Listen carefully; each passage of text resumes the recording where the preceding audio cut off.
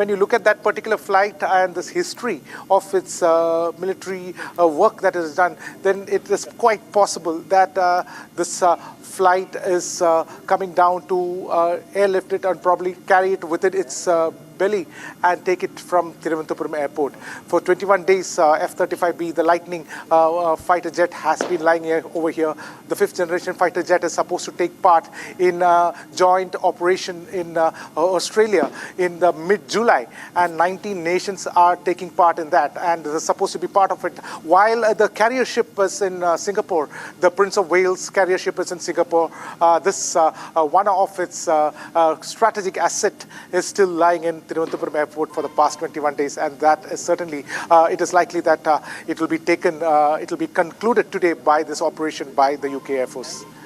All right, Ashwin, thank you so much for those details there and those beautiful visuals that we can see there. Thank you for getting us those visuals as well, because probably this is going to be the last day that we are going to look at that aircraft in Thiruvananthapuram. Let's move on in the bulletin now.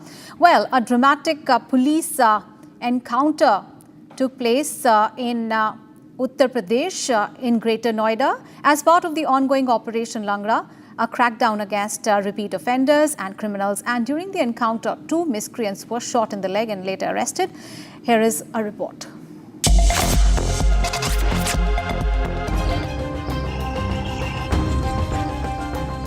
An encounter took place between Surajpur police and a gang of miscreants near the Omax roundabout during routine checking. According to the police, 2 miscreants were shot in the leg during the brief gunfight, while 1 accused was caught during the follow-up combing operation. In a major breakthrough, police have recovered a looted Kia Sonet car from Bisrak area in Greater Noida West. In addition, 3 pistols, several live cartridges, rupees 6,000 in cash, and stolen items from multiple homes, including stolen caps, were seized. Sources confirm that over half a dozen cases are already registered against the arrested accused. With Greater Noida police stepping up the night patrols and checkpoints, officials say such encounters send a strong message to criminals operating in the area.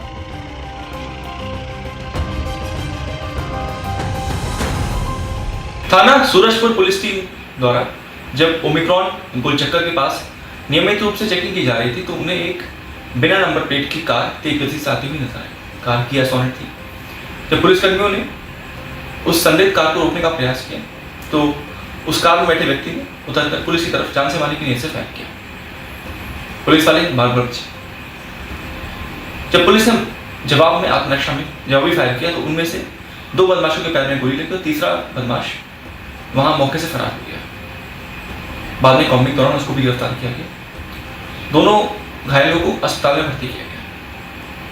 तो इसमें आगे तफ्तीश की गई तो मालूम चला कि इनके द्वारा जो किया सोनेट कार इस्तेमाल की जा रही थी, वह कुछ समय पहले थाना बिसर क्षेत्र से चोरी की गई थी और इनके पास से कुछ अन्य डेल्टा 2 सेक्टर से चोरी किए गए सामान बरामद भी हुए। इनके पास से तमंचा, जिंदा कारतूस बरामद भी हुए हैं। तीनों ही अभियुक्तों का बहुत ही लंबा चौड़ा आपराधिक इतिहास भी मिला है। अभियुक्तों को न्यायिक हिरासत में भेजा जाएगा। अन्य विधिक कार्रवाई प्रस्तुत है।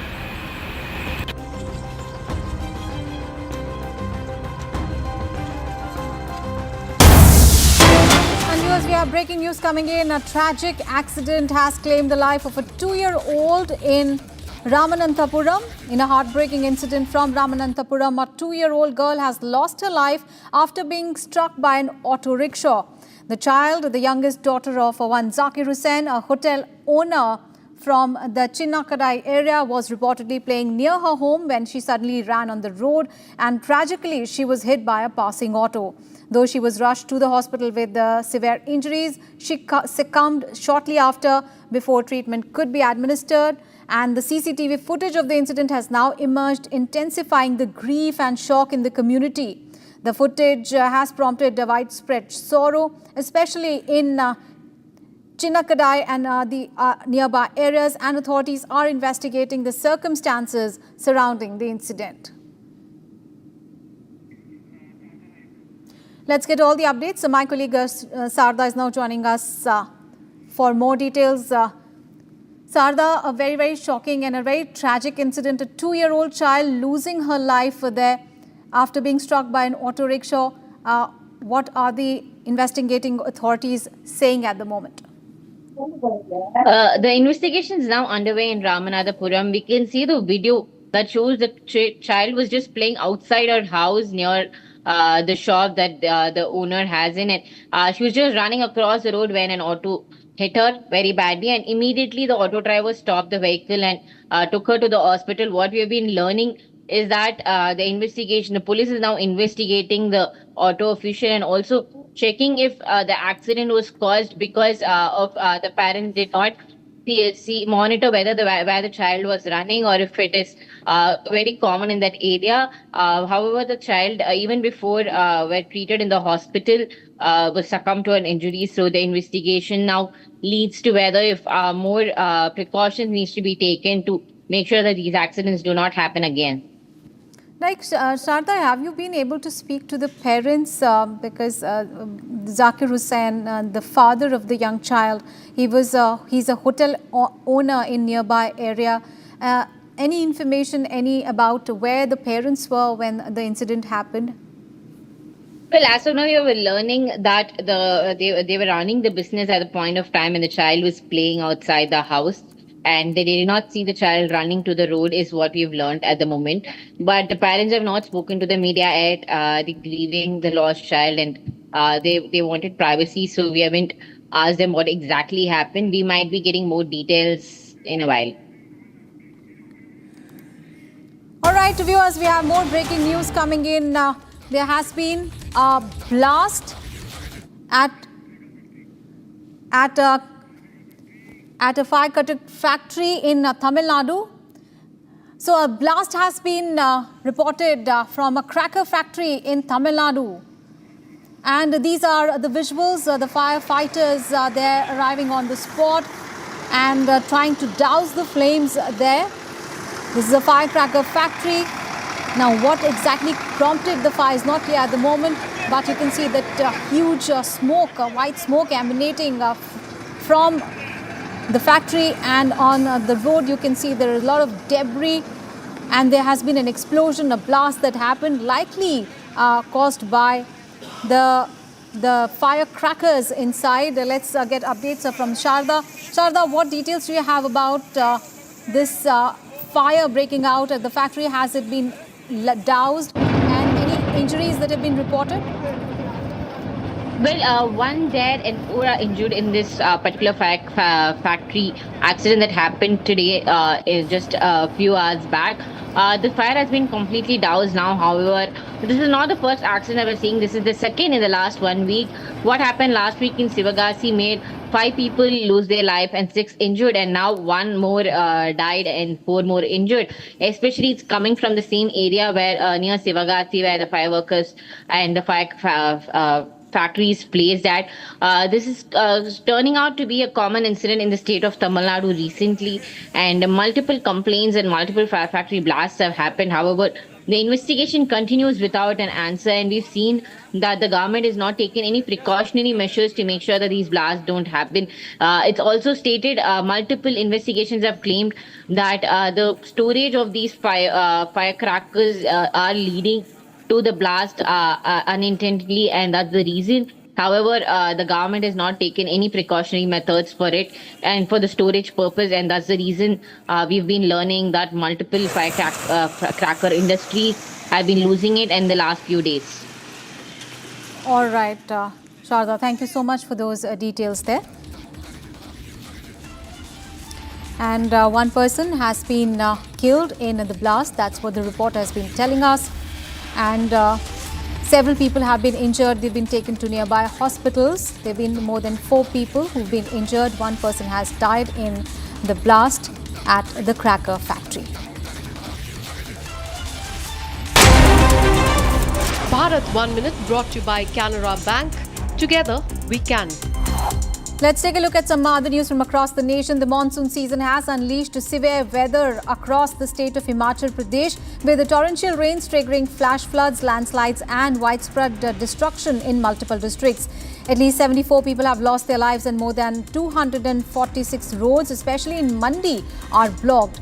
Himachal Pradesh LOP and former Chief Minister Jairam Thakur visited the flood-affected areas in Thunang district, and red alert has been issued in the state. In an encounter in Greater Noida, 2 miscreants were shot in the leg. The police recovered the looted cars, stolen cash and 3 pistols from the miscreants.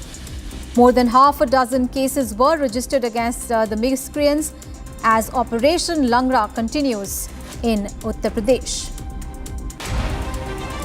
The SIA has charge-sheeted 11 terrorists in narco-terror case in Jammu. 11 terrorists charge-sheeted include Hizbul chief Saeed Sahaluddin and Bashrat Ahmad Bhatt on the charges of funding terrorism through cross-border narcotic smuggling. The investigation in the case uncovered a well-organized network of terrorist associates and counters aiding Hizbul Mujahideen by facilitating smuggling of narcotics and raising funds for the terrorist outfits.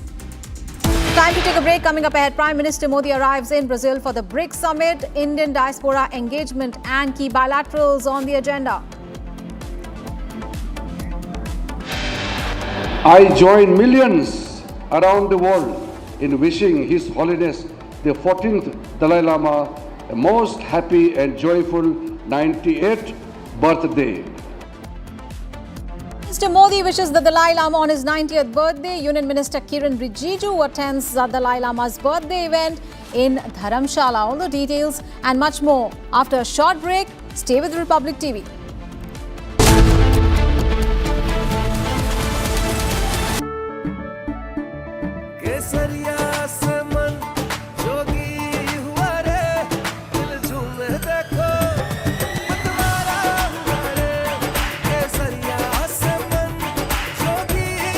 हर पल मनाओ केसरी त्योहार। विमल, बोलो जुबान केसरी। ये है secret recipe MDH का जीरा SIP जल जीरा मसाला।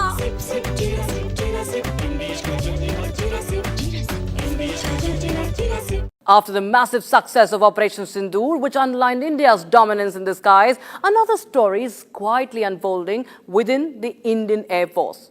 This one will multiply the Indian Air Force's punch and add more firepower to one of its most advanced fighter jets, the Sukhoi 30 MKI, and make it more lethal for our adversaries. The Sukhoi Su-30 MKI, the backbone of our Air Force, is getting a radical make.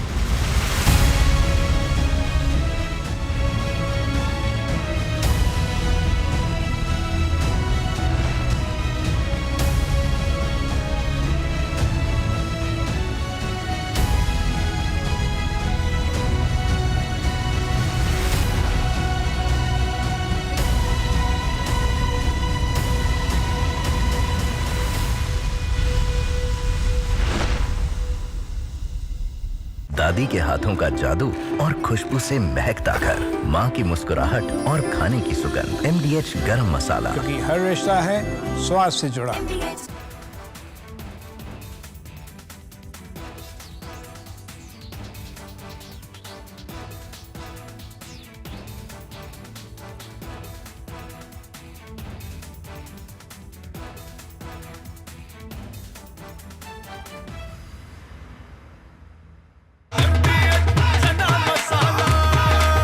अब छोलिया हो या लोबिया, सफेद चने या काले चने, सब कुछ मजेदार बने।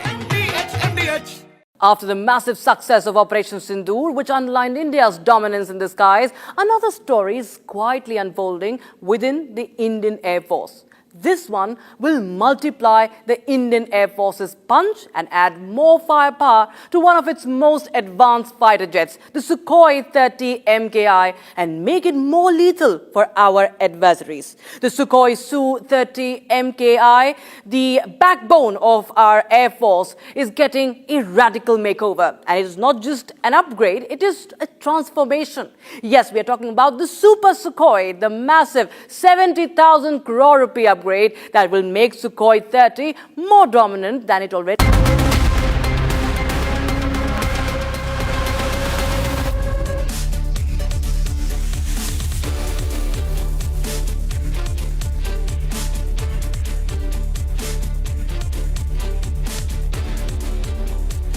Thank you for joining us on the long form story. I'm Niranjan.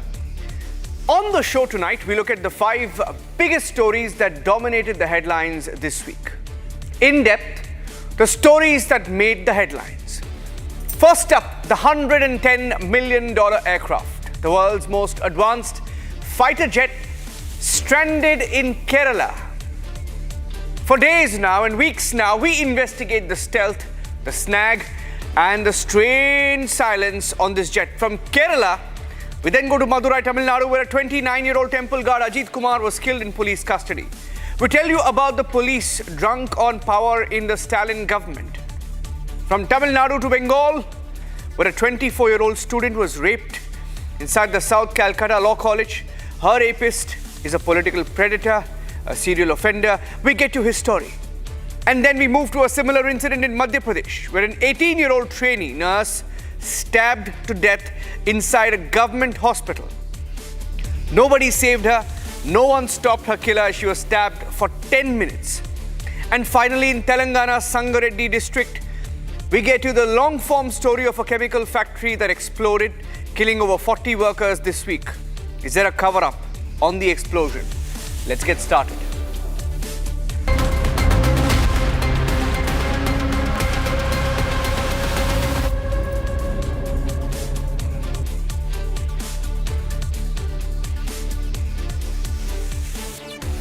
It's the world's most advanced fighter jet.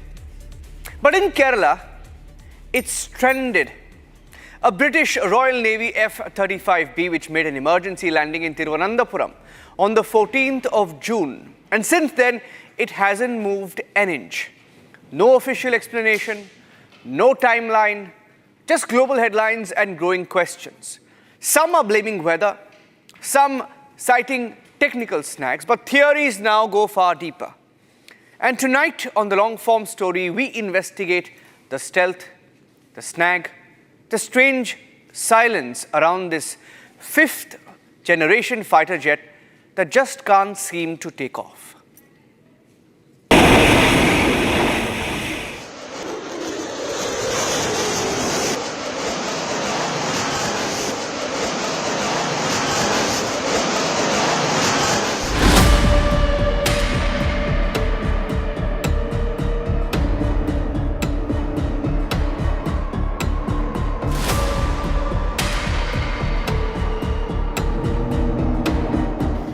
It is pudgy, but cruises at supersonic speeds.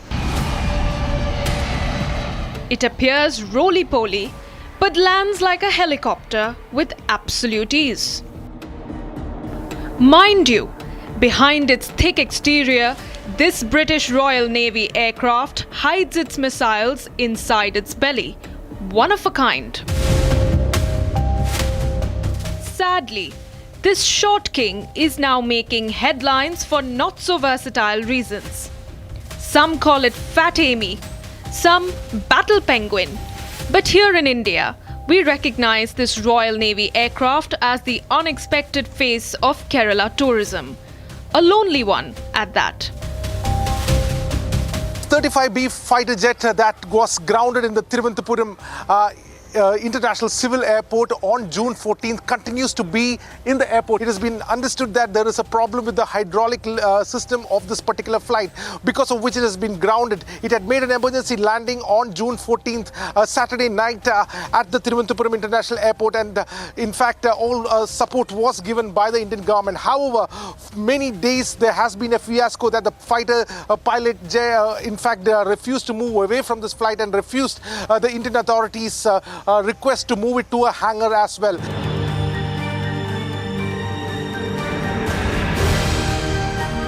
Since departing the United Kingdom in late April, the aircraft carrier operated in the Mediterranean, conducting NATO exercises.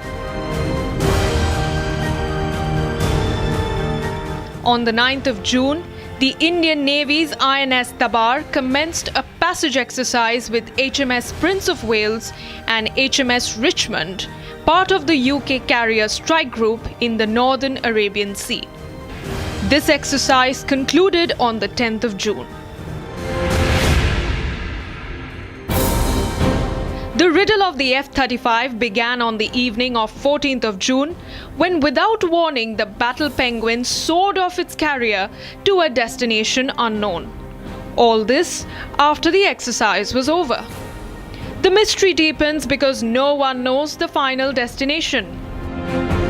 Flying 100 nautical miles off the coast of Kerala, low fuel and worsening weather forced the F-35B to land unexpectedly at Thiruvananthapuram International Airport.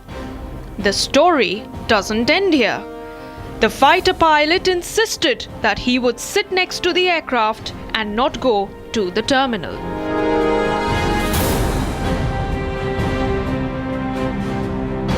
Stranded under unfamiliar skies for days, the aircraft was halted by a quiet mechanical failure, one that prevented its return to the carrier. The vacation of F-35B in Kerala begins, and with every passing day, it was turning out to be a global embarrassment for Britain.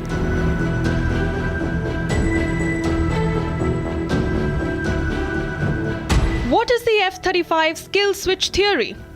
Well, some defense analysts claim the US holds ultimate control over the jet's systems through encrypted software and authentication keys. There's no physical switch, but in theory, the jets could be made inoperable without US approval. The Pentagon and Lockheed Martin strongly deny it. But yet, the debate raises a bigger question. In a software-defined fighter jet, who really holds the reins?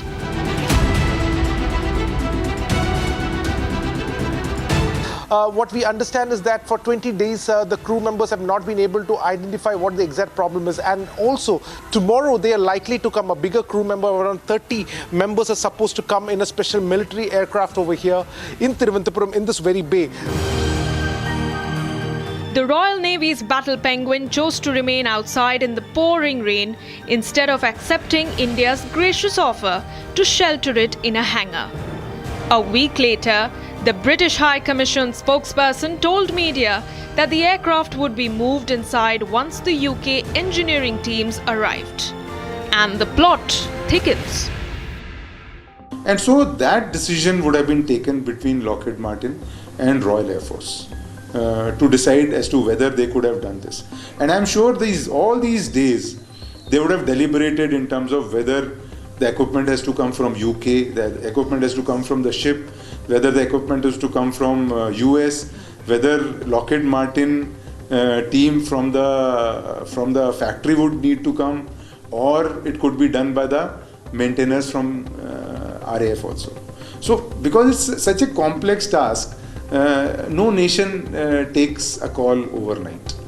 And since the safety is involved, because it landed off an emergency, they would not like to have another emergency when it is taking off.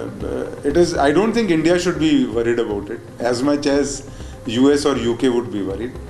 Primarily the technology is theirs, and they are the people who want to safeguard certain technologies. Whether this was a red herring for something bigger or a wolf in sheep's clothing, as some defense experts suggest, one thing is clear. The F-35 once again made headlines for all the wrong reasons. Call it a meme fest or an unintentional photo op, the episode didn't exactly bolster the jet's mystique. Stranded for days at the tarmac at Thiruvananthapuram Airport, the stealth fighter may not have impressed militarily, but it certainly did wonders for Kerala's tourism. A team of UK aviation experts, engineers and officials arrived in Kerala's capital to begin dismantling the stranded stealth aircraft for transport back to a British naval base. No timeline has been provided yet on how long the process will take. As HMS Prince of Wales sails toward Australia, the final mystery remains. Will the F-35B ever reunite with its mothership? The vacationing of F-35B in Kerala isn't the only incident that has added to the bad press. A string of events linked to F-35 program. In June, Iran made a stunning claim of shooting down Israel's F-35, providing visual evidence. A claim that was vehemently denied by Israel.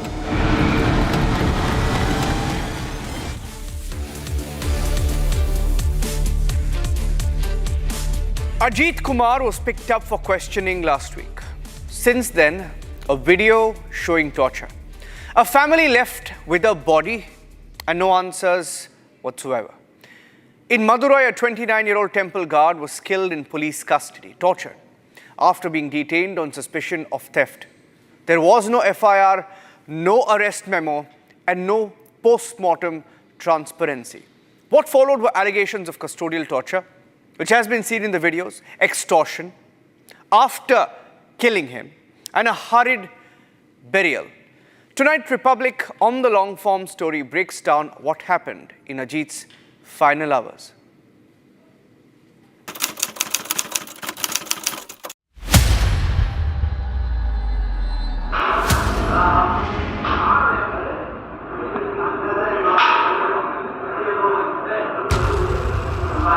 The video that shook Tamil Nadu and forced open a case that system may have buried.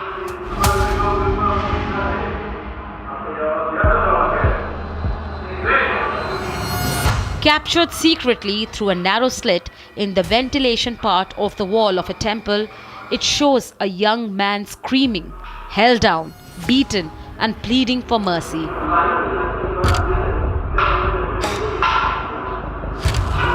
The footage is grainy, the frame unsteady, but the violence is unmistakable. Multiple officers in casual clothes striking him repeatedly as he cries out. This video, now viral across the state and beyond, is what exposed the final hours of Ajit Kumar. Without it, the location, the method, the silence, none of it may have ever come to light.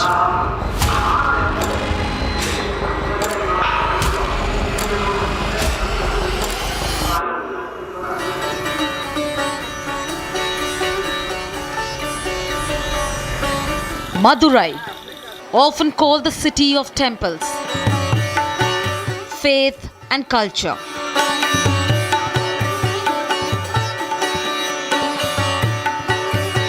But beneath the sacred rhythms of devotion,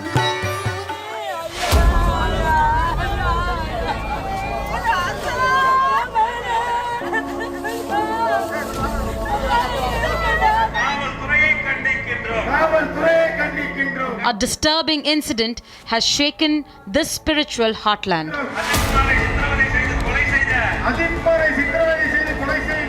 29-year-old Ajit Kumar lived in Shivaganga, a small town about 45 kilometers from Madurai. He worked as a daily wage laborer and lived with his mother and younger brother Naveen. They resided in a modest house tucked into a narrow by-lane. But on June 26th, Ajit's name surfaced in a police investigation, one that took him to Madurai, and one from which he would never return.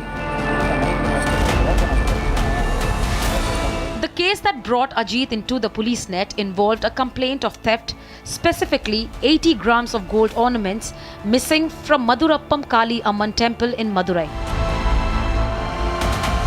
The complaint was that of a woman named Nikita, who sources say is closely associated with a local DMK functionary. On June 26th, Ajit was first detained and released after preliminary questioning. The next day, a special team picked him up again, and this time they took his brother and 2 others as well. Ajit was brought back to the Madurappam Kali Amman temple, the site of the alleged theft. The temple is located adjacent to the Assistant Commissioner's office. None of them were formally arrested. No FIR was filed at that stage. It was here, according to multiple accounts, that the second round of questioning turned violent. வெளியே வந்து பார்க்கும்போது இந்த left hand side வந்து இப்படி உடைச்சாங்க ஒரு வரலா உடைச்சிட்டு தண்ணி கேட்டாங்க. நாங்களுக்குள்ளே நின்று இந்த ஒரு லவாப்பழம் மரம் நிற்கும் நின்று நான் பார்க்குறேன், எல்லோரும் கை கட்டி வேடிக்கை பார்க்குறாங்க. தண்ணி கேட்டாங்க. ஒரு போலீஸ்காரர் செருப்பு கழட்டி சப்பு மூஞ்சிலே அடிச்சாரு. This is the same temple where the 27-year-old Ajit Kumar, who recently passed away under the police custodial death, was working at. It was this same road where he was beaten up by the police and taken away in the car for an investigation. However, the case went on without an investigation, but which led to a custodial death, and also a special investigation team which was inquiring Ajit Kumar, which was not appointed by anyone. But where is the person who gave the complaint? Where is the person who actually ordered for the special investigation team? It all remains a question. Ajit's cries were reportedly heard from outside this gate, but no help came. He reportedly suffered seizures and became unresponsive. Ajit was later taken to a private hospital where doctors declared him dead.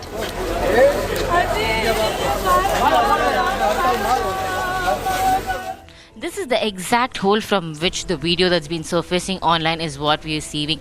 It was exactly from that spot where they have spotted Ajit Kumar sitting right here, being hit by the police under the custody of multiple head constables and under the DSP of Mana Madurai. The local people also tell that one of the officials from inside the temple had asked the police to beat Ajit Kumar so that he will tell the truth. However, the locals here try to say that Ajit would not have done the mistake of stealing the gold, and it was police that had an ulterior motive, and that's the reason they had brought him back to the temple here and was hitting him right here in front of the other officials that were inside the temple. Republic visited the spot where Ajit reportedly collapsed. According to reports, he suffered an epileptic shock due to internal and external injuries. The site, marked by witness accounts, now stands as a grim reminder of what transpired. The family alleges that both Ajit and his younger brother were taken in. Only one returned.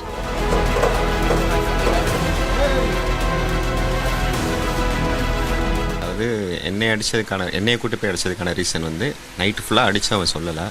வேறு ஃபேமிலியில் யாராவது அவனை வச்சு அடிக்கும்போது உண்மையை ஒத்துக்கிறதுக்கு வாய்ப்பு இருக்குன்ற எண்ணத்தில் என்னை கூட்டி போய் அடிச்சிருக்கோம். விசாரிக்கும் போது அம்மா மேலேயும் உன் மேலேயும் கஞ்சா கேஸ் போடுவேன் அப்படின்ற மாதிரிலாம் மிரட்டினாங்க.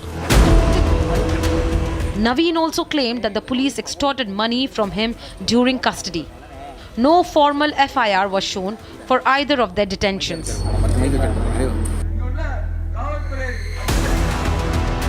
In Madurai, protests broke out over the incident.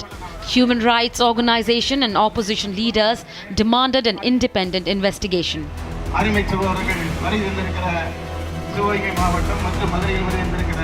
The post-mortem report clearly shows the extent of injuries Ajit suffered. There were 44 external injuries on his body: cuts, bruises, abrasions, especially on his arms and legs. Inside, doctors found 18 more internal wounds, including deep bruises on his back and head. Both his eyes were cloudy, his scalp was swollen, and there were multiple impact marks across his body. The report also mentions bleeding in parts of his brain that could have led to seizures. The findings directly contradict any suggestion of natural or stress-induced collapse.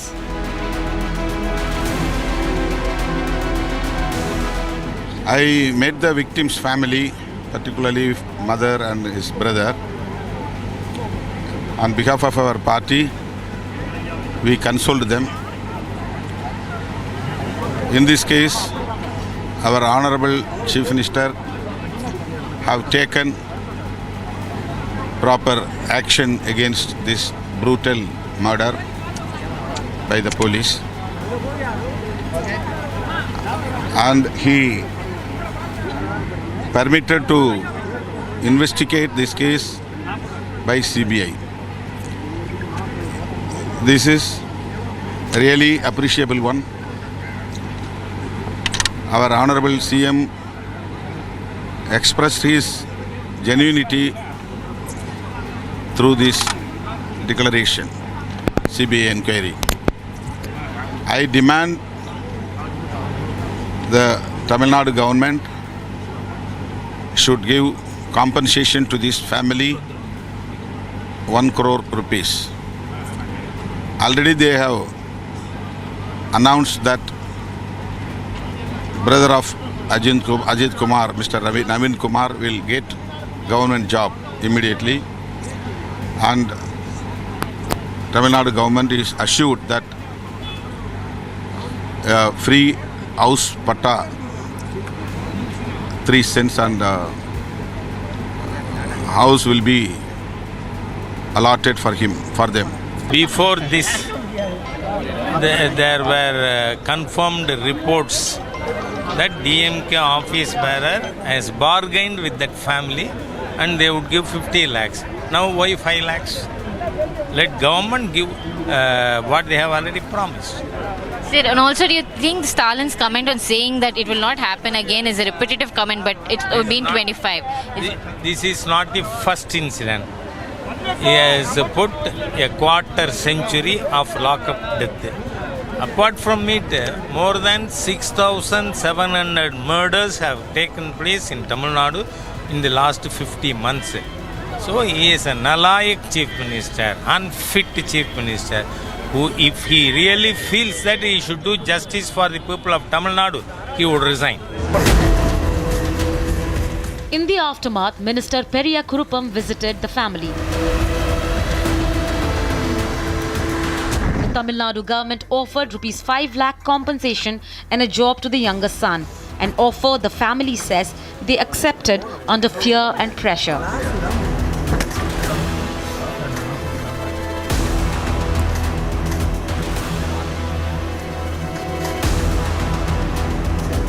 என்னோட குடும்ப சூழ்நிலை தான் sir.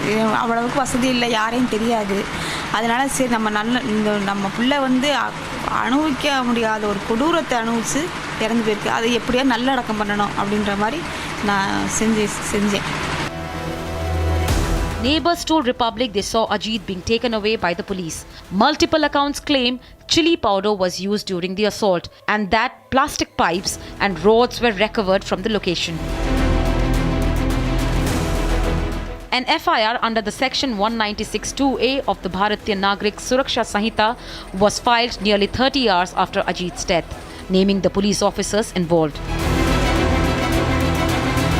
Court filings say the location of torture was a cattle shed behind the Assistant Commissioner's office near the temple. 6 police officers have since been suspended pending investigation. A writ petition filed before the Madurai bench of the Madras High Court prompted judicial scrutiny. Taking note of the seriousness of the allegations, the court ordered a judicial inquiry. The case is now listed for hearing on July 8th. Ajit's case is not the first time that Tamil Nadu has been forced to confront custodial violence. In June 2020, during the COVID-19 lockdown, the father-son duo Jayaraj and Benix died after being detained by police in Shantakulam, also in Tamil Nadu. The incident sparked outrage across the country and led to the arrest of several officers. 4 years later, Ajit's death has revived those questions again about what happens behind closed doors in custody and how long it takes for accountability to follow.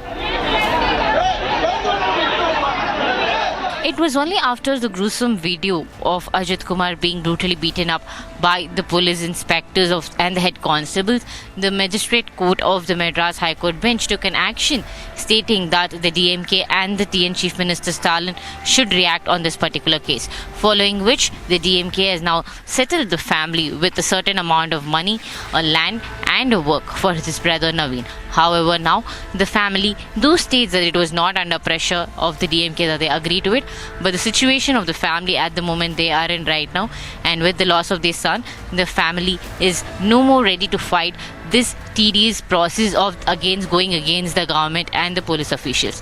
This is not the first case. It is let it be the ADGP case where is an abduction of a minor, and there's also the Anna University sexual harassment case where the main culprit seems to be missing according to the opposition's claim, and also the very old Phoenix and Jairaj case which was also a custodial death. And apart from this are more than 24 other deaths just like Ajit Kumar who lost their life for the police brutality in the state of Tamil Nadu. From a locked temple gate to a rushed cremation, from a cattle shed to High Court, the echoes of Ajit's last moments have stirred long-standing questions about custodial violence and accountability. Ajit's name now joins a long list of custodial deaths in Tamil Nadu, As the investigation progresses, his family awaits a decision that the law must now deliver.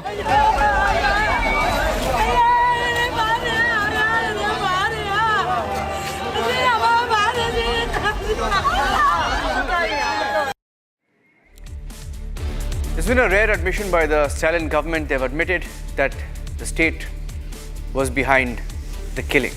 They claim it's a mistake. Moving on to West Bengal now, where a 24-year-old student was raped inside the South Calcutta Law College. It was last week. She was beaten with a hockey stick, filmed, blackmailed by 3 men, and one of them, a local Trinamool Congress Chhatra Parishad leader Manojit Mishra. Despite a long criminal record, Manojit was appointed ad hoc faculty just weeks before the crime. He was backed by a governing body led by a Trinamool Congress sitting MLA. He wasn't just protected, he was promoted.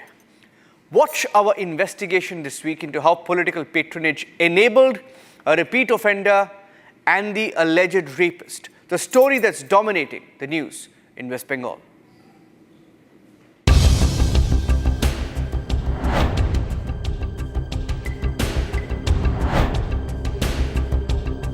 In the heart of South Kolkata,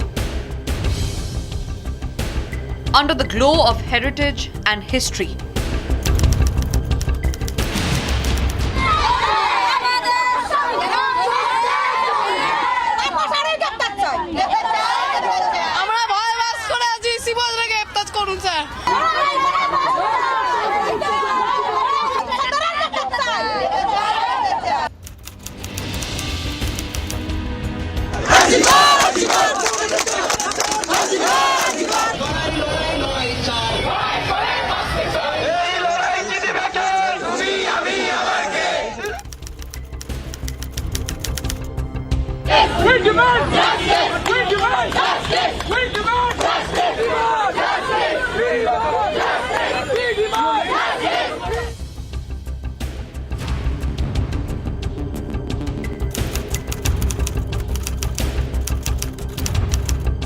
a young woman was dragged through the 3 rooms of terror.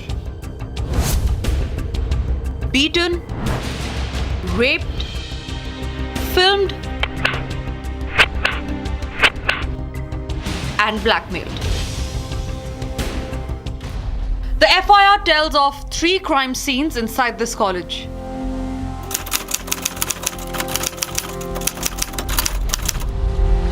A student union room, a locked washroom, and the security guard's chamber,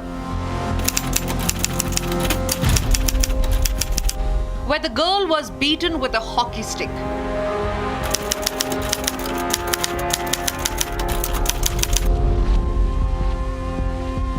Where they stripped her, raped her, recorded her, threatened her life. She was fighting for breath, begging for her inhaler. This isn't a case of allegations.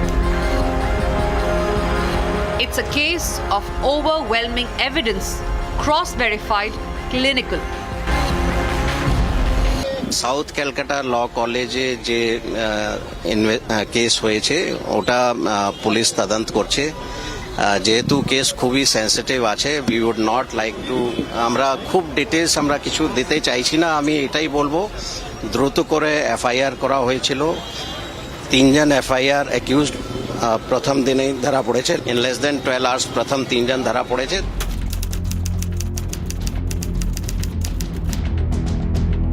Although the college has only 3 CCTV cameras and none near the union or guard room where the alleged crime took place, the entry and the exit movements of all accused have been recorded.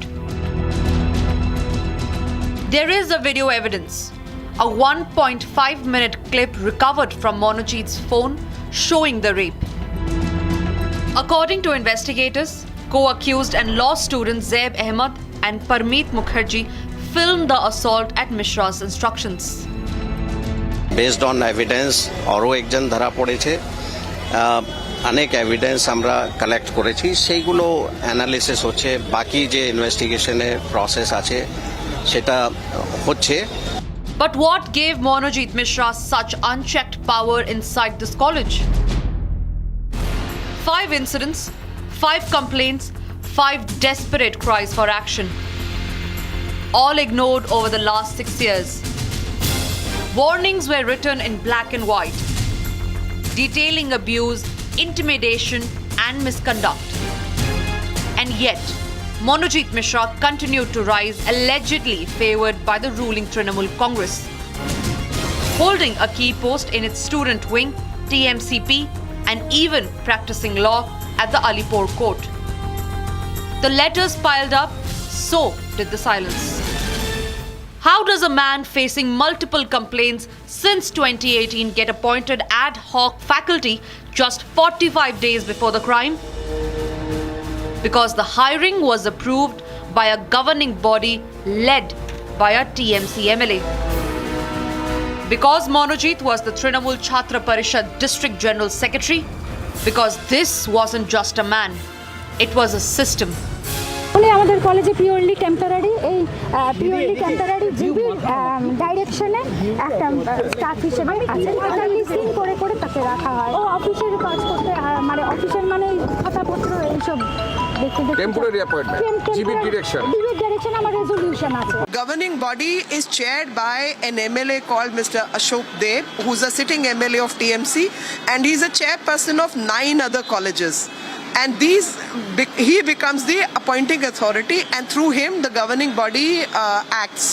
So this man, who could not have gotten any appointment anywhere because of his criminal track record, gets appointed as a staff member even on ad hoc basis, because for regular basis they have to take out an advertisement and do something. This isn't the first rape under TMC's nose. Kasba, Arjikor, Abhaya. And each time the accused were shielded, the narrative distorted, survivors vilified, political cronies protected. वो लड़की अगर नहीं जाता तो ये घटना नहीं घटते थे। अगर जाने का टाइम लड़की किसी को बता के जाते थे, 2 सहेलियां लेके जाते थे, ये नहीं घटते। বন্ধু যদি বান্ধবীকে রেপ করে তাহলে সেখানে নিরাপত্তা কি করে দেবে বলুন তো আমাকে? কলেজের ভেতরে যদি করে সেখানে পুলিশ থাকবে কলেজে? আরে ভাই শিক্ষা প্রতিষ্ঠানে কি পুলিশ থাকবে? আপনি বলুন না। নিরাপত্তা কাকে দেবে? নিরাপত্তা তো তার সহকর্মীরা দেবে। সহকর্মীরাই রেপ করছে, তাহলে অন্যায়টা কারা করছে? কে করেছে? সহপাঠীরা করেছে। The same Monojit who demanded death for rapist in Arjikor rape case is now charged with blackmailing a girl with videos of her rape. For years, students whispered of an admission racket, rupees 50,000 to 2 lakhs per seat. Monojit was the fixer, the gatekeeper. Untouchable because he delivered votes and money. Even the ex-principal had written to the police in 2018. It was ignored. Today, graffiti celebrates him. Walls declare, Monojit Dada is in our hearts. He gave out the principal, he put fire on government properties on college campus. He did various mischievous activities and he threatened the principal in various ways. My husband was threatened by him and several times he put fire on college campus. Her words echo in the FIR.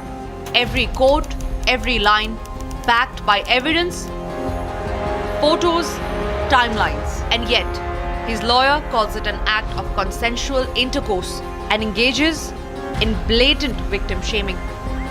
Prosecution কি এই কথাটা বলেছে যে তার ঘাড়ে একখানা love bite পাওয়া গেছে? মনোজিৎ মিশ্রার এই কথাটা আপনাদেরকে প্রসিকিউশন বলেনি। যদি রেপ হয় কোনোদিন লাভ বাইট পাওয়া যায় না, যেটা আমি আমার ক্লায়েন্টের সঙ্গে দেখা করে তাকে এক্সামিন করে এসে আপনাদের সামনে বলছি। In another alarming revelation, police found several objectionable images on Monojit's phone. These included morphed images of multiple girl students with their faces superimposed on pornographic pictures shared across various WhatsApp groups. Investigators are now probing whether this was a part of a larger pattern of harassment. What happens when politics protects predators?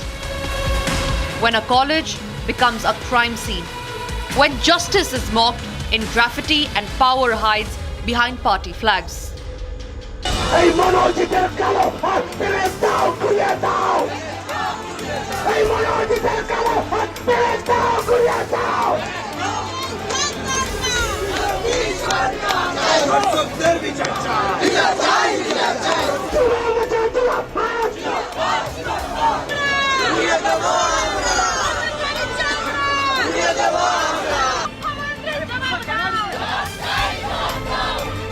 This could not have happened without political protection. Will the Trinamool Congress take responsibility, or will another survivor be silenced?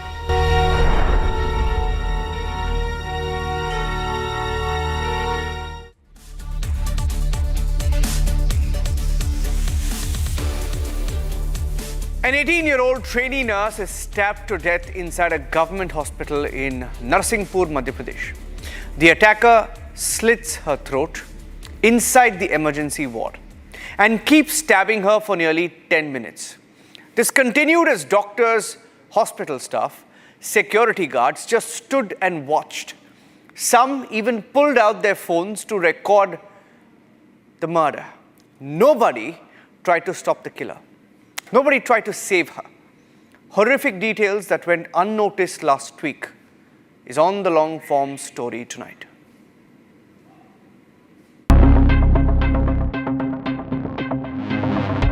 Narsinghpur, a quiet town in Madhya Pradesh, witnessed the unthinkable.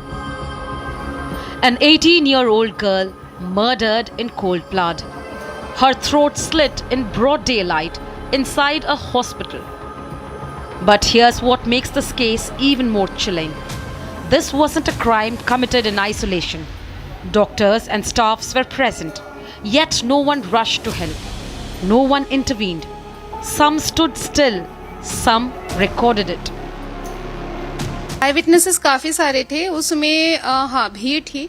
तो statements जो आए हैं उसमें ये कहा है एक आध लोगों ने कि हमने कोशिश की थी कि हम आरोपी को रोके, लेकिन उसने ये कहा कि जो भी आएगा पास में मैं उसको भी चाकू से मार दूंगा.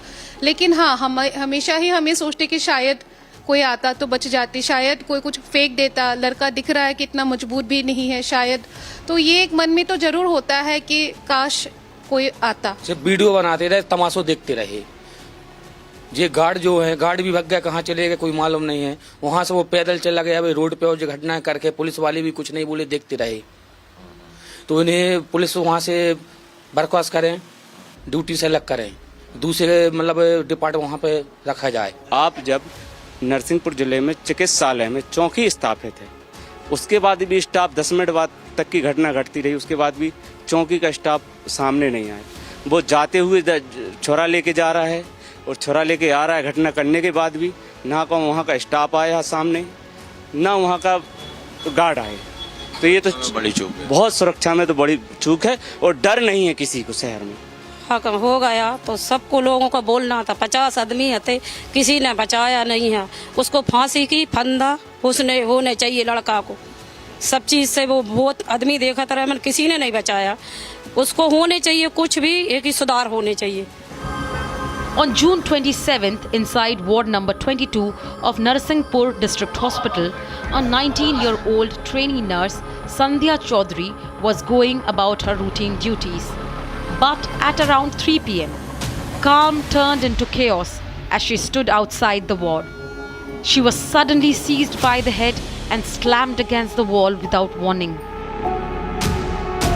नरसिंहपुर जिला अस्पताल में जो घटना हुई उसे देखकर सभी के रोंगटे खड़े हो गए, क्योंकि वो खौफनाक दृश्य इतना खतरनाक था कि अस्पताल में भी कई लोगों को उस घटना को देखने के बाद उल्टियां होने लगी. फिलहाल मैं आपको उस स्पॉट पर ले जाऊंगा जहां पर आरोपी अभिषेक ने संध्या चौधरी, जो कि यहां पर नर्स की ट्रेनिंग कर रही थी, उसकी हत्या की. देखिए ये वो स्पॉट है, यहां पर इसी जगह पर जो नर्स की ट्रेनिंग कर रही संध्या है वो आरोपी से टकराती है. आरोपी पिछले कई दिन से उससे बदला लेने के लिए, उसे मौत के घाट उतारने के लिए तैयारी कर रहा था.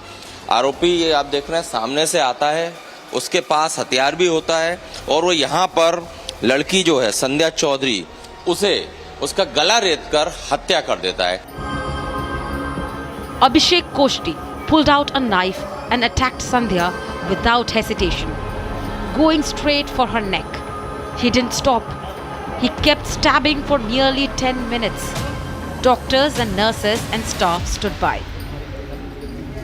सबसे बड़ी बात यह है कि ये जो जगह है काफी चहल पहल वाली जगह है। सामने आप देखिए आकस्मिक चिकित्सा कक्ष है। जिस तरह से आप ये लोग देख रहे हैं, मरीज, डॉक्टर, तमाम नर्सिंग स्टाफ, सभी लोग यहाँ पर उस समय मौजूद थे और किसी ने भी उस बच्ची को, संध्या चौधरी को बचाने के लिए पहल नहीं करी। लोग तमाशबीन बने रहे, वीडियो बनाते रहे, लेकिन जो सिक्योरिटी गार्ड है उसने भी यहाँ आने की जहमत नहीं उठाई। इसी जिला अस्पताल में कैंपस में ही पुलिस चौकी है, लेकिन परिवार का और स्थानीय लोगों का कहना है कि वहां से यहां तक आने में पुलिस वालों को इतना टाइम क्यों लगा। यहां घटना हो जाती है, आरोपी यहीं से लड़की को मौत के घाट उतारकर इसी स्पॉट पर, यहीं पर लड़की थी, यहीं पर मौत के घाट उसका गला रेतता है इत्मीनान से, फिर मोबाइल पर बात करते हुए यहां से निकल जाता है। ना सिक्योरिटी गार्ड रोकता है, ना पुलिसकर्मी यहां पहुंचता है, और इसीलिए कानून व्यवस्था पर भी सवाल खड़े हो रहे हैं। After the brutal murder, Abhishek cold, unflinching turned the knife on himself in a failed attempt to self-harm. And then, as if nothing had happened, he simply walked out. Blood on his hands, phone to his ear, calmly leaving behind the body, the chaos and the deafening silence he had unleashed. हमने यहाँ पर कई लोगों से पूछा कि वो यहाँ पर थे, किसी ने देखा। अधिकांश लोग मना करते दिखे। जैसे कि अभी ये जो डॉक्टर भाई, आपने उस घटना के समय आप थे यहाँ? नहीं, मैं नहीं था, मेरी नाइट चल रही थी। अच्छा, कोई नहीं देखा? नहीं, मेरी नाइट चल रही थी, मैं अब इवनिंग में आया हूँ। अच्छा जी। उस दिन कौन था? उस दिन मेरी नाइट थी, तो मैं नहीं बता सकता आपको इस चीज़ को। ये जो घटना स्थल मैं आपको दिखा रहा हूँ, यहाँ पर तमाम पेशेंट रहते हैं, हॉस्पिटल का स्टाफ रहता है, डॉक्टर रहते हैं। किसी ने भी उस आरोपी को हत्या करने से नहीं रोका। वो यहाँ पर वारदात को अंजाम देके इसी रास्ते से, जिस रास्ते से आया था उसी रास्ते से निकल जाता है। देखिए पूरा ये जो इलाका है हॉस्पिटल के अंदर, यहाँ पर ये वारदात हुई। The superintendent of police, speaking to Republic, explained the unfolding of events as they have now taken cognizance of the whole crime scene and intend to move it in a fast-track court. जैसे ही ये घटना हुई है, हमने तुरंत चिन्हित करके fast track कर दिया है और अभी हम चालान भी करेंगे विद इन 7 days, और डीएनए और स्लाइड जो भी फॉरेंसिक है उन सब से भी हम विद इन 5 days लेके चालान करेंगे।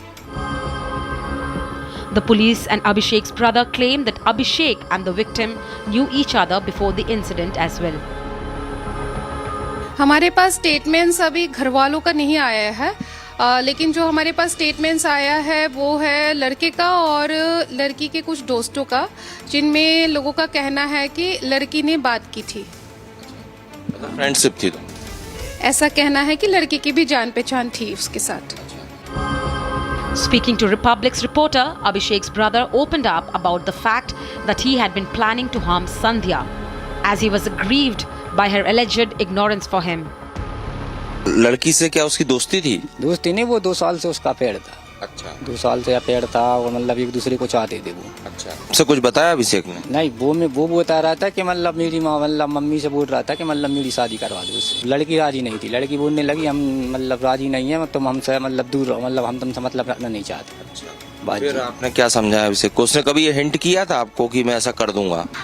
नहीं, हालांकि बोल रहा था वो, मनोपन ने सोचा यार जी ऐसा नहीं करेगा, क्योंकि वो बहुत के दिनों से बोल रहा था, महीना 1.5 महीना था जी, बोल रहा था कि मतलब करके मैं मर्डर कर दूंगा ऐसा वैसा। Sandhya's mother, stunned by grief, said her daughter never spoke of Abhishek, now branded her boyfriend. She knew nothing of any such bond. Silent with shock, she can utter only one demand: justice for the daughter who was her sole support. तो यही चाहते, जैसी हमारी बेटी को मारा है ऐसे उसी को फांसी की सजा होनी चाहिए। हमें तो कुछ नहीं चाहिए, उसको तो फांसी होना चाहिए। हमारी बच्ची की एक तो याद होती है, मेरी बेटी ये कही तो थी जैसे मेरी बेटी है, मारो ऐसा ही फांसी होना चाहिए, उसका भी गला कटना चाहिए। मेरे तो ये कैसा हारो तो वही छीन लो रे। बेटी ने बताया था कि उसे कोई परेशान कर रहा है। मेरी बच्ची ने कुछ नहीं बताया, ऐसी कोई बात नहीं थी।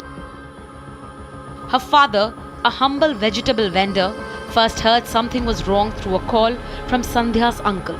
But nothing could prepare him for what he saw at the hospital. His daughter lying still, her throat brutally slit.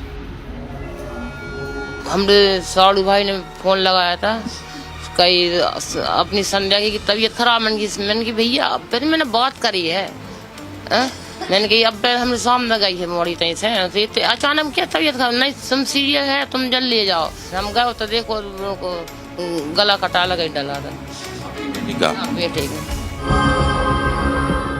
Sandhya's uncle called it a collective failure. Guards vanished, police arrived too late, and bystanders stood frozen as she was butchered in full public view for nearly 10 minutes. The family says they never knew the accused and refuse any compensation. हमारी मांग ये है कि फांसी की सजा चाहिए हमें। जो सरकार हमें वो दे रही है, पैसा दे रही, जो न दे मतलब फांसी की सजा दे। मुआवजा ना दे चलेगा लेकिन फांसी की सजा दे। वो फिर उसके ऊपर मतलब फांसी की सजा चाहिए पहले। वो मुआवजा दे अथवा न दे, वो उनकी मर्जी, मुआवजा दे वो न दे, वो मतलब फांसी की सजा चाहिए। He did say that his brother should be punished, but was hesitant to show sympathies for the victim's family and their demand for justice. लड़की का परिवार है वो कह रहा है कि ये जघन्य अपराध है और लड़के को फांसी की सजा होना चाहिए। आप कुछ कहना चाहेंगे इस पे? आपको मतलब पछतावा है आपके परिवार को? पछतावा का नहीं रहेगा, वो भी देखो घर परिवार का बड़ी बात ये भी है, किसी की लड़की की जान भी गई है यार, तो वो तो अपने हिसाब से सो बोलेंगे। मतलब सजा होना चाहिए। अब देखो सजा की तो मैं कुछ नहीं कह सकता। बताइए सजा होनी चाहिए। हम तो परिवार नहीं मतलब जो हत्या कर दी, इतनी बड़ी वारदात है, नहीं थोड़ा बहुत उसको भी सबक मिलना चाहिए। ऐसा नहीं है, देखो मैं मेरा भाई है, मैं जरूर ये नहीं बोल रहा हूँ, थोड़ा बहुत उसको मतलब सबक मिलना चाहिए। उसको मतलब ऐसा कि पता चलना चाहिए कि भाई किसी की जिंदगी अपन ने बर्बाद करी है, तो भाई अपन को भी मतलब कुछ उसको भी कुछ महसूस हुए। When speaking in the victim's neighborhood, our reporter encountered a few people who were ready to speak about the gruesome murder that has put them in a state of shock. Narsinghpur में जो खौफनाक घटना हुई उसके बाद से पूरे इलाके में दहशत है। जिसने भी वो वीडियो देखा जिसमें आरोपी जो है वो लड़की को गला काट रहा है, लोग उसके बाद से बीमार तक पड़ चुके हैं। फिलहाल ये जो मोहल्ला है इसी गली में ये जो घर है ये संध्या चौधरी का घर है। हमने घर के लोगों से भी बात की और हम इस मोहल्ले के और नरसिंहपुर के स्थानीय लोगों से भी बात करेंगे कि आखिर ये जो घटना हुई है इसके बाद यहाँ का माहौल क्या है, लोग क्या कहना चाह रहे हैं। तमाम स्थानीय और जागरूक लोग हमारे साथ हैं, इनसे मैं बात करूंगा। सर ये जो घटना आपने देखी, किस तरह से वो लड़की को दिन दहाड़े सरेआम गला काट रहा है? नरसिंहपुर की ये घटना जिले की क्या प्रदेश देश की घटना, इतनी खतरनाक घटना हुई है कि कोई कह नहीं सकता। दिल दहला वाली घटना है। इस घटना में वो जैसे कोई कसाई काटता है जानवरों को, उस तरीके से अभी से वो कोष्टी ने उसको काटा है। कहीं ना कहीं अपने शहर में लॉ एंड ऑर्डर की कमी है। इसके कारण मैं ये चाहता हूँ पुलिस स्टाफ में थोड़ी सी कमी सुधारी जाए, क्योंकि कोई डर नहीं है अपराधियों को। दिन दहाड़े अपराध हो रहे हैं, शहर में नेता पिट रहे हैं, क्या आम आदमी की क्या सुरक्षा है? मेरे को तो ये लगता नहीं। A man who sat on a dharna near the hospital against the lapse of law and order stated that the police did little in the aftermath until the protesters had arrived. घटना स्थल पर हम लोग थे, अच्छा धरना दिया था, हम लोगों ने मांग भी की थी। तो ये जहाँ कहाँ अपन चाहे तो ये सिक्योरिटी की बहुत कमी है। पुलिस एक्टिव हुई, कब जाके एक्टिव हुई है police. This cold-blooded crime in Madhya Pradesh has exposed the darkest sides of human nature, with a man that killed a woman by slitting her throat that he allegedly was in love with, and the bystanders not moving a single inch to help the girl who was stabbed again and again for over 10 minutes. It is now difficult more than ever to judge who is to blame for the young girl's life, the one who did it or the ones who stood and did nothing.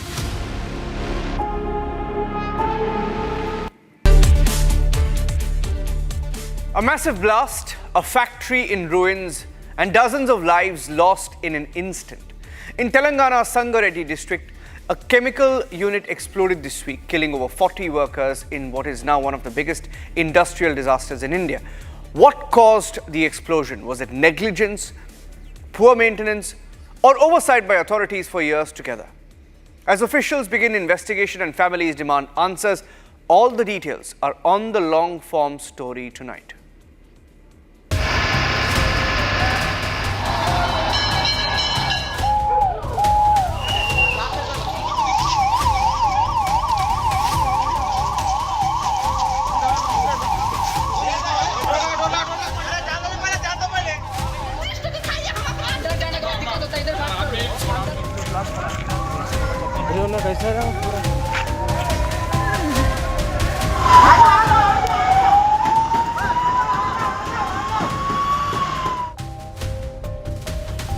"47 kilometers from Hyderabad, deep within the industrial stretch, stood Sigachi Industries, a chemical unit that manufactures microcrystalline cellulose powder, a flammable substance used in pharmaceuticals. At the entrance, a white board still displays the company's name, Sigachi Industries, a silent marker of what once was a 3-story high factory painted in blue and white. On the morning of the 30th of June, around 9:20, an explosion tore through this unit, bringing down the entire structure in a matter of few seconds. The blast killed over 40 and left at least 35 injured. 10 workers are still feared missing, buried beneath the rubble. The number of casualties are high. Workers from 2 shifts were present at the factory on the day of the explosion. They were present to attend a key meeting.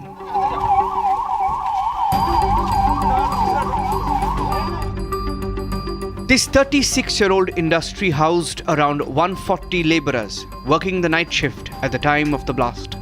Many of them belong to the states of Odisha, Uttar Pradesh, Bihar, West Bengal, migrated to Telangana in the hope of building a better life.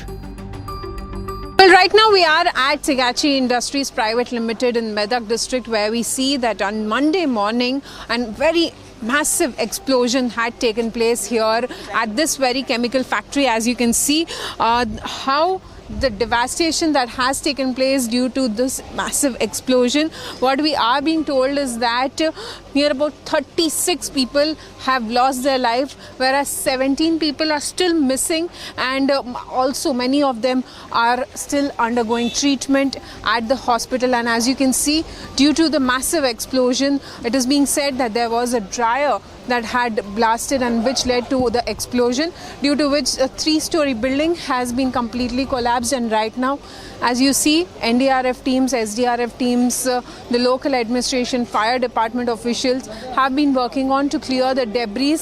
Well, they fear that some of them could be still stuck under the debris, and that is the reason why the rescue operations continue even after the 24 hours after the incident had taken place.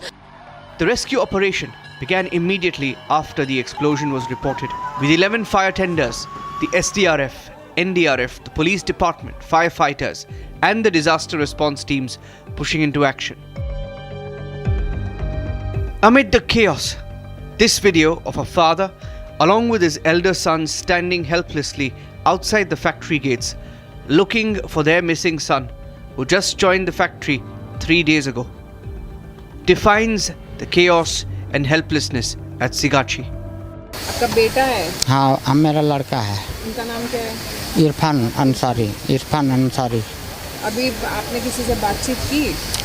बातचीत तो बहुत साहब से किया madam, लेकिन बोला था अभी बॉडी मिलने से कुछ कह सकेंगे, अभी कैसे कुछ कहेंगे। अभी बॉडी नहीं मिली मैडम। हॉस्पिटल में चेक किया उधर तो हॉस्पिटल में तो जाना ही नहीं देता, घुसने नहीं देता है।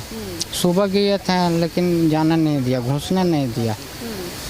ब्लड टेस्ट का वो आएगा तब अपने आप को हम बुला के दे देंगे। किसी से बातचीत हुई आपकी? बातचीत तो बहुत साफ से किए हैं, पूरा हॉस्पिटल छान मारे हैं, बोल रहा है मिसिंग है। तो उसके बाद अभी देखो शाम तक बोला है कि आपका ब्लड सैंपल आ जाएगा, तो बॉडी दे देते हैं। आपने ब्लड सैंपल कब दिया? 1 तारीख को सुबह 7 बजे। अंदर जाने के बाद Like them, there were several other family members, wives, children, parents, waiting in despair outside the factory gates and the hospital, desperate for any news that could trickle about their loved ones. आपके कौन कोई relative थे? मेरा husband था। Husband अंदर काम करते थे, ड्यूटी पे आए थे? हाँ आया था। आपकी कब बात हुई थी उनसे आखिरी? सुबह ड्यूटी हो आया, मैं ड्यूटी गया, वो आया ड्यूटी। आपको यहाँ ये इसके बारे में जानकारी किसने दी? मेरा दूसरा आदमी बताया, ऐसे तरह जिस कंपनी में काम कर रहा है उधर जल गया बोल के। अब हॉस्पिटल में जाके आए? सब हॉस्पिटल ढूंढ लिया, किधर भी नहीं है। यहाँ पे आपने किससे बातचीत की? किसी से नहीं है, ये लोग से सब पूछ रहा था, बोल रहा डिटेल आएगा तो बताऊंगा। जितना नाम आया उसमें से मेरा हस्बैंड का नाम नहीं है। The DNA samples of several family members have been collected to match the bodies found in the debris. The massive explosion ensured the bodies were charred beyond recognition. It's really unfortunate that in this incident nearly 39 people have passed away, and debris is almost cleared. Some of the bodies which were left over, I think they are not able to put the pieces together. So necessary DNA tests are being done to ensure that the right identification is taking place. Days after the blast, these families express how they are still in the dark, even after submitting the DNA samples. DNA test दे दिया है, कल सुबह morning में दिया था 9:40 में। 9 बजे पहले। अभी क्या बोल रहे हैं ऑफिसर? वो ऑफिसर बोले वहाँ अभी सुबह गए मॉर्निंग में 10 बजे के लिए बोला था, हम लोग 12 बजे पहुँचे, तो उन्होंने बोला कि अभी DNA टेस्ट नहीं आया, नाइट में आपको DNA टेस्ट मिलेगा। 12 बजे तक जैसे आएगा तो हम आपको सूचित करेंगे, फ़ोन कांटेक्ट करके आपको बताएंगे। अभी आप यहाँ पे कितने देर से खड़े हैं, क्या कह रहे हैं, यहाँ पे आपको जाने दे रहे हैं? वो अभी बोल रहे हैं कि ठीक है अभी बता रहे हैं आपको जो है। अभी सर पुलिस 5 घंटे तो मेरे को यहाँ हो गए ऑलरेडी, यहाँ बैठे वहाँ गया, वो सब चले गए खाने के लिए, खाने को बोलते हैं हम खाना खा के आ रहे हैं। मैं भी खाना खाने चला गया, यहाँ 1 घंटा खड़ा था। जाने के बाद मैं वहाँ देखा तो वहाँ पे कोई नहीं है, यहाँ पे फ़ोन आया, मैं खाना खा ही रहा था तो तुरंत फिर भागने के बाद आज अभी 2-2.5 घंटे हो गए मैं इधर फिर बैठा हूँ, फ़ोन कर रहा हूँ, मेरा कोई फ़ोन रिसीव नहीं कर रहा है। अंदर जा रहा हूँ तो अंदर कोई जाने भी नहीं दे रहा है। Many of the families of victims are seen anxiously moving between the accident site and hospitals, seeking any available information about their missing relatives or hoping to spot a loved one among those injured. 4 दिन से हम लोग यहीं पे है, खाना नहीं कुछ नहीं, यहीं पे खड़े हैं। पुलिस वाले अंदर जाने नहीं दे रहे, ऊपर से जाने के लिए गए तो लाठीचार्ज करेंगे, धो जाओ बोल के बता रहे। तो हमारे को कोई यहाँ पे रिस्पॉन्सिबिलिटी देने वाले कोई है नहीं। हम 4 दिन से यहाँ पे परेशान हैं। तो जो हुआ है इंसिडेंट उसको तो देख के गवर्नमेंट तो हमारे को कोई मदद भी कर रहे नहीं। जो हुआ है उसको परसों जो गिरा है उसको ही निकाल रहे, नया जो है वो खोजे तो हमको मिलता क्या कि बोल के हमारा एक ये है। तो अभी तक वो हमारे को कुछ हो रहा नहीं, यहाँ पे बैठे हैं हम 4 दिन से। Over 40 dead and families left unattended. But what exactly triggered the explosion? A preliminary investigation suggests catastrophic overheating within the MCC spray dryer.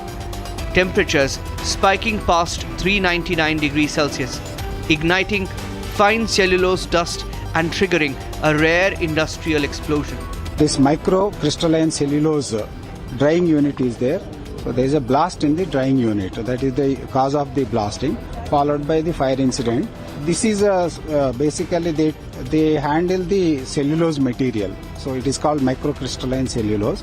So they basically powder it and then dry it in the processing unit. While allegedly old machines were being used in the factory, the state government has washed its hands of any accountability and claims the accident was the result of poor management.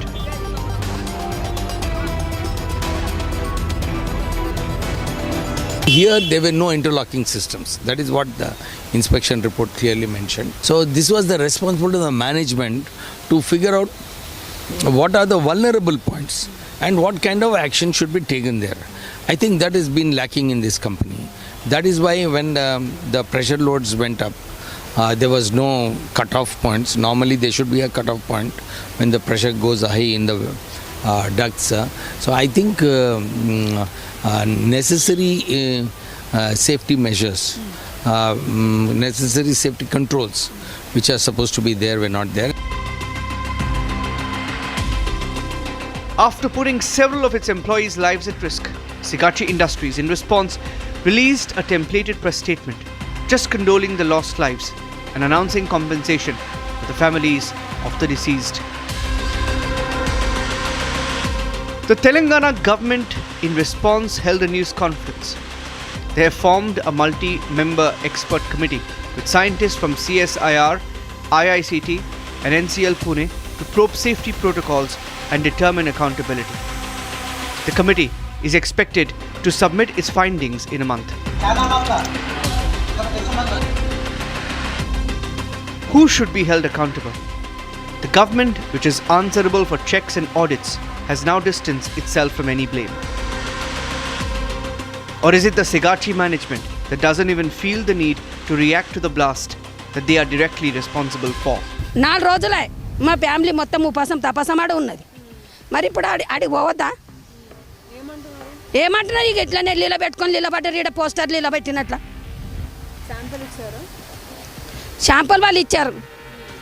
అలా తండ్రి ఉన్నాడు, అక్క చెల్లెళ్ళు ఉన్నారు, ఇచ్చిర్రు వాళ్ళు. ఇంకా ఏం పతకలేదు. Well, now the larger question remains is that what went wrong at the Sigachi Industries that led to such a huge explosion, and also at the same time the FIR which has been registered against the Sigachi company management, it states that the company was given information, the authorities of the company were given information about the machineries, old machineries being used at the manufacturing unit, but despite that they continued to work with those old machineries, and that led to such a huge explosion. But then now the larger question is that were all the safety protocols followed, and also at the same time we see that Telangana government has also formed an experts committee to probe into this very matter as to what went wrong and who is accountable for such a huge incident that took place at the Sigachi Industries in Pashamailaram in Sangareddy district.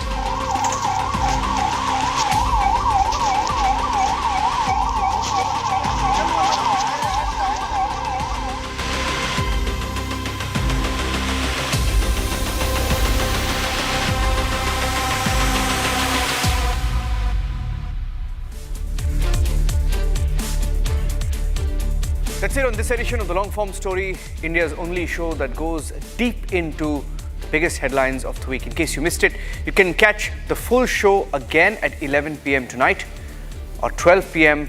on Sunday. Thanks for watching.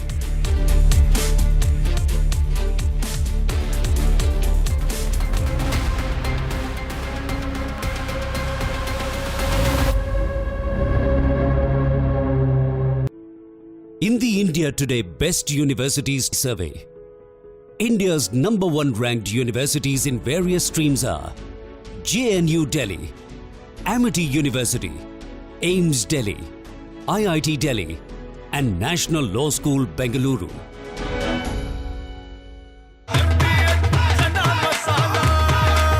अब छोलिया हो या लोबिया, सफेद चने या काले चने, सब कुछ मजेदार बने। इसको घर पे लगाओगे तो शादी का तो पता नहीं, पर घर पक्का नहीं टूटेगा। रुंगटा नहीं तो घर स्ट्रॉन्ग नहीं। रुंगटा स्टील TMT बार एकदम सॉलिड। पहाड़ों में एक हाइकिंग शिप भी बन सकती है।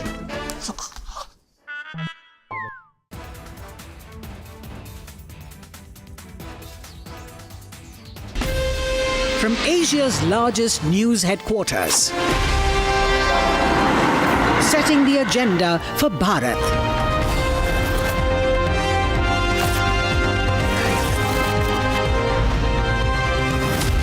You're watching Republic.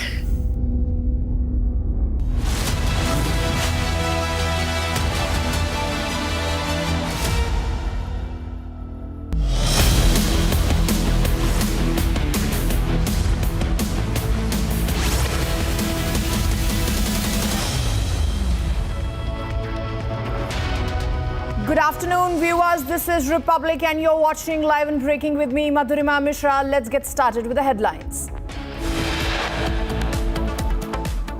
25-member British aviation engineering team arrives at Trivandrum Airport to examine the F-35 jet today. Jet stranded for over 3 weeks. 1 dead, 4 injured after blast at a firecracker factory in Tamil Nadu.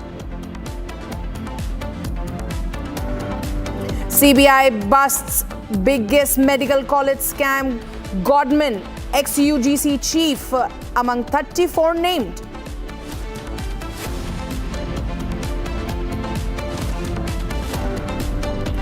Prime Minister Narendra Modi arrives in Brazil for the BRICS summit. Diaspora engagement and key bilaterals on the agenda.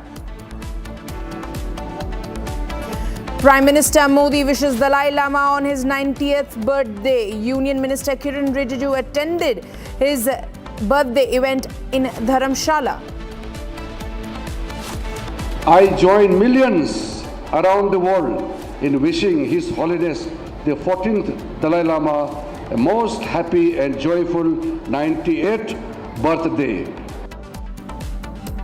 Elon Musk says he has formed a new United States political party, the American Party.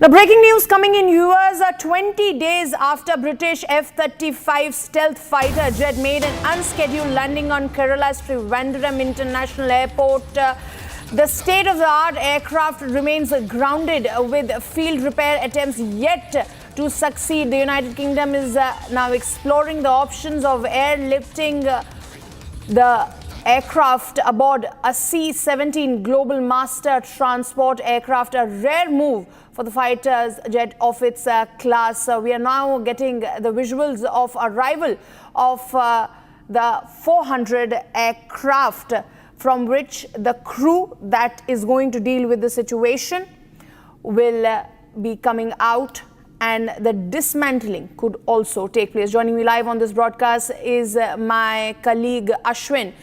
Ashwin, you're there live on the spot. It's been a couple of weeks over there that the aircraft, the British aircraft remains there stranded. What can we expect now that the British crew has arrived there on the ground? Absolutely. In fact, what was earlier speculated was, as you pointed out, a C-17 will land. But now what has landed is an Atlas 400, a bigger machine which's main military purpose is for airlifting. So now when you look at the configuration of that, this particular aircraft can carry around 37 tons of payload. Now, this particular aircraft, what you see on this frame, without fuel, it's around 14 tons. And with fuel, it's 27 tons. Which essentially will points to gives us an indication that all formality is being looked into for possibly taking this aircraft as it is back to repair it in the designated space. Where now this flight landed exactly at 12:42 today from Muscat, and I mean Republic was the first channel to even break this news that aircraft is starting from Muscat at 9:57. So our information was truly credible, and as per the information, this flight landed exactly at around 2:42. We had stated earlier also, Madhurima, that it will take around 3 hours. So certainly all this information that we had put out for our viewers turns out to be true. And what we know right now is that after landing, this particular Atlas 400 is there in one corner because there are certain restrictions which are there. We are not able to show you the aircraft that has landed right now, but in some time we are expecting this aircraft to maneuver itself towards this flight where you're seeing the F-35 landed at the Bay 4 of the domestic airport. Now all operations are likely to be conducted there, but one thing is certain, today a decision will be taken. Flight that landed on June 14th, today is day 21. Certainly a decision about it will be finalized and concluded today. It certainly looks like it. Madhurima. Absolutely, Ashwin. Ashwin, like you were telling us as to how difficult it is to dismantle the stranded aircraft.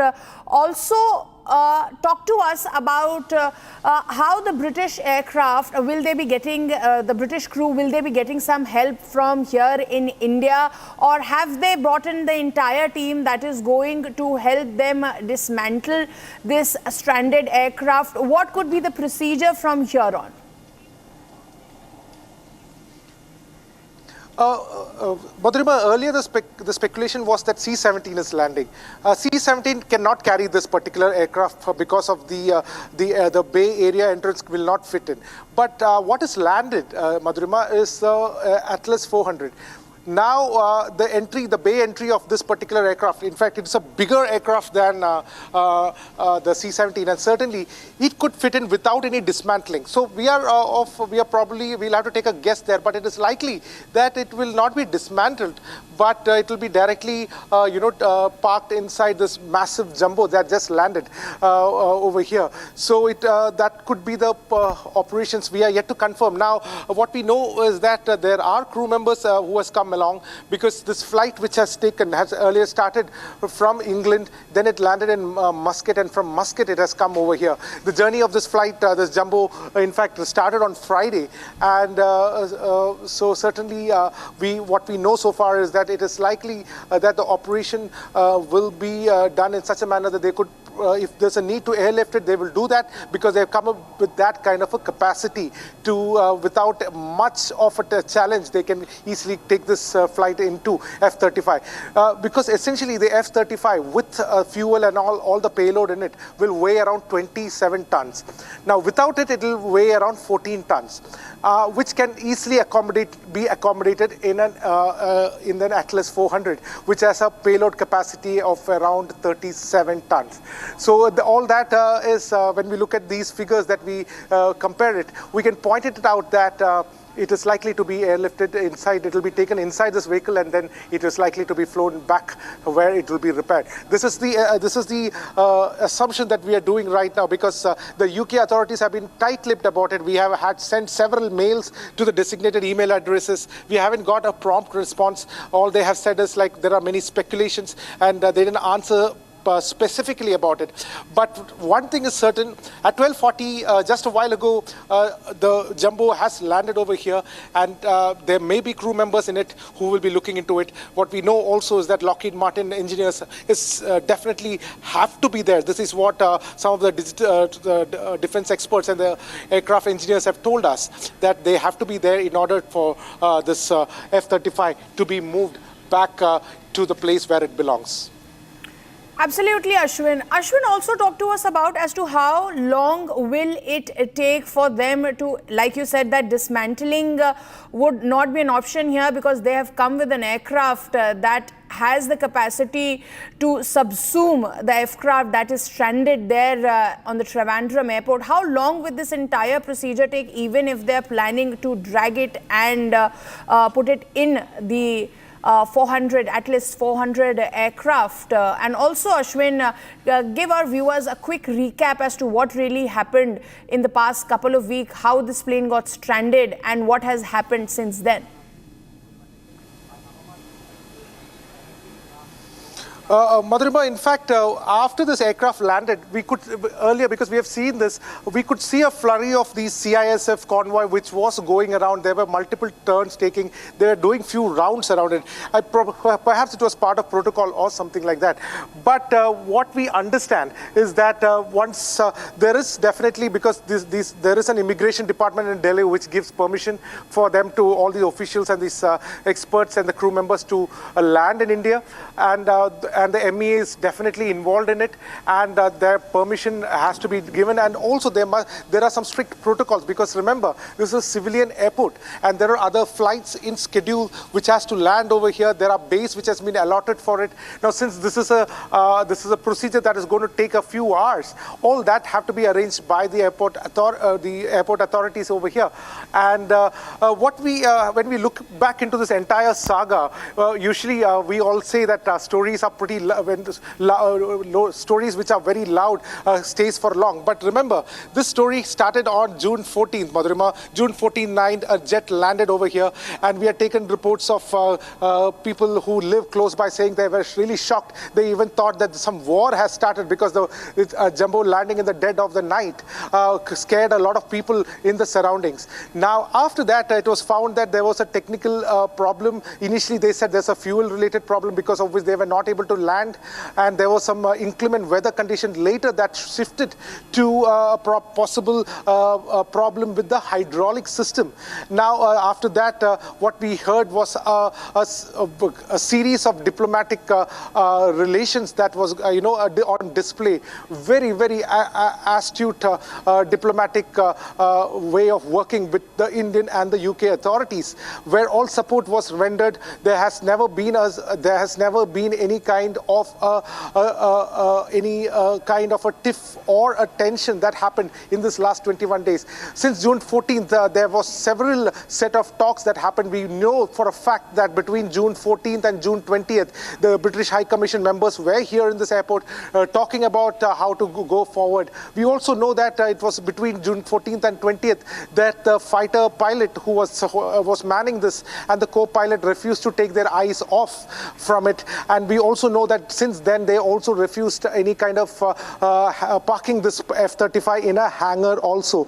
We also know that there was some talk going on of providing temporary hangar exactly where this jet is landed. Even that was very politely denied by the UK authorities, is what we get to know.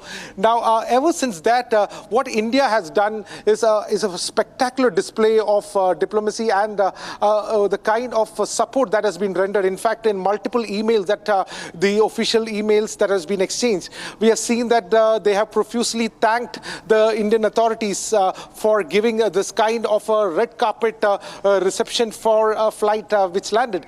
As per protocol, this flight is considered as a country itself. So all protocols were in place, and India has displayed a very, very amicable attitude towards this, and that is something which will be carried forward in history. Also, very important to say is that ever since this flight landed, this could have been a possible embarrassment for a developed country, a country like UK, and all that.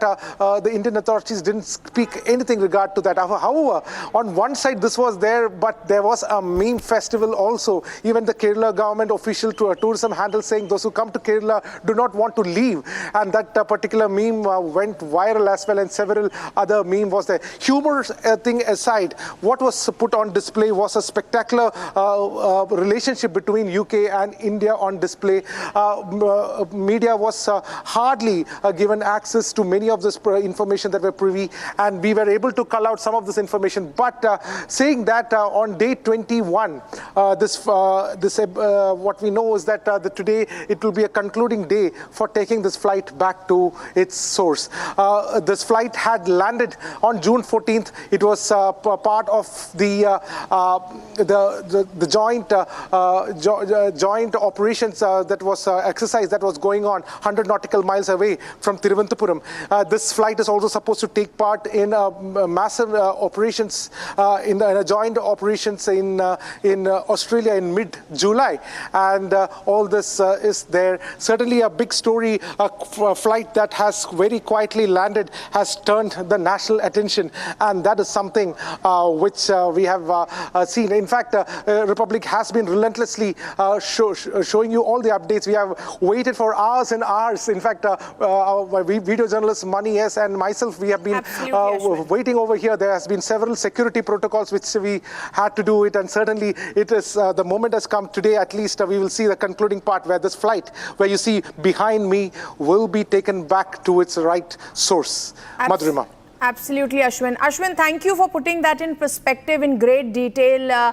We'll keep coming back to you as it's going to be an ongoing operation, at least for today. Thank you, Ashwin.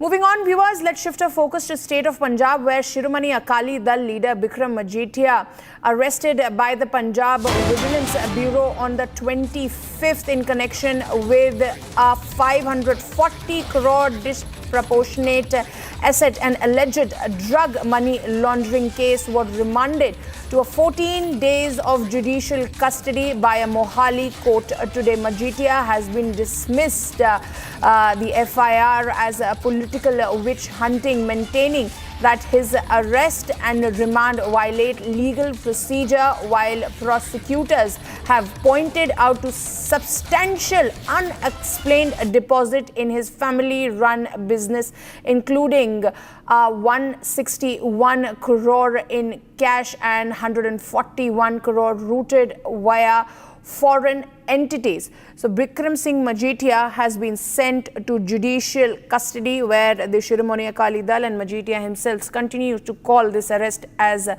political vendetta. He has been sent to judicial custody. Listen in to what his prosecutor had to say. आज बिक्रम मजीठिया को court में पेश किया गया था और उनके judicial remand की रिक्वेस्ट की गई। तो एक चीज़ बिल्कुल साफ़ है कि पुलिस जब जुडिशियल रिमांड की रिक्वेस्ट करती है तो उसमें ये होता है कि अब पुलिस इनकी कस्टडी नहीं चाहती है, पूछगिछ नहीं करना चाहती है। तो जो विजिलेंस 2 दिन पहले कह रही थी कि ये कॉपरेट नहीं कर रहे हैं, हमें तो इनके खिलाफ इतने सबूत मिल गए हैं, तो आज वो कहते हैं कि हमें फर्दर इसमें इंटेरोगेशन नहीं करनी है, इन्हें जुडिशियल रिमांड में भेज दें। झूठों पे आधारित जो भी सरकार ने बातें की हैं, अब सरकार की जवाबदेही उन बातों पे तय करी जाएगी। Well, viewers, that was prosecutor for Bikram Singh Majithia, who cries foul amid his arrest and him being sent to judicial custody. Now shift our focus to the NCR region, where a dramatic police encounter unfolded in Greater Noida as part of the ongoing Operation Langra, a crackdown against repeat offenders and criminals. During the encounter, 2 miscreants were shot in the leg. Here's the detailed report.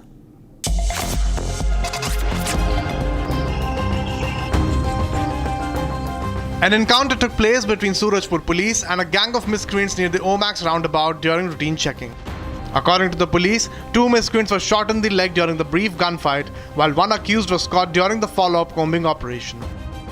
In a major breakthrough, police have recovered a looted Kia Sonet car from Bisrak area in Greater Noida West. In addition, 3 pistols, several live cartridges, rupees 6,000 in cash, and stolen items from multiple homes, including stolen caps, were seized. Sources confirm that over half a dozen cases are already registered against the arrested accused. With Greater Noida police stepping up the night patrols and checkpoints, officials say such encounters send a strong message to criminals operating in the area.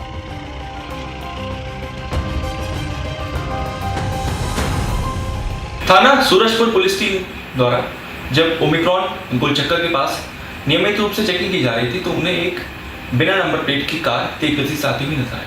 Car किया sonnet थी।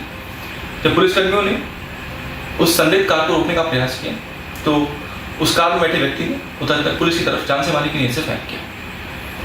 Police वाले मार पड़े।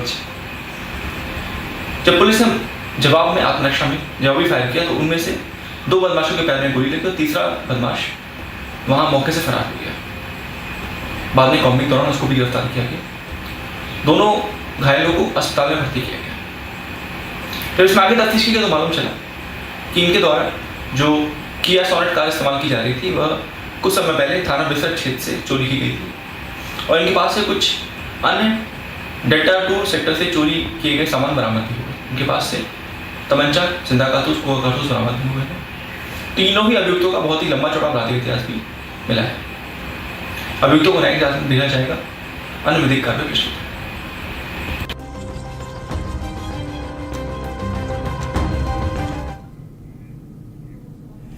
Viewers, we're getting more breaking news where the Central Bureau of Investigation has uncovered one of the biggest medical education scams in India. The case spans across multiple states and involves top officials, middlemen, private college representatives, prominent educationists, and even a self-styled Godman.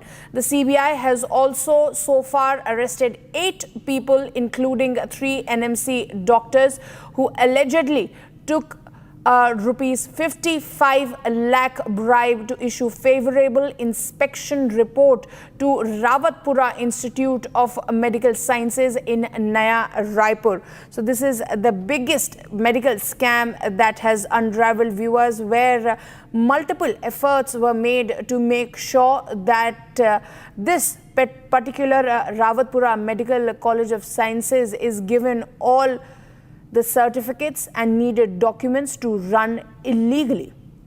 Listen in to voices that we are getting in the story.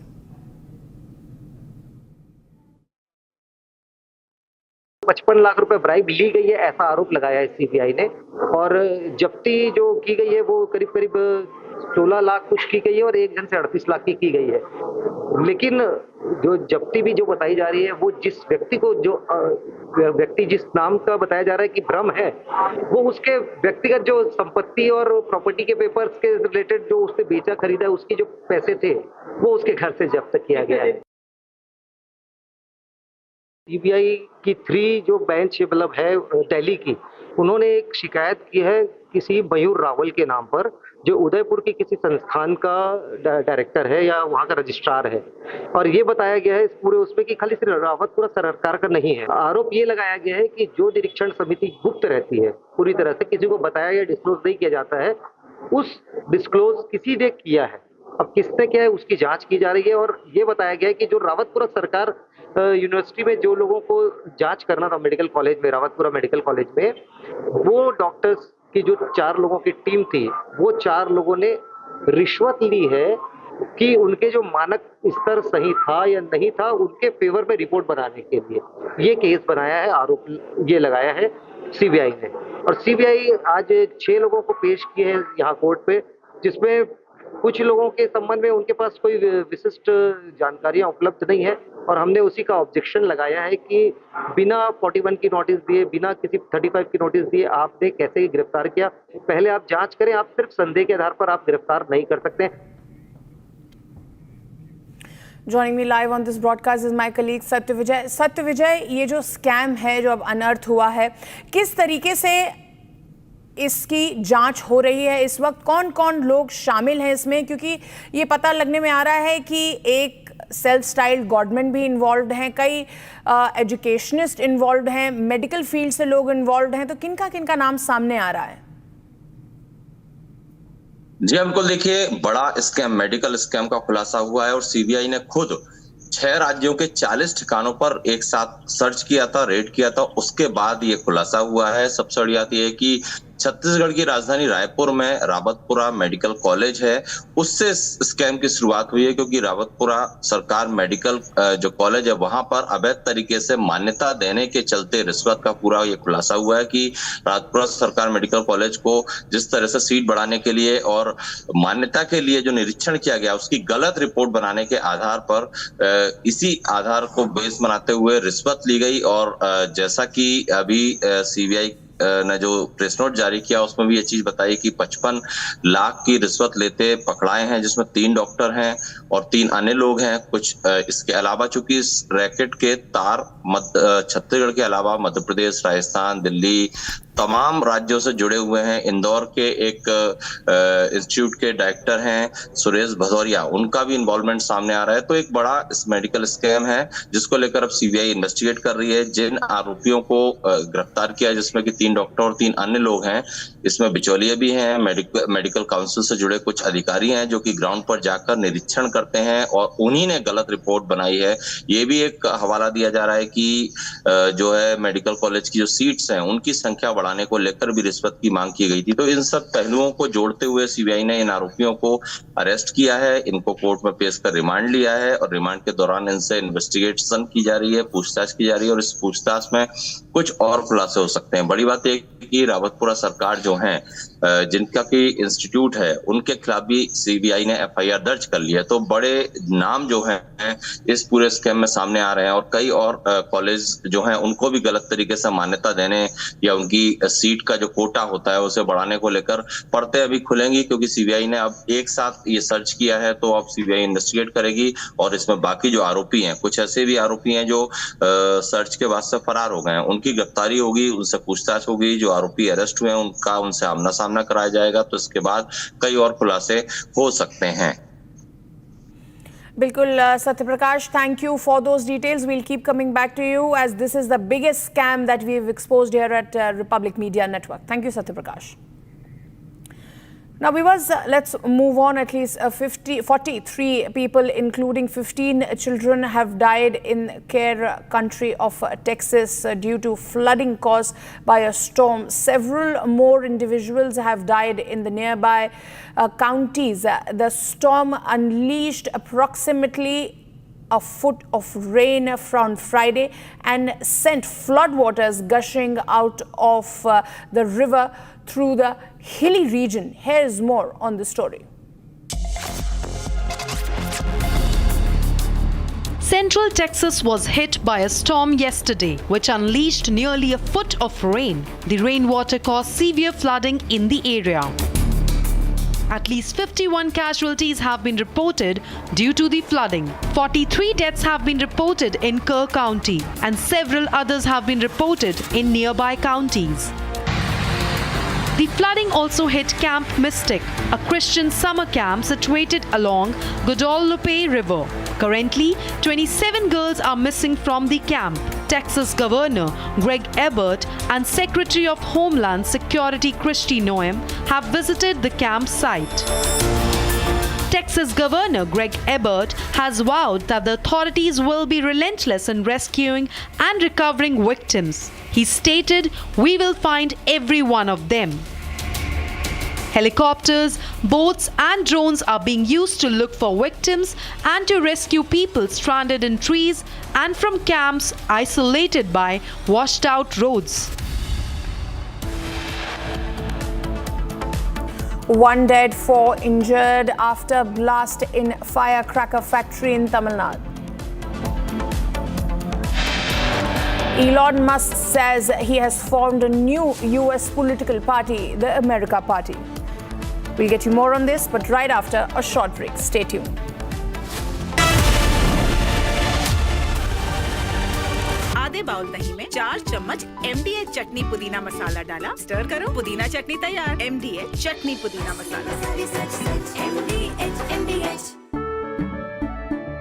केसरिया से मन जोगी हुआ रे, दिल झूम देखो तुम्हारा हुआ रे, केसरिया से मन जोगी हुआ। हर पल मनाओ केसरी त्योहार।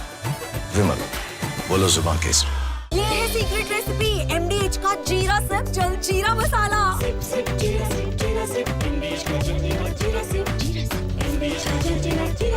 After the massive success of Operation Sindoor, which underlined India's dominance in the skies, another story is quietly unfolding within the Indian Air Force.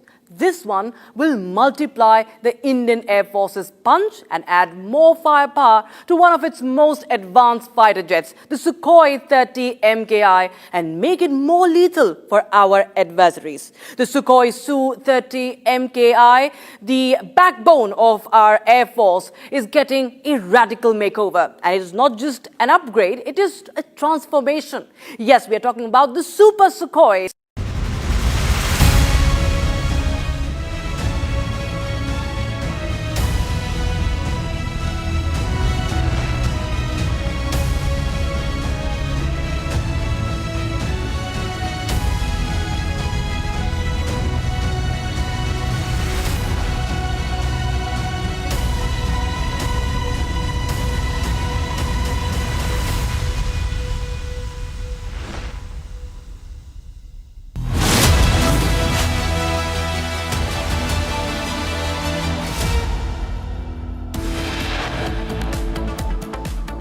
Viewers, top headlines. 25-member British aviation engineering team arrives at Thiruvananthapuram airport to examine the F-35 jet today. Jet stranded for over 3 weeks. 1 dead, 4 injured after blast at firecracker factory in Tamil Nadu. CBI busts biggest medical college scam Godman. Ex-UGC chief and one Godman among 34 named. PM Modi arrives in Brazil for the BRICS summit, Diaspora engagement and key bilaterals on the agenda. Shiromani Akali Dal leader Bikram Majithia sent to 14-day custody following completion of 11-day remand.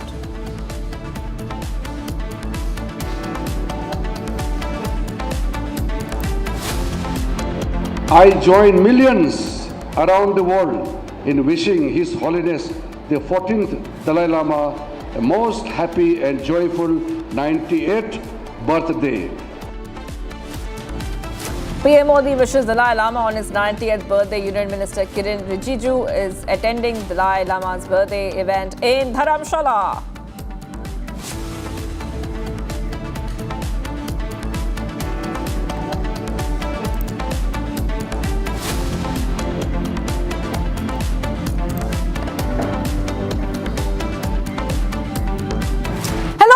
We are live and breaking. I'm Shubhangi Shukla getting you the latest. 20 days after British F-35 stealth fighter jet made an unscheduled landing, viewers, now we see there has been more movement. This happened at Thiruvananthapuram. Those pictures are coming in. This is the Atlas 400 aircraft which has arrived. This is a state-of-the-art aircraft, remains grounded with field repair attempts yet to succeed. The UK is now exploring the option of airlifting this jet aboard a C-17 Globemaster transport aircraft. Rare move for a fighter of its class. And we'll put those pictures out once again for you, but this is the information that we have so far. UK technicians have arrived to examine the stranded F-35. And this is coming in as we see that this fighter jet has been stranded for around 3 weeks there in Thiruvananthapuram. Multiple attempts have been made to repair this fighter jet, but they are not successful so far. Additionally, viewers, we're coming to know that this team has arrived and the pictures are coming in. This is the Atlas 400 aircraft.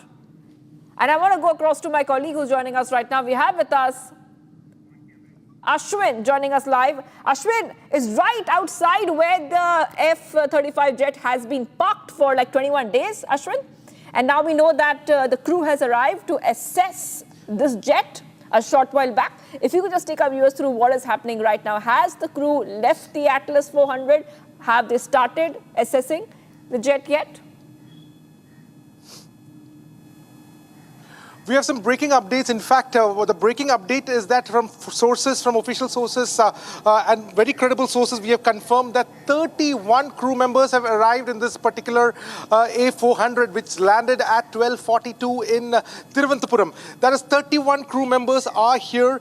And we have also got information that this entire operation will be wrapped up by 4 p.m. That is right, A400 will fly back today by 4 p.m. That is what the plan of the UK is, the UK authorities are. So if it is so, if this is the likely time, then that essentially means there won't be any repair or anything that is to be done. It in all likelihood, this flight will be taken inside the A400 is what we can definitely affirm, and that is what it is pointing to. So 4 p.m. today, this entire operation is going to be wrapped up, is what we are getting from very credible sources on the ground, and which essentially means within a matter of few hours from now. Now the time is 1:35. By another 1.5 hours, 2.5 hours, in fact, this entire operation will be completed and the flight will be going back at 4 p.m. So this is a breaking update that we are bringing in right now. As far as the current update is concerned,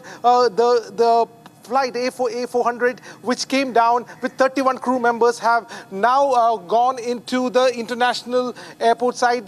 They would have parked it in the bay over there, and in some time they would be granted permission to come near this aircraft, or perhaps there will be some machinery that they will bring down to take this particular aircraft into the international bay and then unload it load it into the A400 and take it. Certainly the kind of information that we are getting when it says that operation will be concluded by 4 p.m., we can definitely ascertain and take a very logical guess that this flight will not be repaired. I think that is a logical conclusion that we can come at right now. It will not be repaired right now. It will all be, the flight will be taken. The F-35, which has a capacity which is around 27 ton when it has a payload, fully payload and fuel. Without payload and fuel, it will be around 14 tons. This 14-ton massive 5th generation stealth fighter will be carried on an A400. In fact, the A400 is well designed to do similar kind of operations, and it has done so in the past as well. So the A4, when it landed, this jumbo of the jet which landed over here, it certainly has come to bring the entire operation to a conclusion. So certainly we can expect that to be concluded by 4 p.m. Back to the studio. That is right. That is right. Ashwin, you know, this is a huge update coming in right now. So are you saying that the crew members will be wrapping up the operation by 4 p.m. today? Absolutely, absolutely. 4 p.m. is what we are getting. By 4 p.m. they are going to fly back, which essentially means, because flying back operation, now if you put a normal jet itself, for it to take off from the airport and all those procedures will take around 35 to 40 minutes. Now also important is that the parking fee that needs to be paid, which is a very common practice, that any flight which lands in any airport, they have to pay parking fees. So the 21 days parking fees, all that legal documentation, that would be going on as we speak inside the international terminal in the immigration section. That would be done, is what we are getting information. At the same time, so it is a matter of just a few minutes operation is what we can. Now the time is around, as I said, 1:35. Now when we look into it, when they say they are going to fly back by 4 p.m., which essentially means the flying back operation will probably commence between 3 to 3:30, and by 4 they will take off. So if the Jumbo A400 is going to take off by 4 p.m., that means it will start moving by around 3 p.m., and that essentially means there will not be any kind of any repair that is going to be done. This is what we are taking a very informed guess over here with the credible timing that has been given by one of the sources on the ground, and certainly it looks like the aircraft will be carried back to UK or to any space, probably in Muscat or to London or wherever the Lockheed Martin engineers will be looking into the trouble that it caused to the jet fighter. All right, thank you, Ashwin, for getting those details. I will be coming back to you as we track this story very closely. We are coming to know that very soon this crew members who have arrived are going to go ahead and assess the situation, and they might be leaving by 4 p.m. We really have to move ahead right now. Breaking news coming in. Blast at a cracker factory in Tamil Nadu. 1 dead and 4 injured in the explosion. So this is a big update coming in right now, viewers. Let's go ahead to the big story that we're getting for our viewers. According to the latest information, blast at the cracker factory in Tamil Nadu, 1 dead, unfortunately 4 injured in the explosion. So we have the pictures coming in right now. This is in Tamil Nadu, where there's a blast at a firecracker factory. And according to the latest information that we're getting for our viewers, we're coming to know, I repeat, we're coming to know that one person has lost their life and multiple people are injured. Now, why this blast happened, we do not know that yet. We're still waiting for more updates. But this is a firecracker unit in Tamil Nadu's Virudhunagar. According to the updates coming in, one person lost their life while this blast was reported at a firework unit. Rescue teams are on the spot. You can see rescue teams are on the spot, rush to the spot to take the injured to the hospital for treatment. Okay, we have with us Sharada, who is joining us live. Sharada, we can see pictures coming in of the fire and rescue teams which have reached the spot post the explosion. 1 person has died, 4 are injured. The injured are being moved to the hospital. What is the state of the operation right now in terms of controlling the fire and the explosion? Shivangi, the fire has been completely doused out at the fire factory, and now we've seen the videos how the debris shows a lot of firecrackers waste in the spot. It's come to a notice that it was because of the storage problem that there was a blast, and then precautionary measures were not taken at that particular factory to properly store the firecrackers.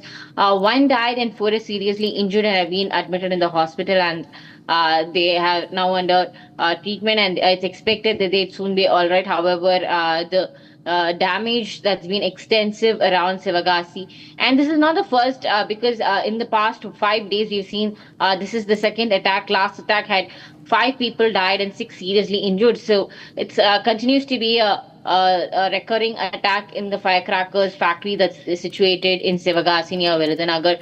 So they expected that the government will now take precautionary measures and check if all these factories are properly diced with whatever safety measures is required for the people, and also to make sure that these accidents do not occur again. How properly the firecrackers can be stored is what the government are in talks now. A probe has been launched to figure out how the blast has actually happened, Shivangi. All right, thank you for getting those details. I will be coming back to you, Sharadha, for more on the story. As we see, the fire has been doused already. A reporter is saying this is the blast of a firecracker unit in Tamil Nadu. We're going to move ahead right now, getting some more updates coming in. Let's go to the next breaking set of news coming in. Now we go to Srinagar.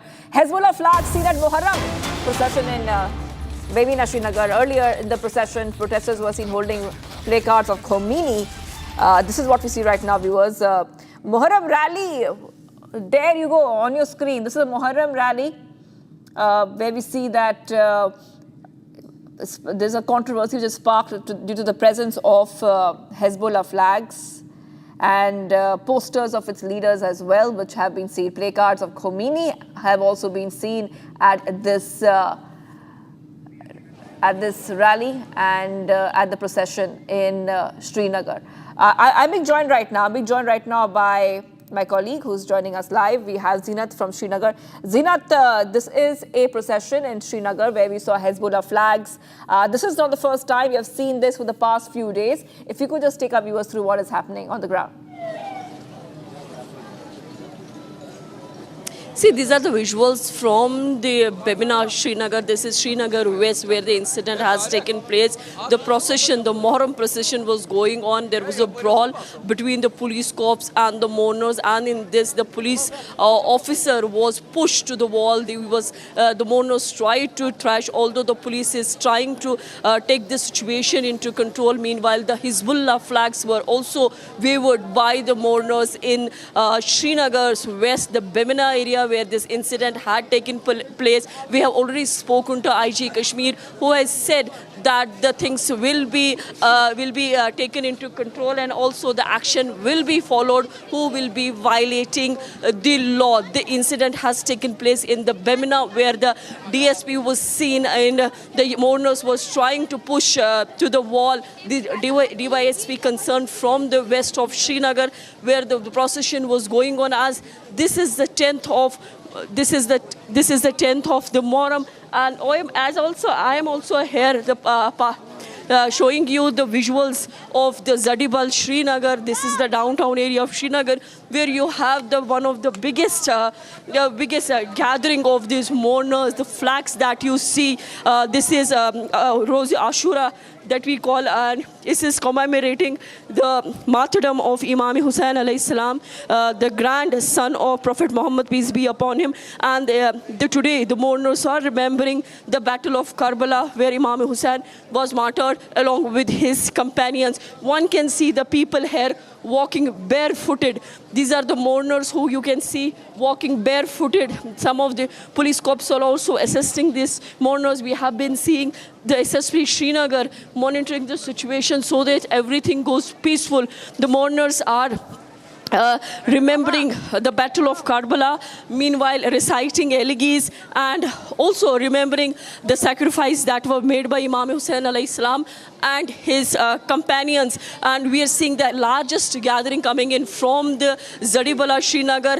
In the morning, LG Manoj Sinha was also here. He was also the part of the procession. He offered the drinks to the people, because in this procession you will see that apart from people in the black clad, they are the Shia mourners, even those who are not in black. They are also the part of the procession, the Sunni mourners, and the flags that you see here. Although we didn't see in Zadibal the Palestinian or the Hezbollah flags, but those flags were seen in Bemina, Srinagar. Meanwhile, people are waiting for Zul Jalan and also the Alam that will be seen, and for which the people, they will be moving with the procession. This procession is going to continue till midnight. Today is the 10th of the Muharram, and the engagements that are coming in from Srinagar police here and the district administration, we are seeing the proper plans that have come from the traffic department. There had been multiple diversions that have been given for the people convenience, and so that there is no people won't face any inconvenience. You can see here, you see apart from the flags, you see the picture of the Ayatollah Khamenei and the Palestinian flags that tells you the solidarity with the Palestinian people. These are the mourners of the Srinagar. This is 10th Muharram, where the mourning is taking place in the form of procession. People are sprinkling water also on those who are joining this procession. Men, women, children, old age people. You will see most of the people here being the part of the procession. Most of them are barefooted. This is a tradition that is being followed here, and this is a tradition of hundreds of years, where you see people are bare. Right, okay, thank you for getting those details, Zeenat. Those pictures are coming in of my colleague Zeenat, who's showing us live pictures as Hezbollah flags are seen at Muharram procession in Srinagar. Earlier in the procession, protesters were seen holding placards of Khomeini, and according to more information we're getting for our viewers, law and order has also been erupted, situation has erupted in some of these processions. I really have to take a break right now. We are getting more updates coming in. Let's take a short break. 1 dead, 4 injured after blast in firecracker factory in Tamil Nadu. Plus, Elon Musk says he has formed a new US political party, the America Party. Stay tuned. We are live in Break It.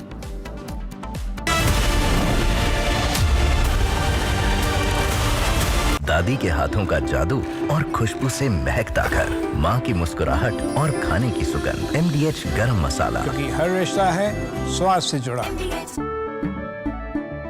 केसरिया से मन जोगी हुआ रे, दिल झूमे देखो मतवारा हुआ रे। केसरिया से मन जोगी हुआ। हर पल मनाओ केसरी त्योहार। विमल, बोलो जुबान केसरी। MDH की हल्दी मिर्ची धनिया करे कमाल, ये रंग दे, ये खुशबू दे, ये तीखा, ये कम पड़े, क्या निराला MDH masala.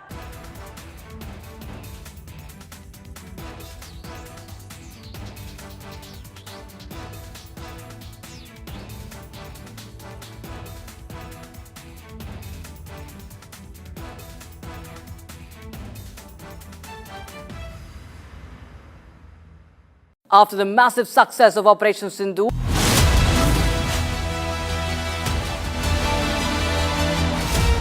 And viewers, let's go ahead to some of the stories we're tracking. Prime Minister Modi has arrived in Brazil to attend the 17 BRICS Summit. He received a grand welcome from the Indian community upon his arrival in Rio de Janeiro. And you can see a beautiful program, a cultural program for the Prime Minister. The members of the Indian Diaspora performed a cultural dance and folk songs as they welcomed PM Modi to Brazil. Now during the 17 BRICS Leaders Summit, PM Modi is expected to exchange views on key global issues including peace and security, strengthening multilateralism, responsible use of artificial intelligence, climate action, global health, and economic and financial matters. Take a look at these reactions coming in from the Indian Diaspora. Feeling रही मोदी जी से मिलके, एक अद्भुत सी energy नज़र आई मुझे उनमें, और उनका बहुत बहुत स्वागत है ब्राज़ील में। शुभकामना करते हैं कि मतलब जो भी यहाँ पे डिस्कशन हो हमारे देश के लिए प्रभावशाली हो, जो भी डिसीजन यहाँ पे लिए जाएं वो अपने देश के लिए बेहतर हो। It was a wonderful feeling and I met him first time and felt really well. The energy is very different. BRICS will be very nice for India. It is a great opportunity in the world for India to come up. We were very excited to meet him, and it was a moment of joy for us and also a privilege, because in India it is not possible to meet the Prime Minister, but here it was possible. बहुत खुशी हो रही है, इसीलिए आए हैं, specially इसी के लिए आए हैं और बहुत अच्छा लगा मिलके। पिछले 10 सालों में जो इंडिया का एक स्टैम्प वर्ल्ड पे है, वो बहुत ही अमेजिंग राइज जो हुआ है, चाहे वो इकोनॉमिकली, पॉलिटिकली, डिफेंस, सब कुछ ही बहुत ही वर्ल्ड स्टेज पे आज की डेट में नज़र आता है। और बहुत ही अच्छा, मोदी जी सही में पर्सनली मिलने का अवसर मिला आज। ऐसा बहुत कम मुझे लगता है कि अपॉर्चुनिटी मिलता है। It's very exciting and I think it was a good opportunity. जब हमें ये पता चला कि यहाँ पे ब्राजील के अंदर सबमिट होने वाला है मोदी जी प्राइम मिनिस्टर के साथ, तब हमारा जो पॉइंट ऑफ व्यू होता है कि हम जब इंडियन बताते हैं कि आई एम फ्रॉम इंडिया, तो लोग यहाँ पे बहुत रिस्पेक्ट देते हैं हमें। तो ये चीज़ जब हम रियलाइज करते हैं, हमने तो सुना था, जब हमने एक्सपीरियंस किया तो बहुत हाई लेवल से हमारा नजरिया होता है इस चीज़ के अंदर। And viewers, let's go ahead to some of the other stories we're tracking in our next segment, Bharat in 1 minute. Let's get started. Bharat 1 minute brought to you by Canara Bank. Together we can. Monsoon season has unleashed severe weather across Himachal Pradesh with torrential rains triggering flash floods, landslides and widespread destruction in multiple districts. At least 74 people have lost their lives and more than 246 roads, especially in Mandi, are blocked. Himachal Pradesh LOP and former CM Jairam Thakur visited the flood-affected areas. Red alert issued in Himachal. Encounter in Greater Noida. 2 miscreants were shot in the leg. The police recovered looted cars, stolen cash and 3 pistols from the miscreants. More than half a dozen cases were registered against miscreants. Operation Langra continues in Uttar Pradesh.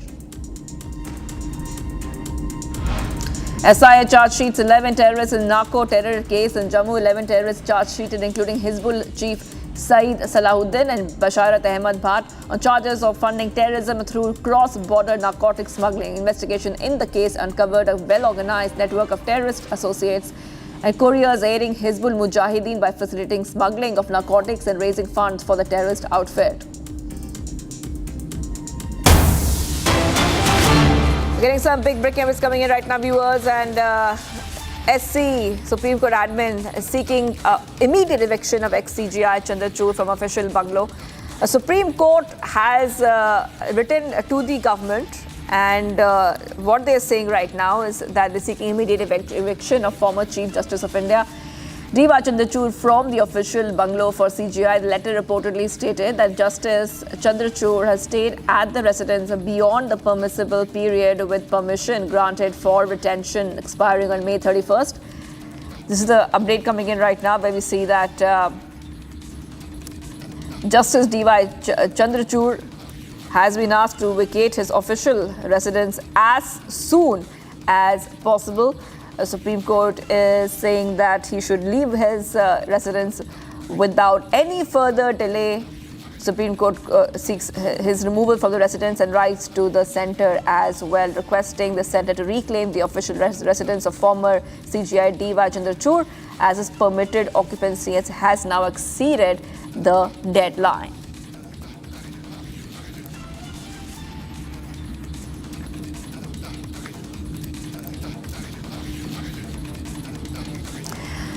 At least 43 people, including 15 children, have died in Kirk County of Texas due to flooding caused by a storm. Several more individuals have died in nearby countries and counties. Now we see storm unleashed approximately a foot of rain on Friday and sent floodwaters gushing out of the river through the hilly region. Here's more on the story.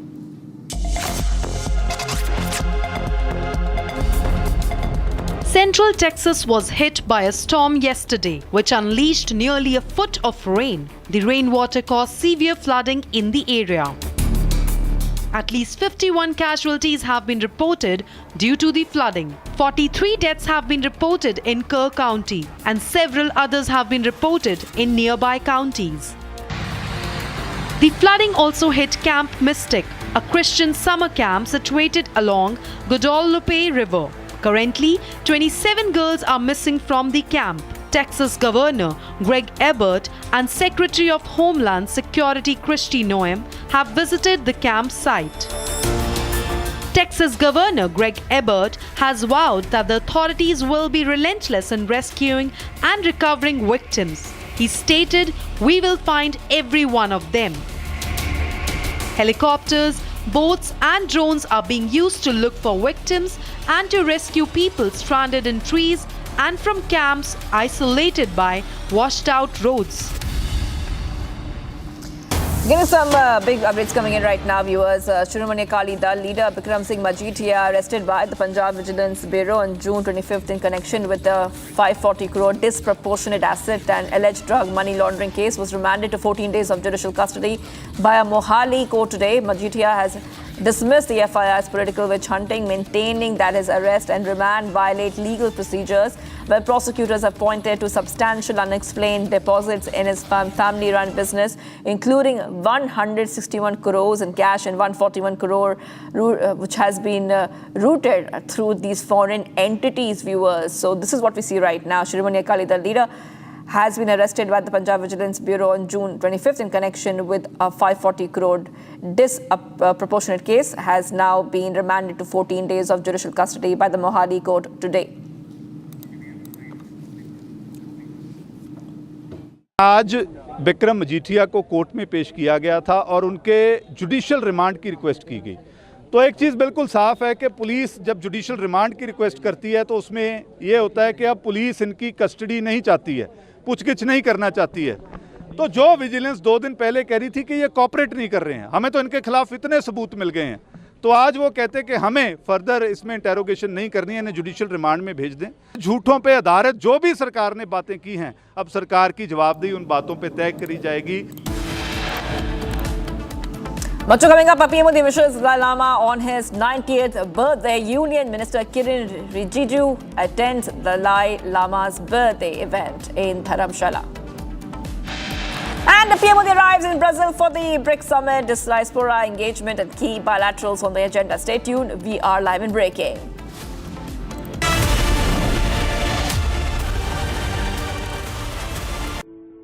In the India Today Best Universities Survey, India's #1 ranked universities in various streams are JNU Delhi, Amity University, AIMS Delhi, IIT Delhi, and National Law School Bengaluru.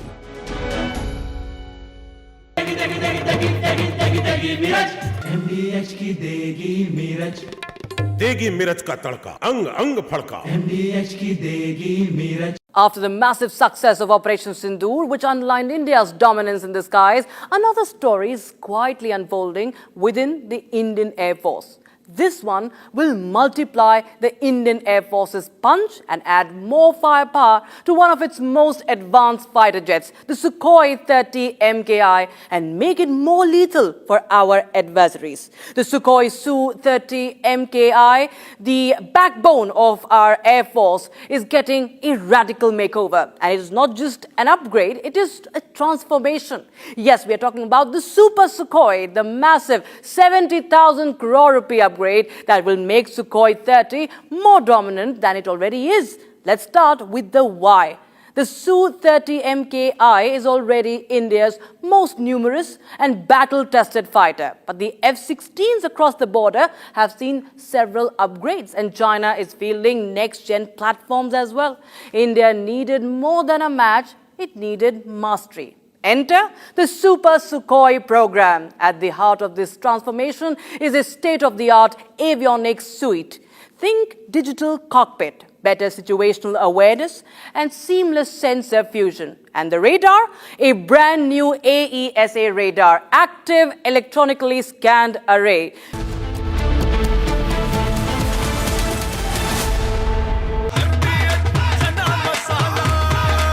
अब छोलिया हो या लोबिया, सफेद चने या काले चने, सब कुछ मजेदार बने। केसरिया से मन जोगी हुआ रे, दिल झूमे देखो मतवारा हुआ रे। केसरिया से मन जोगी हुआ। हर पल मनाओ केसरी त्योहार। विमल, बोलो जुबान केसरी। MDH की हल्दी मिर्ची धनिया करे कमाल, ये रंग दे, ये खुशबू दे, ये तीखा, ये कम पड़े, क्या निराला MDH masala.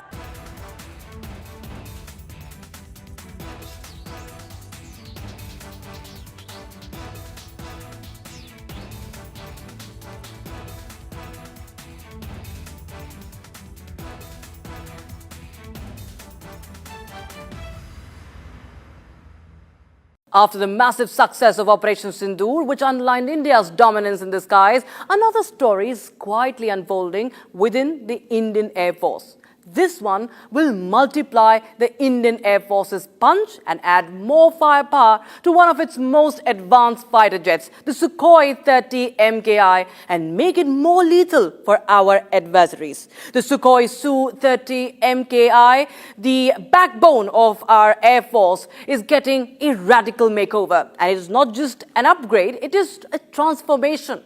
Yes, we are talking about the Super Sukhoi, the massive 70,000 crore rupee upgrade that will make Sukhoi 30 more dominant than it already is. Let's start with the why. The Su-30 MKI is already India's most numerous and battle-tested fighter. But the F-16s across the border have seen several upgrades, and China is fielding next-gen platforms. From Asia's largest news headquarters, setting the agenda for Bharat.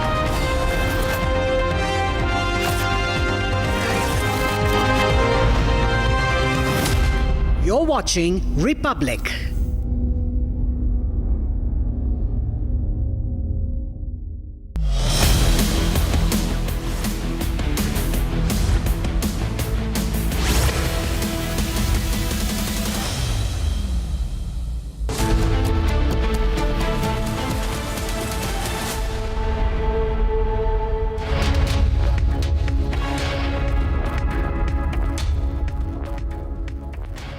Welcome back, ladies and gentlemen. You're watching Live and Breaking with me, Krutat Patnaik, at 2 p.m. this Sunday afternoon. The lonely F-35B of the Royal Air Force finally has a compatriot from back home. An Atlas 400 of the Royal Air Force has landed in Thiruvananthapuram with a team of technical experts and a lot of hope to perhaps take this stalled aircraft back in air. But will both of them take off together? That's the story we'll be tracking in this bulletin in just a moment. But as always, let's start this Live and Breaking bulletin with the headlines.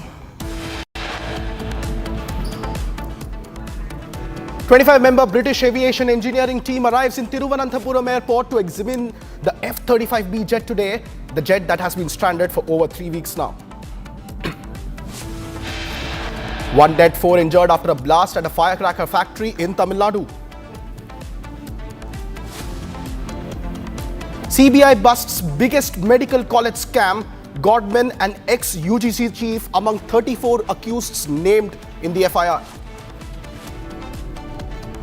PM Modi arrives in Brazil for the BRICS summit, Diaspora engagement and key bilateral meetings on the agenda of the Prime Minister. Shiromani Akali Dal leader Bikram Majithia has been sent to 14 days of custody following completion of 11 days of remand.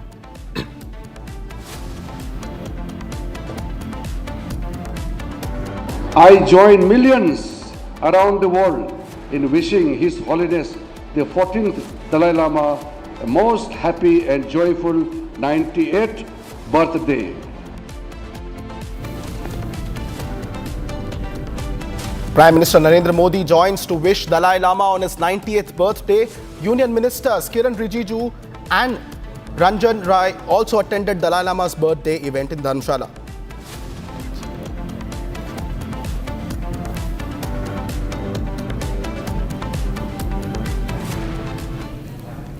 It has been nearly 20 days, ladies and gentlemen, since the fighter stealth aircraft, the F-35B of the Royal Air Force, has been stranded on the tarmac in VIP slot number 2 on the Thiruvananthapuram airport after making an unscheduled landing following certain technical or hydrological issues. Now, the state-of-the-art aircraft remains grounded with the field repair attempts yet to succeed. And now the United Kingdom is exploring different options, including a very unusual one: airlifting a jet on board a C-17 Globemaster transport aircraft, which is an extremely rare move for a flight that cannot fly.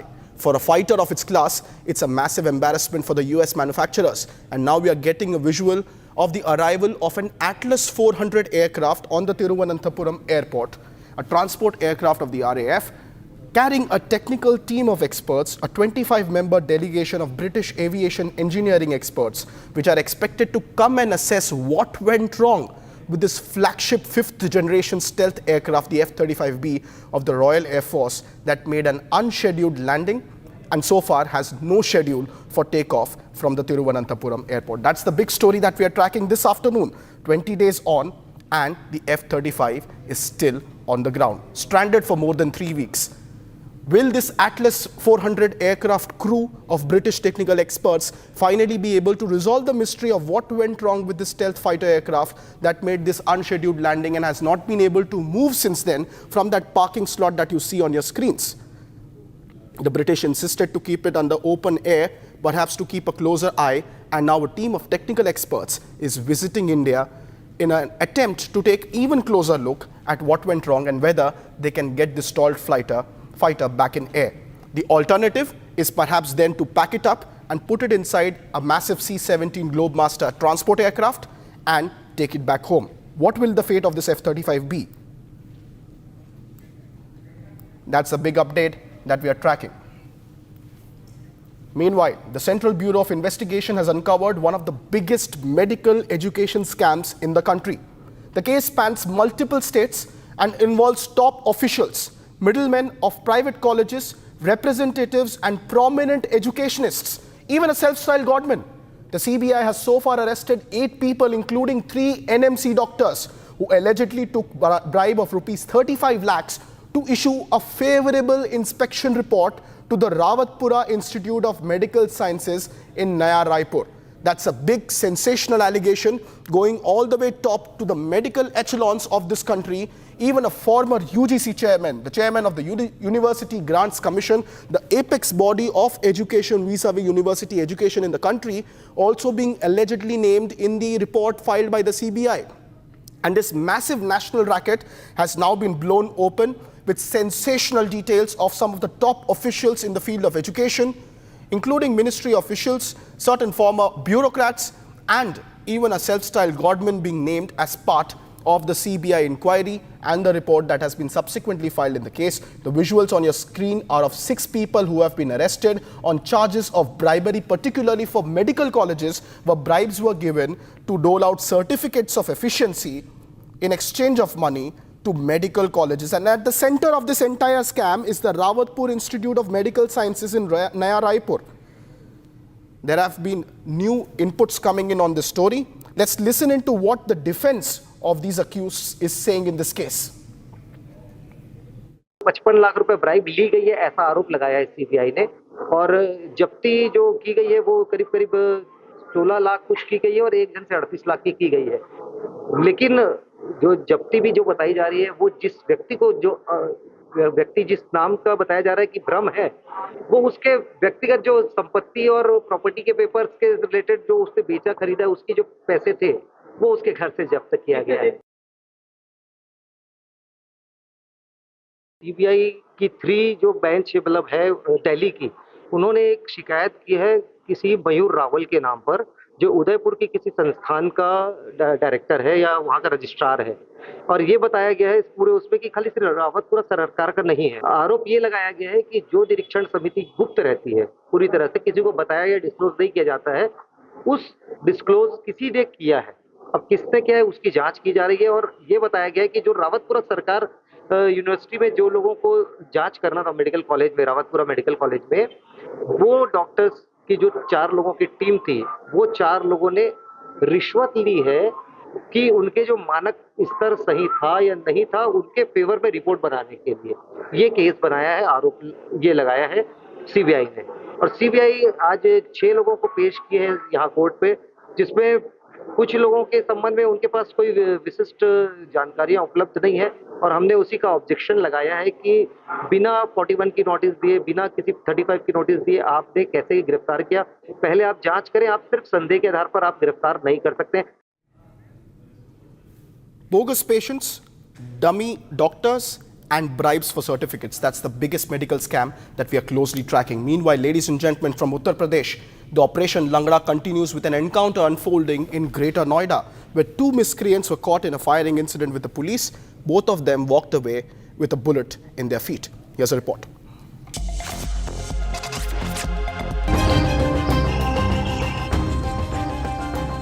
An encounter took place between Surajpur police and a gang of miscreants near the Omax roundabout during routine checking. According to the police, two miscreants were shot in the leg during the brief gunfight, while one accused was caught during the follow-up combing operation. In a major breakthrough, police have recovered a looted Kia Sonet car from Bisrak area in Greater Noida West. In addition, 3 pistols, several live cartridges, Rs 6,000 in cash, and stolen items from multiple homes, including stolen caps, were seized. Sources confirm that over half a dozen cases are already registered against the arrested accused. With Greater Noida police stepping up the night patrols and checkpoints, officials say such encounters send a strong message to criminals operating in the area.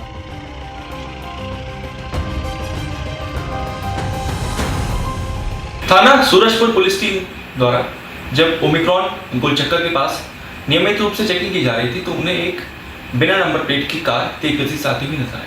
Car किया sonnet थी। जब पुलिसकर्मियों ने उस संदिग्ध car को रोकने का प्रयास किया तो उस कार में बैठे व्यक्ति ने उतरकर पुलिस की तरफ जान से मारने की नीयत से फायर किया। पुलिस वाले भाग बचे।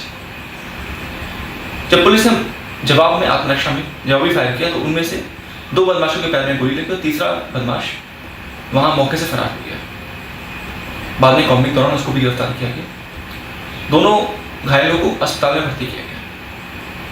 तो इसमें आगे तफ्तीश की गई तो मालूम चला कि इनके द्वारा जो किया सोनेट कार इस्तेमाल की जा रही थी वह कुछ समय पहले थाना बिसर क्षेत्र से चोरी की गई थी और इनके पास से कुछ अन्य डेल्टा 2 सेक्टर से चोरी किए गए सामान बरामद हुए। इनके पास से तमंचा, जिंदा कारतूस, गोला कारतूस बरामद हुए हैं। तीनों ही अभियुक्तों का बहुत ही लंबा चौड़ा आपराधिक इतिहास भी मिला है। अभियुक्तों को न्यायिक हिरासत में भेजा जाएगा। अन्य विधिक कार्रवाई पेश होगी।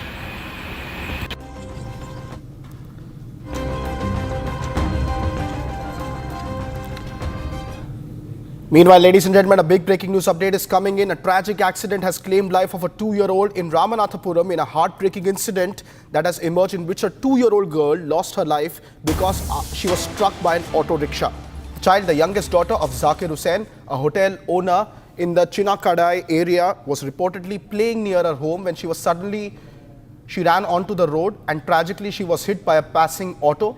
Though she was rushed to the hospital with severe injuries, she succumbed after reaching the hospital before treatment could be administered. Now, CCTV footage of the incident has emerged, intensifying the grief and shock in the community. The footage has gone viral, prompting widespread sorrow, especially in the Chinakudai area and the hospital. Authorities are investigating the circumstances under which the incident took place.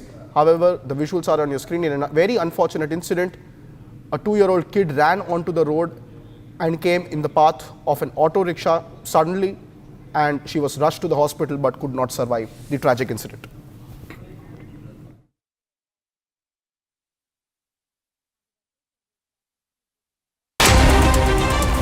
Bharat 1 Minute brought to you by Canara Bank. Together we can. The monsoon season has unleashed severe weather across Himachal Pradesh with torrential rains triggering flash floods, landslides and widespread destruction in multiple districts. At least 74 people have lost their lives and more than 246 roads, especially in Mandi area, are blocked. Himachal Pradesh's leader of opposition and former Chief Minister Jairam Thakur visited the flood-affected areas in the Tunag and red alert has been issued in Himachal. In an encounter in Greater Noida, 2 miscreants were shot in the leg. Police recovered looted cars, stolen cash and 3 pistols from the miscreants. More than half a dozen cases were registered against the miscreants. Operation Langra continues in Uttar Pradesh.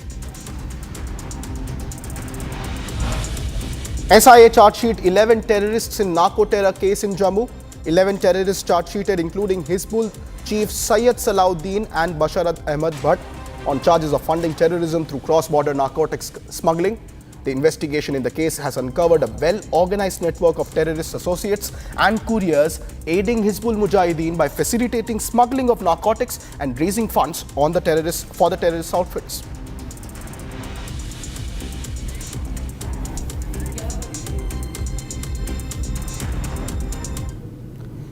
Meanwhile, ladies and gentlemen, panic struck the Spanish airport of Palma when a Ryanair flight headed to Manchester had to abort a takeoff after a fire alert went off inside the aircraft. Now, several passengers were injured in the emergency evacuation procedures, and here's a detailed report on what exactly happened when a fire was reported on board a Ryanair flight at the Palma airport in Spain.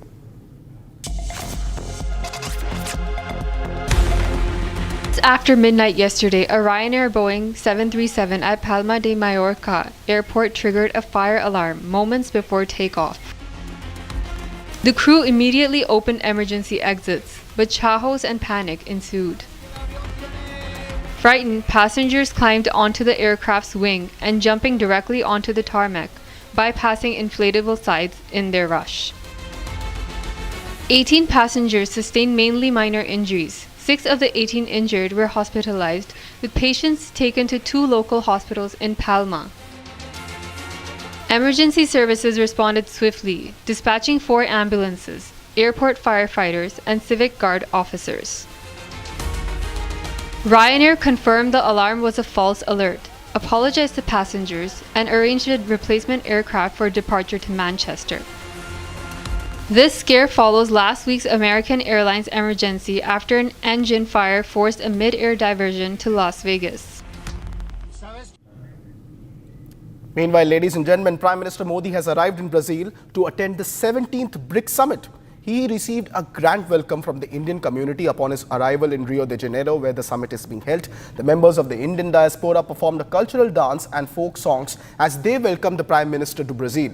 Now, during the 17th BRICS Leaders Summit, Prime Minister Modi is expected to exchange views on key global issues, including peace and security, and strengthening multilateralism through responsible use of artificial intelligence, climate action, global health and economic and financial matters. So those are some of the pressing issues that Prime Minister Modi is all set to discuss on the 17th edition of the BRICS Summit. This is also the longest stay that the Prime Minister will have, 2 nights and 3 days in Brazil on his 5-nation tour that he embarked on July 2nd. This is his 4th country en route. After attending the Brazil summit in Rio de Janeiro, the BRICS summit, he will travel to the capital city of Brasilia, where he will be accorded a state welcome as a state guest and will be held for a state banquet by the President Lula as a state guest during his visit to Brazil, and will wind up with a stop in Namibia before returning back to New Delhi. But those are the visuals of welcoming in Brazil. से मिलके एक अद्भुत सी energy नज़र आई मुझे उनमें, और उनका बहुत बहुत स्वागत है ब्राज़ील में। शुभकामना करते हैं कि मतलब जो भी यहाँ पे डिस्कशन हो वो हमारे देश के लिए प्रभावशाली हो, जो भी डिसीजन यहाँ पे लिए जाए वो अपने देश के लिए बेहतर हो। It was a wonderful feeling and I met him first time and I felt really well. The energy is very different. BRICS will be very nice for India. It is a great opportunity in the world for India to come up. We were very excited to meet him, and it was a moment of joy for us and also a privilege, because in India it is not possible to meet the Prime Minister, but here it was possible. बहुत खुशी हो रही है, इसीलिए आए हैं, specially इसी के लिए आए हैं और बहुत अच्छा लगा मिलके। पिछले 10 सालों में जो इंडिया का एक स्टैम्प वर्ल्ड पे है वो बहुत ही अमेजिंग राइज जो हुआ है, चाहे वो इकोनॉमिकली, पॉलिटिकली, डिफेंस, सब कुछ ही बहुत ही वर्ल्ड स्टेज पे आज की डेट में नज़र आता है। और बहुत ही अच्छा मोदी जी सही में पर्सनली मिलने का अवसर मिला आज। ऐसा बहुत कम मुझे लगता है कि अपॉर्चुनिटी मिलता है। It's very exciting and I think it was a good opportunity. जब हमें ये पता चला कि यहाँ पे ब्राज़ील के अंदर सबमिट होने वाला है मोदी जी प्राइम मिनिस्टर के साथ, तब हमारा जो पॉइंट ऑफ व्यू होता है कि हम जब इंडियन बताते हैं कि आई एम फ्रॉम इंडिया, तो लोग यहाँ पे बहुत रिस्पेक्ट देते हैं हमें। तो ये चीज़ जब हम रियलाइज़ करते हैं, हमने तो सुना था, जब हमने एक्सपीरियंस किया तो बहुत हाई लेवल से हमारा नज़रिया होता है इस चीज़ के अंदर। Meanwhile, ladies and gentlemen, more breaking news coming in after Reuters. Now, Global Times' social media account has been withheld in India. That's the big breaking news update. China's CCP's official international news mouthpiece, the Global Times X account or the Twitter account, has been withheld in India. That's a big breaking news development coming in. It's the second international platform that has been blocked in India in the last 24 hours. Last night at around 11:30 p.m., we saw Reuters X account also being withheld in India, and now a big breaking development coming in. After Reuters Global Times, the official mouthpiece of the CCP in terms of international news, has been banned or blocked in India on social media platform X. That's the big breaking news update coming in. Two major global news agencies and news platforms being blocked within a span of less than 12 hours. Reuters and then China's Global Times. Both accounts withheld in India. No official reasoning has been provided at the moment. We are awaiting more detailed inputs on what exactly led to Global Times' X account being withheld in India. But the big breaking news development coming in is that Global Times, which is accorded as often as China's mouthpiece, has been withheld on X in India. That's the big breaking news development.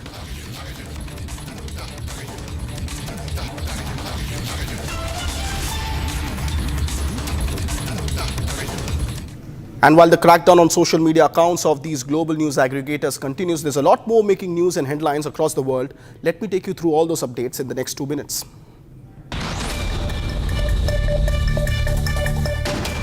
In the sensational twist of the Trump social media and Musk media wars, CEO of X, Elon Musk, has launched his own party. Musk went ahead with a critique that America is now becoming a one-party system and is no longer a democracy. Musk also went ahead and said in a tweet on X, "We have tried red, we have tried blue. Now America needs something that actually works. Now the middle way will have to have a voice." Torrential rains in Texas have resulted in a sudden flash flood at the central Texas area in the United States of America. More than 50 people have lost their lives. Secretary Kristi Noem of Homeland Security has assured speedy action to rescue the people. Sharing the spirit of Texans, the governor, Greg Abbott, has declared 6th of July as a day of prayer in response to the floods. An earthquake of magnitude 3.5 hit Nepal's capital city today. As per reports, the National Center of Seismology, an earthquake struck at the depth of about 10 kilometers deep. This is the second time an earthquake has hit Nepal in the last 10 days. No immediate reports of casualties or large-scale devastations coming in from Nepal. Taiwan's Ministry of National Defense has detected 9 Chinese military vessels and 1 official ship operating and patrolling around its territorial waters today at the break of dawn. Contrary to usual, no aircrafts were spotted on the radar, but this is a concerning development because earlier on Sunday, 18 People Liberation Army aircrafts, 11 People Liberation Navy vessels and 1 official ship were detected operating in these waters.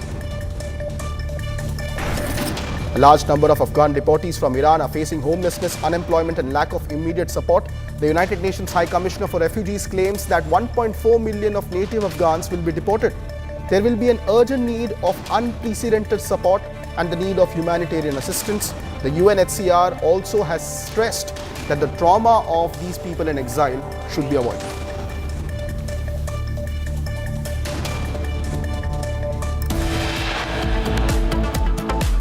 Coming up next on Live and Breaking, 1 dead and 4 injured after a blast at a firecracker factory in Tamil Nadu.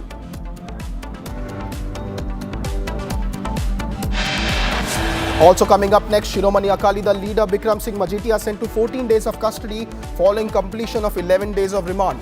More details on these stories when we come right back after a short break.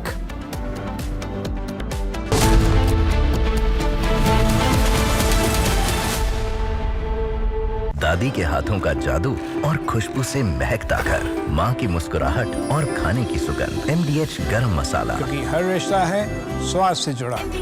इसको घर पे लगाओगे तो शादी का तो पता नहीं, पर घर पक्का नहीं टूटेगा। रुंगटा नहीं तो घर स्ट्रॉन्ग नहीं। रुंगटा स्टील TMT बार एकदम सॉलिड। पहाड़ों में एक हाइकिंग स्टिक भी बन सकती है। आधे बाउल दही में 4 चम्मच MDH चटनी पुदीना मसाला डाला, स्टर करो, पुदीना चटनी तैयार। MDH चटनी पुदीना मसाला। After the massive success of Operation Sindoor, which underlined India's dominance in the skies, another story is quietly unfolding within the Indian Air Force.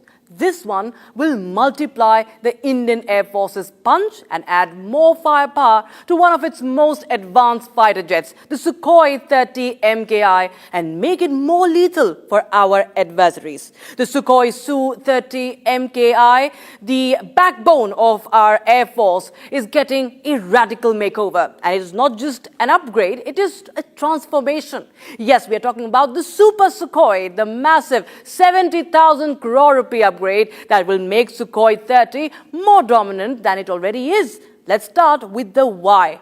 The Su-30 MK.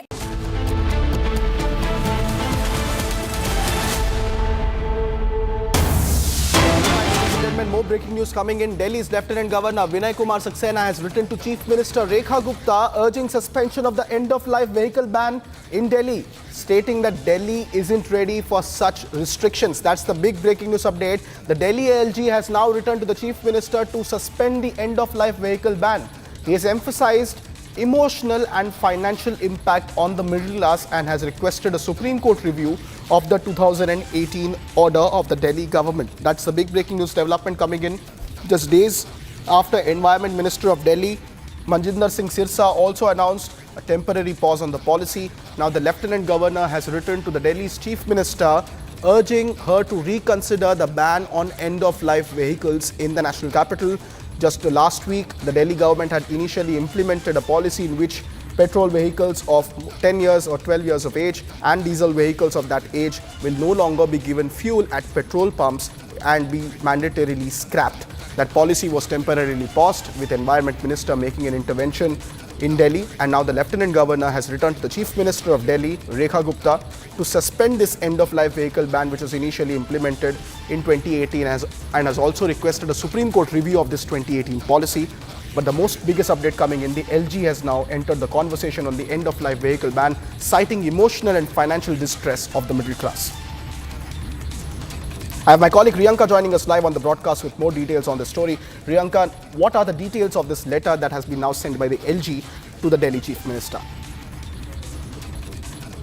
Well, Delhi LG Vinay Kumar Saxena has written to Chief Minister Rekha Gupta and he has urged the suspension ban, and he has rather stated that Delhi isn't ready for such restrictions, and he also went ahead and emphasized rather on the emotional and the financial impact that the middle class have been facing. Remember, we also try to understand how this particular ban on fuel to the vehicles that had reached the end of life criteria, how this affected the middle class. In fact, that is the same thing that the Delhi LG Vinay Saxena is now saying. He is saying that it is an emotional and financial impact on the middle class, and he has requested the review of the Supreme Court order of the 2018. Remember, back in 2018, the Supreme Court had very clearly said that 15 years for petrol vehicles and 10 years for diesel cars. These cars will not ply on roads. And now, after the Delhi government said that they will not be giving in the fuel to these end-of-life vehicles, there was a huge uproar that we had seen from the people who were upset with this move by the government. And soon after that, remember, Delhi Environment Minister Manjinder Singh Sirsa had briefed the media and saying that they are not going to be going forward with this particular rule, and they have sent a letter to the CAQM to decide on the future course of action. And this is another step moving forward by LG Vinay Saxena, who has now urged the Chief Minister of Delhi to somewhere stop this particular ban on fuel that the brunt is being faced by the middle class at the moment. Thank you very much, Riyanka, for those details. Now, the Lieutenant Governor also hopping into the end of vehicle ban in the national capital of Delhi. Will be closely tracking all the developments in this story. Meanwhile, ladies and gentlemen, Texas, one of the states in the United States, has been battling a huge deluge of flood, which was triggered after a foot of rainfall was received. In just one county, the Kerr County, more than 43 people have lost their lives, including 15 children. Now, a complete state of emergency has been announced in Texas and rescue operations are underway. And here's a report on what exactly happened in Texas.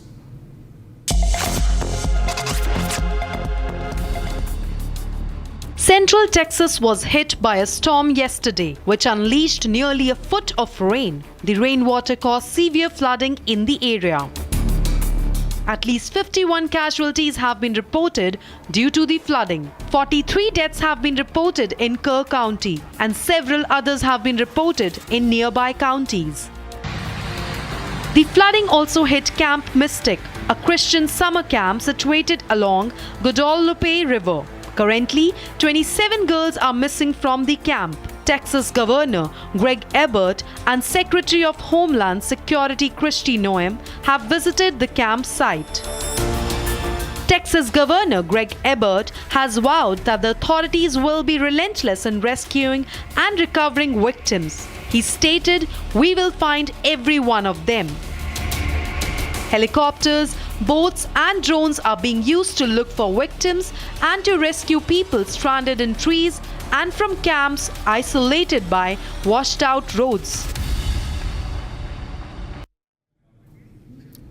Well, that's all we could pack in for this edition of Live and Breaking, but do not go anywhere.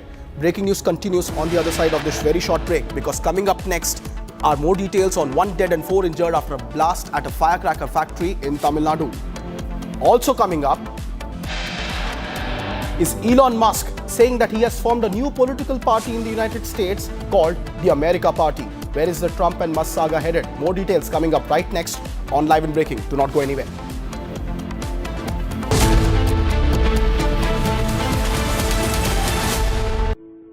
In the India Today Best Universities Survey, India's #1 ranked universities in various streams are JNU Delhi, Amity University, AIMS Delhi, IIT Delhi and National Law School Bengaluru.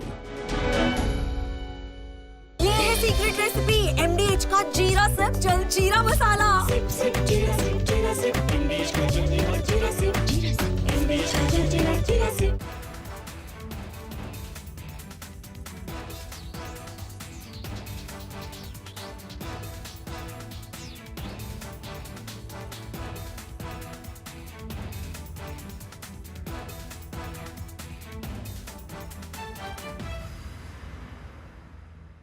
After the massive success of Operation Sindoor, which underlined India's dominance in the skies, another story is quietly unfolding within the Indian Air Force. This one will multiply the Indian Air Force's punch and add more firepower to one of its most advanced fighter jets, the Sukhoi 30 MKI, and make it more lethal for our adversaries. The Sukhoi Su-30 MKI, the backbone of our Air Force, is getting a radical makeover. And it is not just an upgrade, it is a transformation.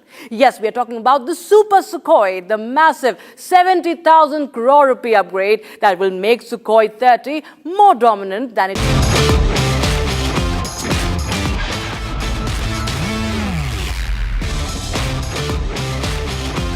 Hello, ladies and gentlemen. Get ready to plug into episode 14 of the Republic Positive Influencer Show with me, Tanvi Sood. It's a show where creators take total charge. Every week, we hand the reins to creators who don't just make content, they spark change. They shift moods, they inspire, they inform, and they do bring stories to life in bold as well as new ways. Before we get to the show today, if you think you've got what it takes to be part of the movement, head over to www.republicpositiveinfluencer.in, send in your video sample, and you might just be our next creator in the spotlight. We're onboarding fresh talent every single week. Now sit back and let's dive right into it.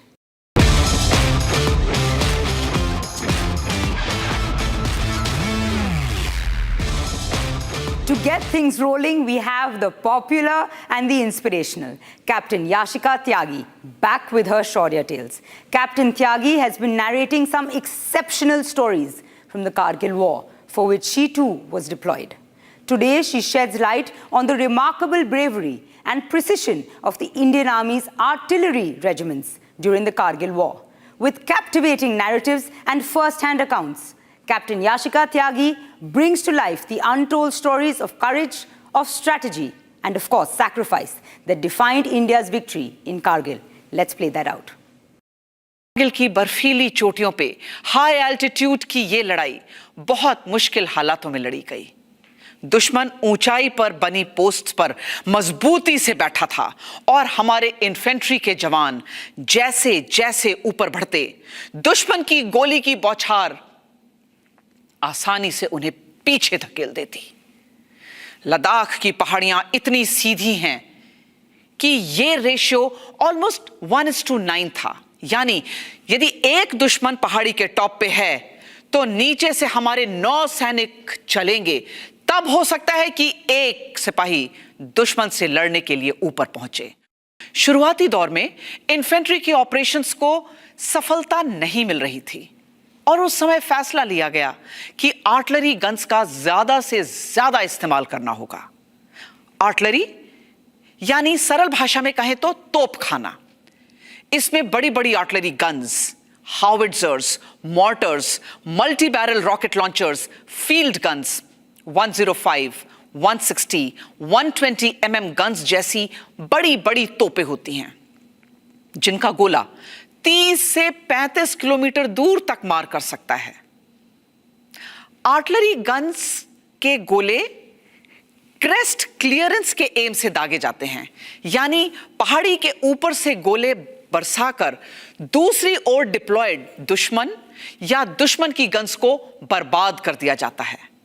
आमतौर पर जब infantry यानी पैदल सेना attack के लिए आगे बढ़ती है तो आर्टिलरी की तोपें सपोर्टिंग रोल में दुश्मन की लोकेशंस की ओर गरज उठती हैं, जिससे टारगेट अपना सिर ऊपर ही ना उठा पाए और हमारी इन्फेंट्री बिना नुकसान दुश्मन के बहुत नजदीक तक पहुंच जाए। इसके बाद आर्टिलरी का फायर रुक जाता है और इन्फेंट्री के सैनिक आमने सामने की लड़ाई करते हैं। ऑपरेशन विजय में आर्टिलरी के इस्तेमाल की स्ट्रेटजी में बदलाव किया गया और सपोर्ट फायर की जगह डायरेक्ट फायरिंग रोल में इसका इस्तेमाल किया। डायरेक्ट फायरिंग रोल यानी आर्टिलरी की गन्स को पहाड़ी के सामने स्ट्रेटेजिकली डिप्लॉय करना, उनकी बैरल्स को सही एंगल पर एम कर दुश्मन की पोस्ट्स पर डायरेक्ट फायर किया जाए। लॉजिस्टिकली यह बहुत बड़ा चैलेंज था। क्यों? पहला, देश के अलग अलग एरिया से ये गन्स और उनका एम्यूनिशंस रिकॉर्ड टाइम में पहले ट्रेन और फिर सड़क के रास्ते कारगिल, द्रास, मशको, बटाले, तुर्तुक और भी बहुत अन्य जगह पहुंचाया गया। दूसरा, 1998 में न्यूक्लियर टेस्ट के बाद भारत पर कई सैंक्शंस लग गए और इंटरनेशनल मार्केट से हमें एम्यूनिशन मिलना मुश्किल हो गया। इसके बावजूद यह मुश्किल हल हो गई। जब आर्टिलरी गन्स फायर करती हैं तो उनके गोले की ट्रैजेक्टरी से दुश्मन रिवर्स ट्रैजेक्टरी कैलकुलेट कर सकता है कि यह गोला दागने वाली गन कहां डिप्लॉयड है और कुछ मिनटों में ही दुश्मन का गोला हमारी गन पर एग्जैक्ट फायर कर सकता है। यहां बोफोर्स यानी 155 mm howitzer was a game changer. इनकी बैरल 70 से 75 डिग्री तक ऊपर उठ जाती है in a role like never before. पहाड़ी के बेस पर गन को डिप्लॉय कर एलिवेशन रेज किया जाता था और डायरेक्टली दुश्मन की पोस्ट और पहाड़ी के टॉप पर फायर होने लगा। Exact hits, thundering success. पहाड़ी के बेस पर डिप्लॉय होने की वजह से दुश्मन के गोले इन्हें नुकसान नहीं पहुंचा पा रहे थे और ये गन्स मोबाइल हैं और फायर के बाद इनकी लोकेशंस को आसानी से चेंज भी किया जा सकता था। 13 जून 1999 तोलोलिंग की लड़ाई में आर्टिलरी ने तोलोलिंग के अभेद्य दुर्ग जैसी पहाड़ी के नीचे एक अग्नि रेखा खींच दी। क्या आप इमेजिन करेंगे? 120 गन्स का एक आर्क ऑफ फायर लगाया गया। रॉकेट्स, मॉर्टर्स, हेवी आर्टिलरी शेलिंग भयानक आवाज के साथ दुश्मन पर मौत बनकर बरस रही थी।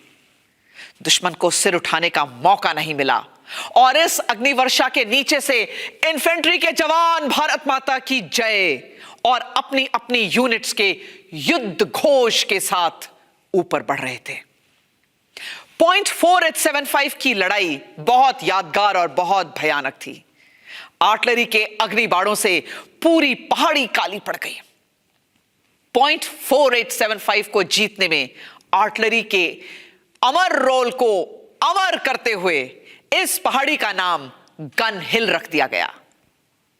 कई बार तो ऐसा भी हुआ कि इन्फेंट्री के कंपनी कमांडर्स ने आर्टिलरी गन लोकेशंस को रेडियो सेट पे कहा कि हम दुश्मन के बहुत नजदीक पहुंच गए हैं, फिर भी आप फायर करिए, हम रहें या न रहें, दुश्मन मरना चाहिए। पर आर्टिलरी की फायरिंग का अचूक नमूना, प्रोफेशनलिज्म, इस पूरी लड़ाई में तब देखने को मिला when there was not even a single blue on blue kill। यानी हमारी फायरिंग से हमारी ही सेना को कोई नुकसान नहीं हुआ और दुश्मन सर भी नहीं उठा सका। ऑफेंसिव रोल और डायरेक्ट फायरिंग रोल में आकर आर्टिलरी ने इस जंग का रुख मोड़ दिया। लड़ाई के बाद आर्टिलरी की 3 रेजिमेंट्स को शाबाशी देते हुए chief of army staff commendation card से सम्मानित किया गया। यह देश सदा इनका ऋणी रहेगा। शौर्य टेल्स में ऐसी ही और रोंगटे खड़े करने वाली कहानियों के साथ हम फिर मिलेंगे। जय हिंद की सेना। Captain Tyagi is always inspirational, isn't she? Now up next is a newly onboarded positive influencer. We welcome Dr. Anshika Gupta on board the Republic Positive Influencer Program. In her first video, Dr. Gupta has addressed the buzzword on the internet, the gut. In this video, she reveals the powerful connection between your gut and your brain and shares a very simple yet very effective recipe to heal your gut and boost your mental wellness. This is how small lifestyle changes can lead to those big goals of being a healthier and happier you. Anxiety, depression, stress and low mood. What if I told you they don't start here but here? Hi, this is Dr. Anshika Gupta and today we'll explore the most powerful connection in your body, the connection between your gut and your brain. We'll talk about how your gut and your brain together control your mood. We'll talk about what disrupts this wonderful balance. And we'll also talk about some lifestyle interventions that will help you heal this connection. So your gut and your brain are in a constant communication. This is called the gut-brain axis. First, let's understand the wired part of this connection. Your gut has its own nervous system, which is called the enteric nervous system. This is in direct communication with your brain through a nerve called the vagus nerve. Now, this system controls your digestion, it controls the movement of food through your gut, and even the rhythm of your heart. There is, however, also a wireless system in place. Now, this system works through certain chemicals called neurotransmitters. These neurotransmitters are made by your gut, but they act on your brain. So, chemicals like serotonin, which is your feel-good hormone, dopamine, which is your reward and motivation chemical, and even GABA, which is your relaxation and sleep chemical. These are all made in your gut, and they act on your brain and stabilize your mood. So basically, your gut and your brain are two best friends and they're constantly texting each other, connected through both wired and wireless connection. Now, when your gut health is poor, when you have growth of bad bacteria in your gut or lack of good bacteria, when you have poor digestion, when you have inflammation in your gut or increased gut permeability, all of that can have a massive impact on your mental health. Because remember that all your happiness, relaxation hormones are made in your gut.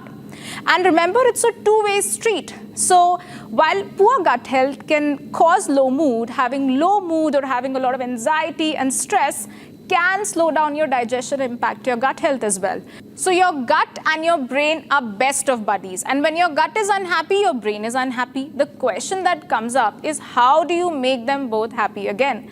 Well, the good news is that the ball is in your court. Simple lifestyle changes can give you dramatic results. So you want to start by removing everything that's hampering your gut health and your digestion. So we're talking about sugar, processed foods, alcohol, even unnecessary medications like NSAIDs and antacids. You want to get them out. Second, you want to start focusing on adding the right things. You want to focus on fiber, on good fats like omega-3 fatty acids, on good amount of protein and whole grains.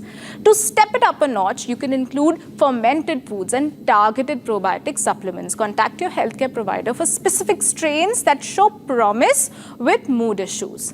Also, things like collagen, glutamine, vitamin D, bone broth, these are a few things that really support the health of your gut lining. And of course, stress management plays a huge role. Daily practices like breathing, meditation, mindfulness yoga can all help to calm your mind and gut. Healing your gut-brain axis is a journey. It's not a quick fix. It requires you to consistently make good choices with respect to your food and your lifestyle. When you nourish your gut microbiome, you support a calmer, clearer, a more resilient brain. Remember, the journey to better mental health starts from your kitchen. Now, Dr. Neeru Joshi, thank you so much for putting that together. It's something we all need. Now, on to the next video. The month of Sawan is ahead of us. And so many of you must be getting ready to fast or thinking if you're fasting this year. Now, wait. There's a science behind it. And to break it down, the story and the science behind fasting is positive influencer Upasana Dewangan. Let's play out her next video. क्या आपने कभी सोचा कि सावन में व्रतों की परंपरा केवल धार्मिक ही नहीं बल्कि वैज्ञानिक भी है? चलिए समझते हैं कैसे। सावन 1 महीने का होता है और हिंदू पंचांग के अनुसार आस्था और स्वास्थ्य के लिए बहुत ही महत्वपूर्ण महीना होता है। माना जाता है कि इस समय समुद्र मंथन हुआ था और उस समुद्र मंथन में बहुत सी अनमोल वस्तुएं समुद्र से निकली थी, लेकिन साथ ही बहुत ही भयंकर विष हलाहल भी निकला था। अगर ये विष फैल जाता तो पूरी सृष्टि का सर्वनाश हो जाता। इससे डर के ऋषि मुनि, देव और असुर शिव भगवान से मदद की गुहार करने लगे।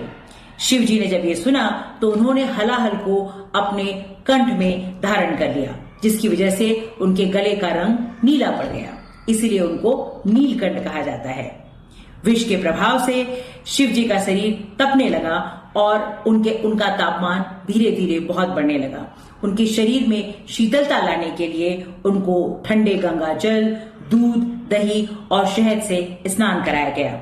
तब से ये परंपरा है कि सावन के महीने में शिवलिंग पर दूध, दही, जल इत्यादि चढ़ाया जाता है। सावन का महीना शिव जी को अत्यंत प्रिय है, इसीलिए हर सोमवार को लोग व्रत रखते हैं।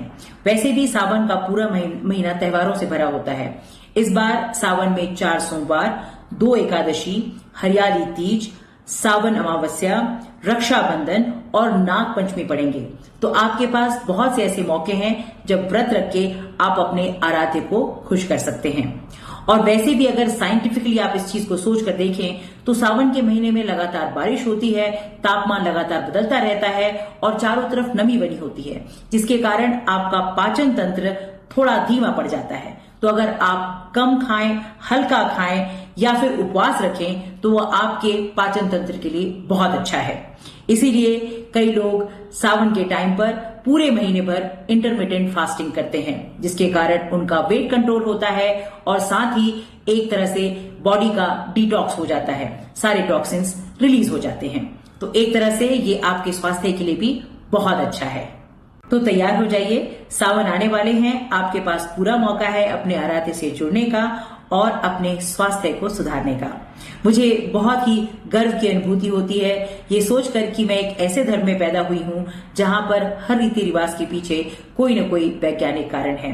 आप क्या सोचते हैं इस बारे में, हमें कमेंट्स में जरूर बताइए और ऐसे और वीडियोस के लिए हमारे चैनल को फॉलो कीजिए।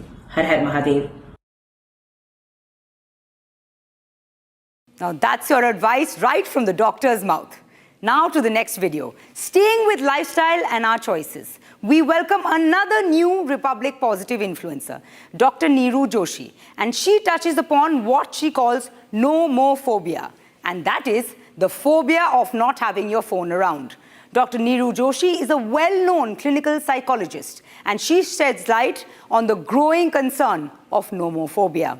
In this insightful video, she breaks down the psychological triggers, behavioral symptoms, and long-term effects of digital dependency. Here are some practical tips, some expert advice on how to overcome phone addiction, regain mental clarity, and achieve emotional balance. A must-watch for anybody looking to take control of their screen time and digital well-being.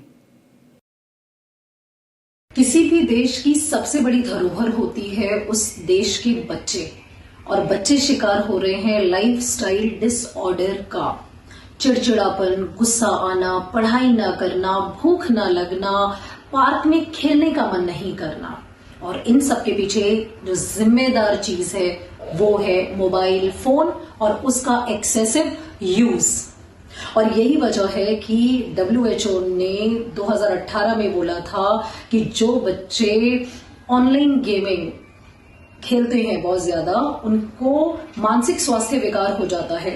और अपनी एक update में international classification of disease की update में बोला कि drugs यानी heroin, cocaine और गैम्बलिंग से भी ज्यादा खतरनाक एडिक्शन है मोबाइल फोन का addiction.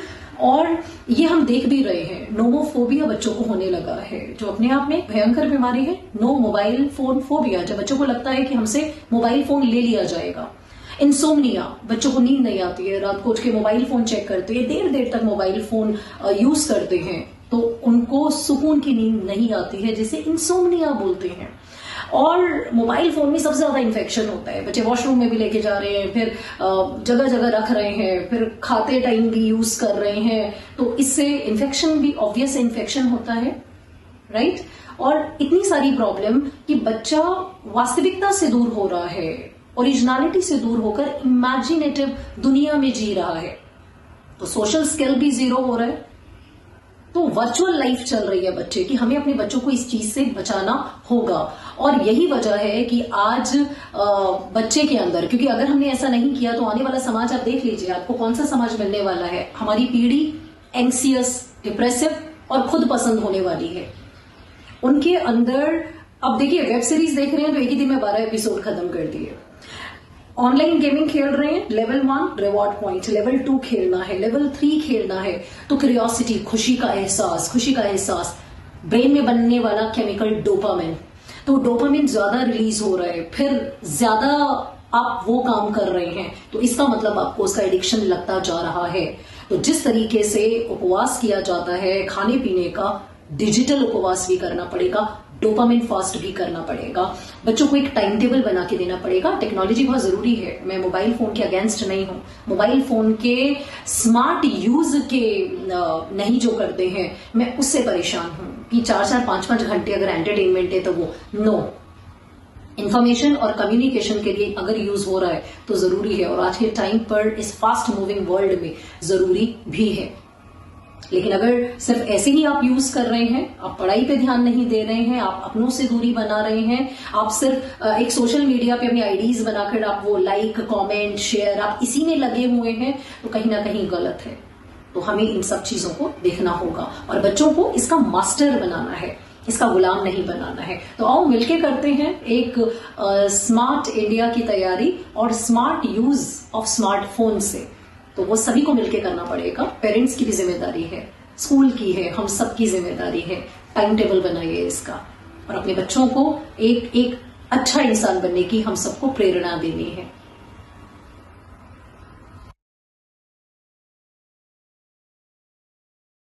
And to wind down the show today is Roma Abhyankar, who's back on the Positive Influencer show. Have you ever wondered what your emotions are really telling you? The Bhagavad Gita offers profound insights into emotional intelligence, helping you decode the wisdom behind your emotions. Discover the concept of bhava, the language of your emotions, and learn to tap into its power. In our next video, Positive Influencer Roma Abhyankar tells us how to unlock a deeper understanding of yourself and cultivate emotional awareness with the timeless wisdom of the Bhagavad Gita. Super timely before you hit that Monday. What if I told you that the emotions you feel are trying to send you a message, and that these emotions can be deciphered, can be decoded? Namaskar. My name is Roma Abhyankar. Today, I'll help you understand what your emotions are actually trying to tell you. The discussion on emotions in the Bhagavad Gita is not because great warriors were heading into combat. Shri Krishna's advice to Arjun was to know when one was being steered by emotions rather than reason. Shri Krishna in the second adhyay has a beautiful take on viewing emotions in our daily context. He says, Matra sparshastu kaunteya shitoshna sukhadukha daha agamapaino nityas taunstitikshasva bharata. What the shloka means is that happiness and distress are like the winter and summer seasons. They appear and disappear, which tells us that nothing is permanent. Emotions arise because of our sensory perception. We learn to tolerate them and stay neutral. Emotions are often said to be energy in motion. And anything that has energy has the capacity to push you, bring about a change. Each feeling is a message, stirring something in you, trying to reach out to you. Let's put Shri Krishna's message in the current context and see what we can learn. For instance, when are you most anxious? When something is yet to happen, when the outcome is in the future. Anxiety peaks when the future is uncertain. It thrives in the space between what is and what might be.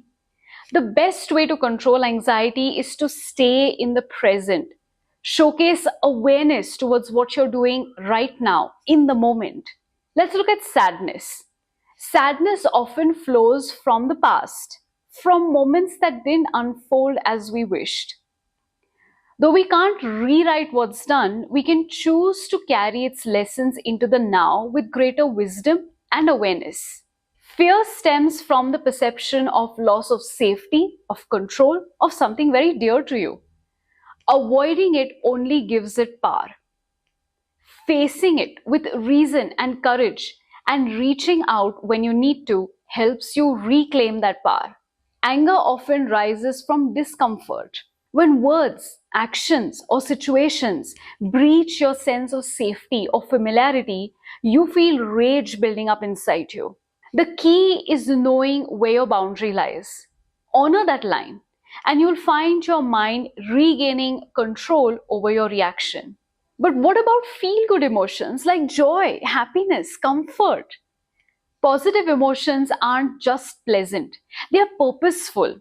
They highlight the moments that energize and connect you. Paying attention to them helps you stay present and live with intention. Next time you find yourself embroiled in these emotions, just take a pause, a moment to reflect. Why might you be feeling that way? Remember, the emotions are just energy in motion. How would you react to this energy? Do something you'll regret or make magic out of the energy? It's all in your hands. Dhanyavad. And that's it from me, Tanvi Sood, on the Positive Influencer Show, episode 14. We had a good mix of new creators and those who have been working with us for the past 7 weeks. We're onboarding fresh talent each and every week on the Positive Influencer program. So if you think you have it in you to have your content showcased on our platform, drop your video. Head to www.republicpositiveinfluencer.in and drop your video sample. If WhatsApp is just easier, the number is on your screen. Drop us your sample and we'll dial you right back and get things working together. We'll see you in episode 15. Thank you so much for watching and have a super positive week ahead.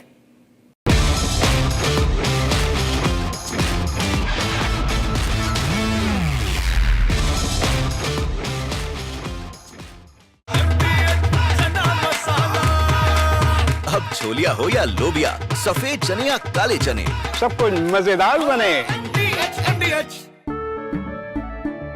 केसरिया से मन जोगी हुआ रे, दिल झूमे देखो मतवारा हुआ रे। केसरिया से मन जोगी हुआ। हर पल मनाओ केसरी त्योहार। विमल, बोलो जुबान केसरी। MDH की हल्दी मिर्ची धनिया करे कमाल, ये रंग दे, ये खुशबू दे, ये तीखा, ये कम पड़े, क्या निराला MDH masala.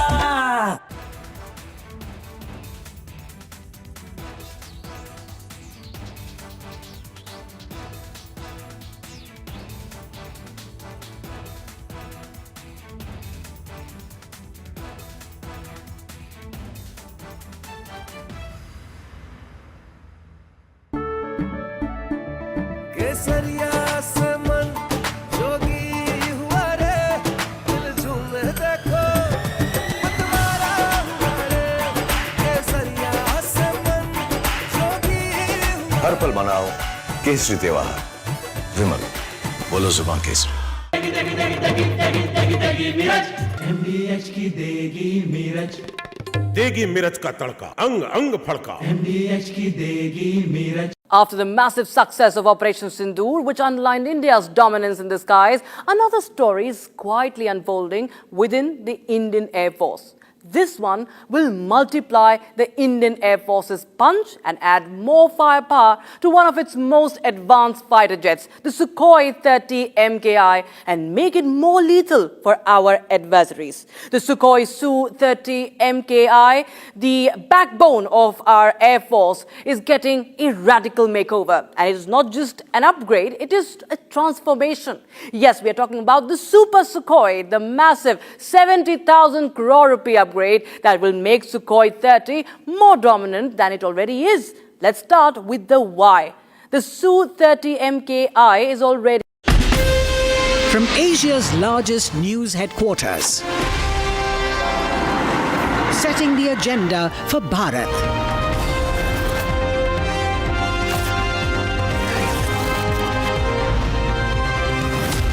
You're watching Republic.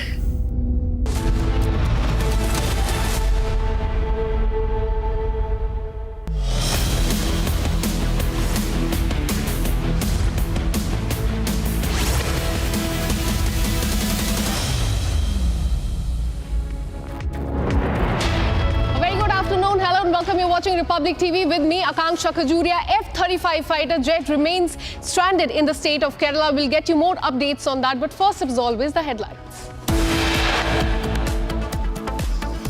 25-member British aviation engineering team arrives in Trivandrum to examine the F-35 jet today. Jet is stranded for over 3 weeks.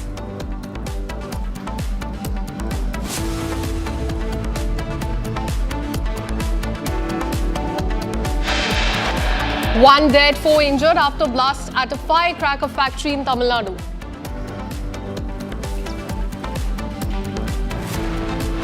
CBI has bust biggest medical college scam. Godman ex-UGC chief among 34 have been named.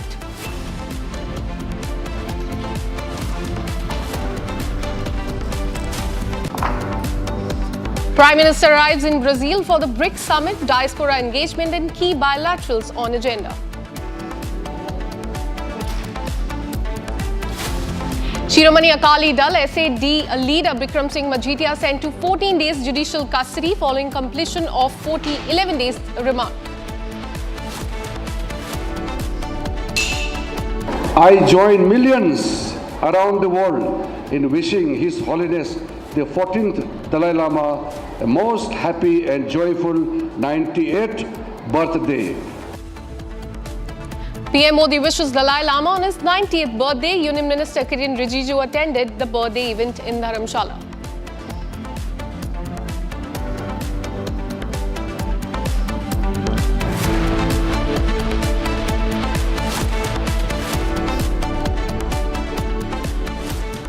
A team of technical experts on board the British Royal Air Force Airbus A400M Atlas arrived at Trivandrum International Airport to assess the British Royal Navy F-35 fighter jet that made an emergency landing at the airport at least 2 weeks back, that is on June 14th. Now, after remaining grounded for over 2 weeks due to technical faults, the aircraft will now be dismantled and transported back to the United Kingdom on board the C-17 Globemaster transport aircraft is what we are learning. Since June 14, this F-35 fighter jet is stranded in the state of Kerala. And now what we're learning is that it will be dismantled and transported back to the United Kingdom. And what we're learning is that engineering team is going to be arriving at the international airport in Kerala to dismantle it and take it back to the United Kingdom. So later today, in fact, what we're learning is that an engineering team from the United Kingdom will be arriving at the Trivandrum International Airport to assess the British Royal Navy F-35B fighter jet that made an emergency landing at the airport on June 14th. Let me go across to my colleague Ashwin, who joins us live on the broadcast with more details. Ashwin, you've been tracking this story very closely. You showed us the images of that F-35 fighter jet as well. Tell us what the situation on the ground is and how soon can it be taken back to the United Kingdom?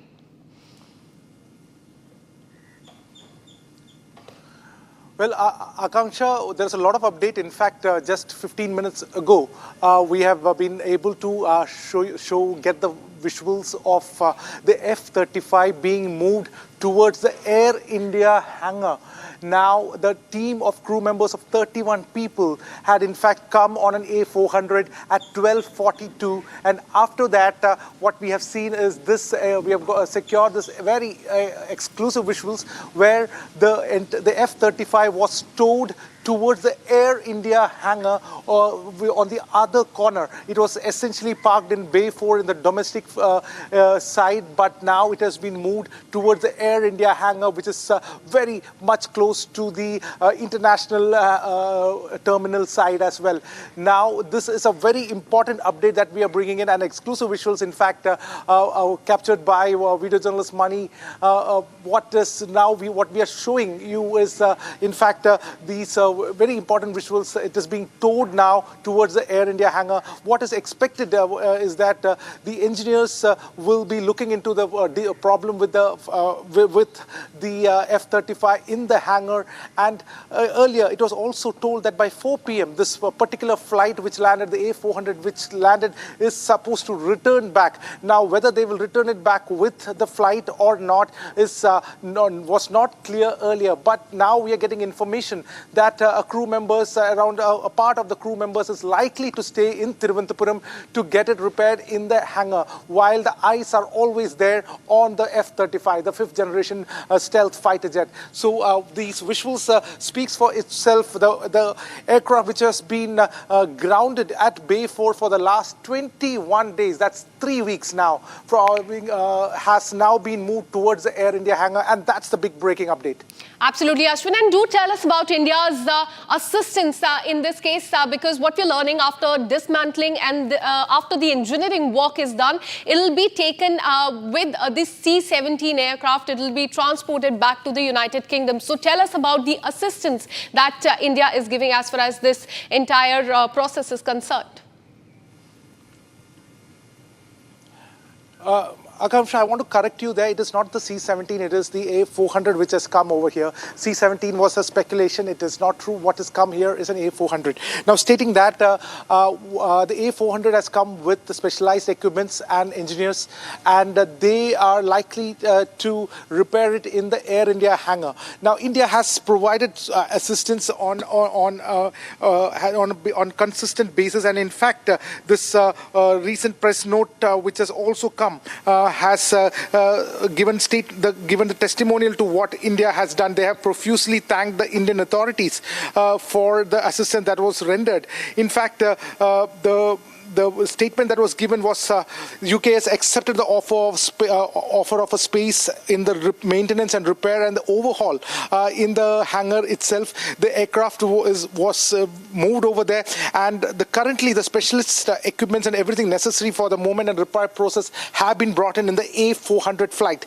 Now, after that, the UK has stated that they remain very grateful. I repeat, the UK remains very grateful for the continued support and collaboration of the Indian authorities and the airport team, which is manned by the Adani group. So certainly there has been a profuse thanking and gratefulness that has been expressed by the UK authorities in this regard, and India has shown a very tact diplomacy and in fact rendered all support to UK in this fiasco that opened up before them, an incident which is very minimally reported in UK press, but it has been extensively become a staple diet for the Indian media as well. Now, what we are unfolding today is the 21 days of anxiety and curiosity, which is now slowly coming to a conclusion. What we are showing you, these visuals, in fact, are the final possibility of getting it repaired and taking it off. So the dismantling part is currently right now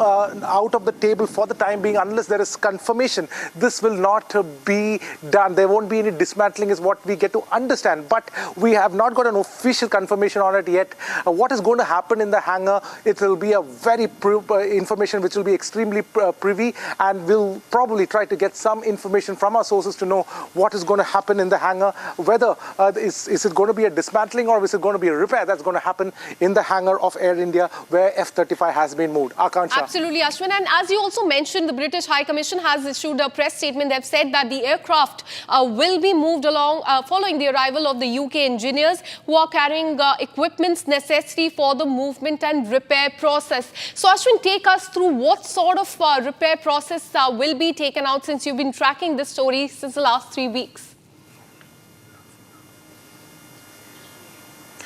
In fact, the hydraulic system is what is meant to be repaired. If we have to talk about the hydraulic system, the engineers who must have brought in, because A400 is a massive jumbo jet. Now, just to bring in officials, they wouldn't use it. So probably we are taking a guess that there's going to be some equipments, specialized equipments, which will help in repair of it. So what we understand is that is going to be used. These equipments will be put to use, and repair possibilities will be looked in by these 31 engineers.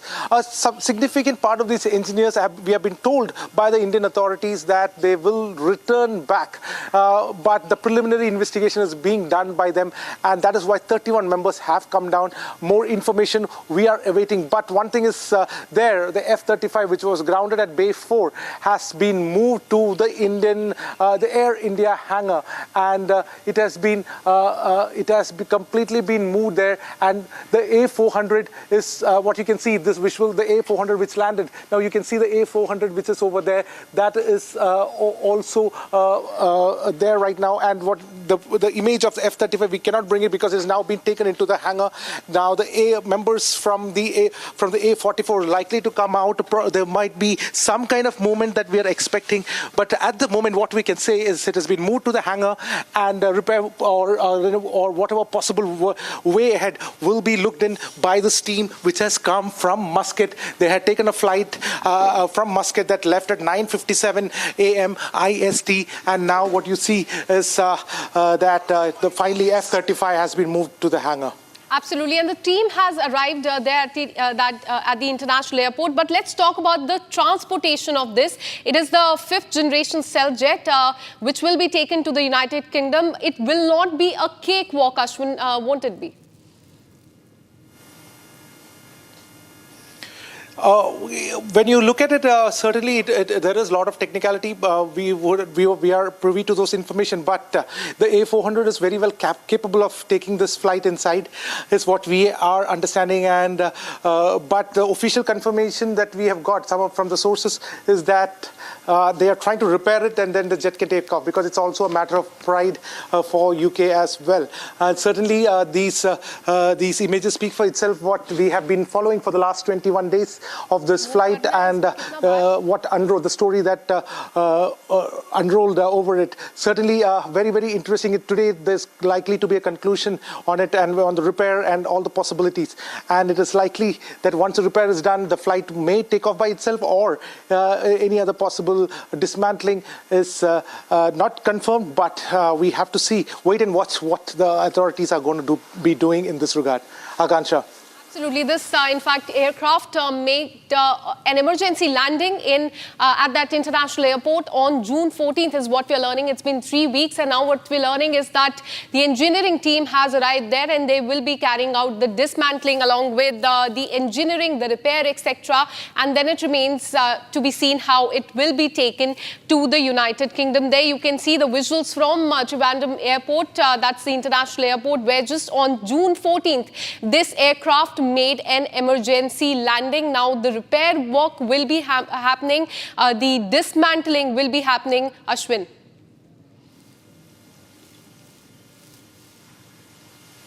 Absolutely. We are again dismantling or not has yet to be affirmed, but certainly the work it has been taken into a hangar. Essentially, when it has been moved into a hangar, what is wrong with this flight will be looked in by the top engineers. These are the guys who Lockheed Martin engineers are the guys who made it. They will be looking into it. They will be checking if there's a possibility of taking it off by himself, or the spare parts have all been brought in the A400 is what we get to understand. If that is possible, whichever is the easiest method possible, that is being looked in. Remember, for the last 21 days, ever since the flight was there, especially after the third day, there was multiple offers given by the Indian authorities that this can be moved into the Air India hangar, but that was refused.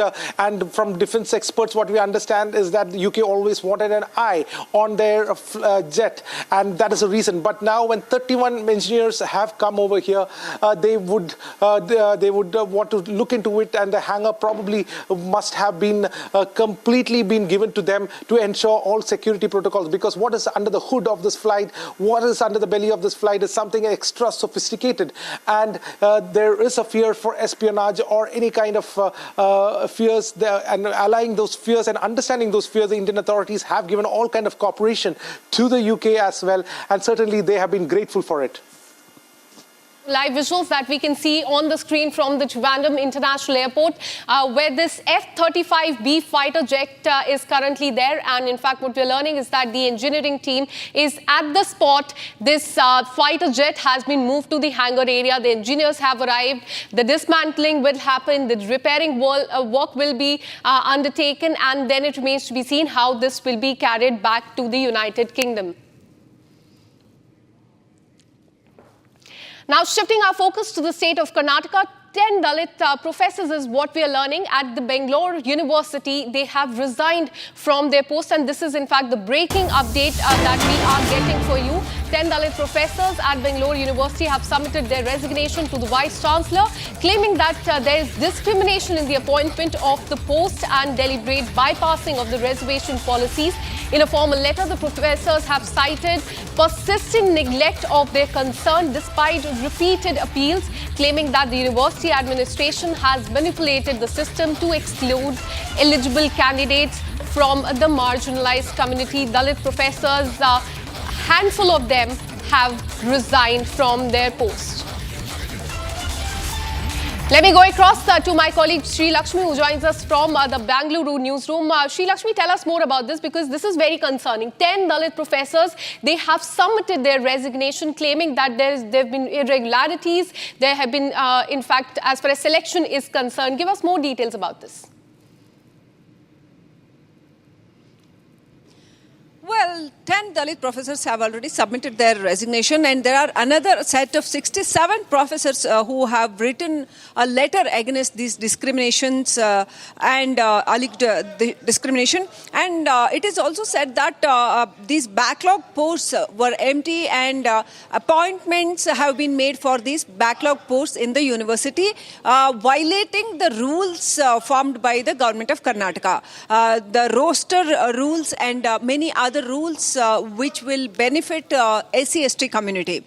And now these 67 professors are saying that a letter already has been given to the Vice Chancellor claiming that a huge discrimination is happening against SC/ST professors, and 10 have submitted their resignation. Now it is up to the Raj Bhavan and also the Chief Minister of Karnataka to look into this matter immediately, because what has happened in the university is it is said that Vice Chancellor has appointed around 5 professors from different universities of Karnataka without giving them any post, and it is also alleged that violating the norms of SC/ST benefits, these appointments have been happening.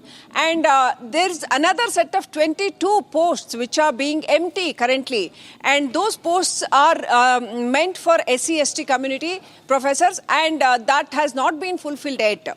So asking these questions, on which basis these appointments have been made, and why those 22 posts are empty, and asking these questions and against discrimination, these professors have written a letter to the Vice Chancellor of the university. Now, this case may go to the Chief Minister of Karnataka. Back to studio. Absolutely. Now this case will go to the Chief Minister, but these Dalit professors have said that they have faced discrimination and they have tendered their resignation. Shifting our focus, there's been a panic at the Palma airport in Spain. A Ryanair flight headed to Manchester had to abort takeoff after fire alert that went off inside the aircraft. Several passengers, what we're learning, were injured in this emergency evacuation. Here's more on that.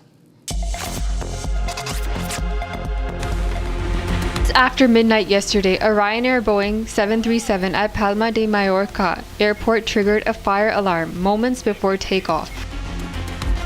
The crew immediately opened emergency exits, but chahos and panic ensued. Frightened, passengers climbed onto the aircraft's wing and jumping directly onto the tarmac, bypassing inflatable sides in their rush. 18 passengers sustained mainly minor injuries. 6 of the 18 injured were hospitalized, with patients taken to 2 local hospitals in Palma.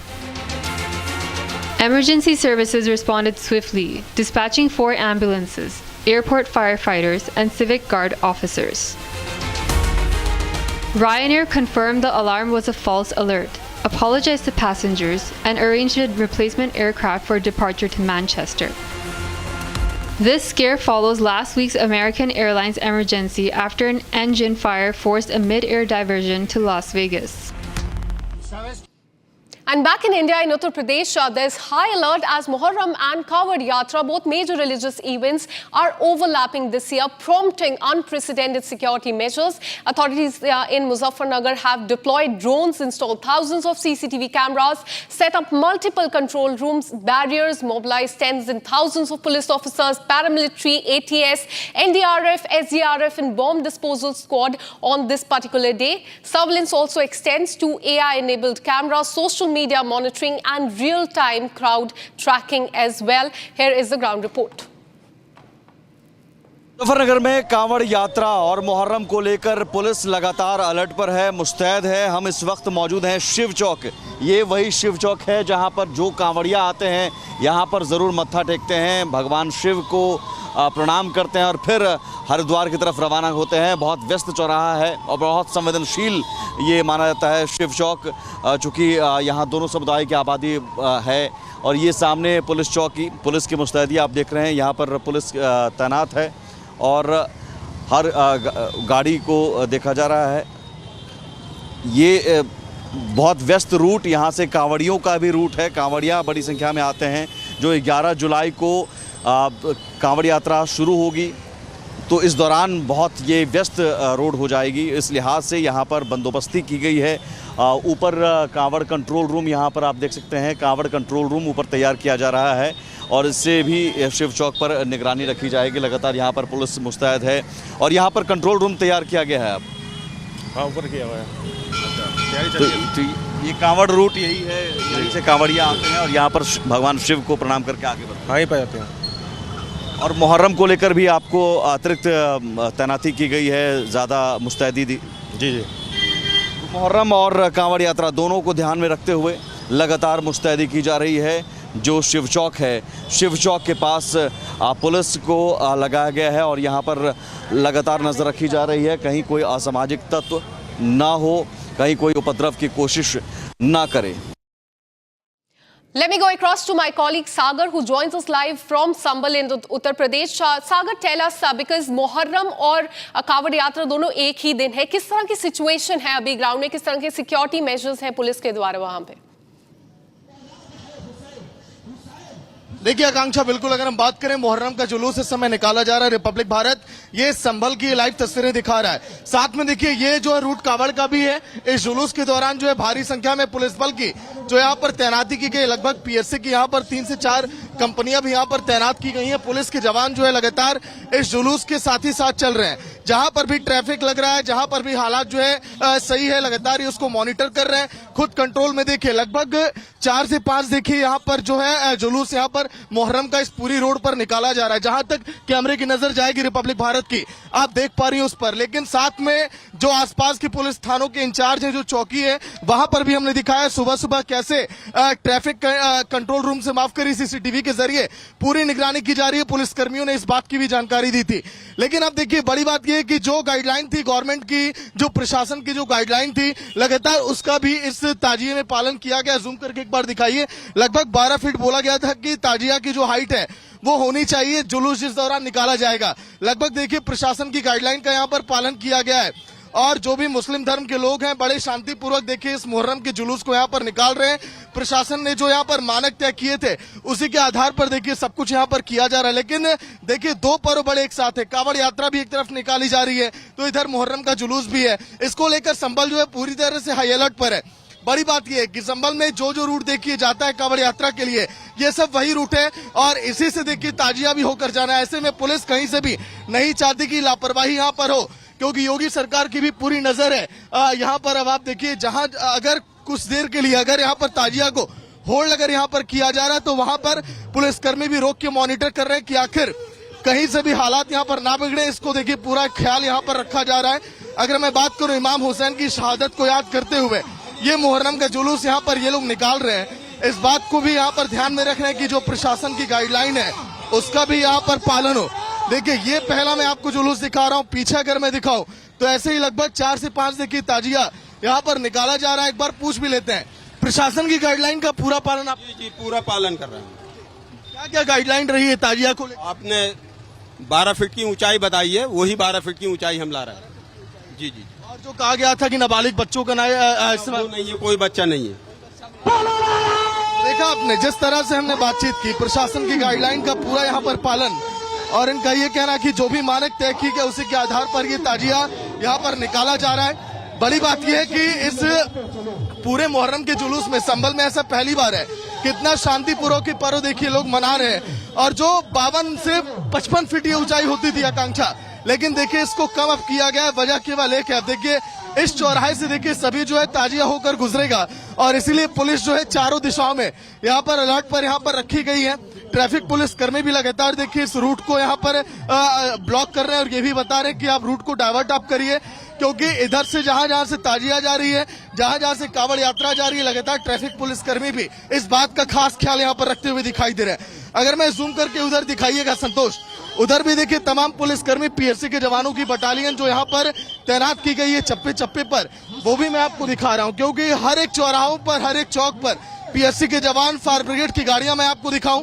Fire brigade की गाड़ी भी इधर देखिए संतोष, प्रमोद दिखाइए, देखिए fire brigade की गाड़ियां भी यहाँ पर एहतियातन के तौर पर यहाँ पर रखी गई हैं, ताकि अगर कोई भी देखिए आपातकालीन अवस्था अगर आए तो पीएससी के जवान देखिए मोर्चा तो संभाले हुए, लेकिन फायर ब्रिगेड की गाड़ियां भी अगर कोई भी यहाँ पर घटना होती है तो उस दौरान यहाँ पर पूरी तरह से अलर्ट पर रहे। इनका मकसद केवल एक है कि शांतिपूर्वक कावड़ यात्रा और मुहर्रम का पर्व जो है यहाँ पर मनाया जाए। देखिए जहाँ पर भीड़ एकत्रित हो रही है वहां पर भी जो है देखिए तमाम यहाँ पर जवान जो है एकत्रित हैं। लगातार यहाँ पर भीड़ जो है ज्यादा इकट्ठी ना हो, हालात ना बिगड़े, उनको तितर बितर करने के लिए आंसू गैस के गोलों के साथ, अपने पूरे वेपन्स के साथ यहाँ पर ग्राउंड पर लगातार मुस्तैद है। प्रशासन के लिए बड़ी चुनौती थी, क्योंकि एक तरफ कावड़ यात्रा तो एक तरफ मुहर्रम का जुलूस इस तरह से निकालना, लेकिन इस बीच प्रशासन लगातार इस चुनौती को स्वीकार करते हुए और पूरी कड़ाई के साथ हर एक नियमों का पालन करा रहा है। Akanksha, back to studio. Absolutely, and this Sambal area in Uttar Pradesh is anyway a very sensitive area, and that's why we are seeing security arrangements there in place. But the situation remains normal on ground. Thank you so much, Sagar, for all the details. We'll keep coming back to you for more on this. Now, shifting our focus on Dalai Lama's 90th birthday, Buddhist monk offered special prayers at the Tibetan monastery in Bodh Gaya. Hollywood actor and practicing Buddhist Richard Gere has also joined his birthday celebration in Dharamshala in Himachal Pradesh. Here's more. Bharat 1 Minute brought to you by Canara Bank. Together we can.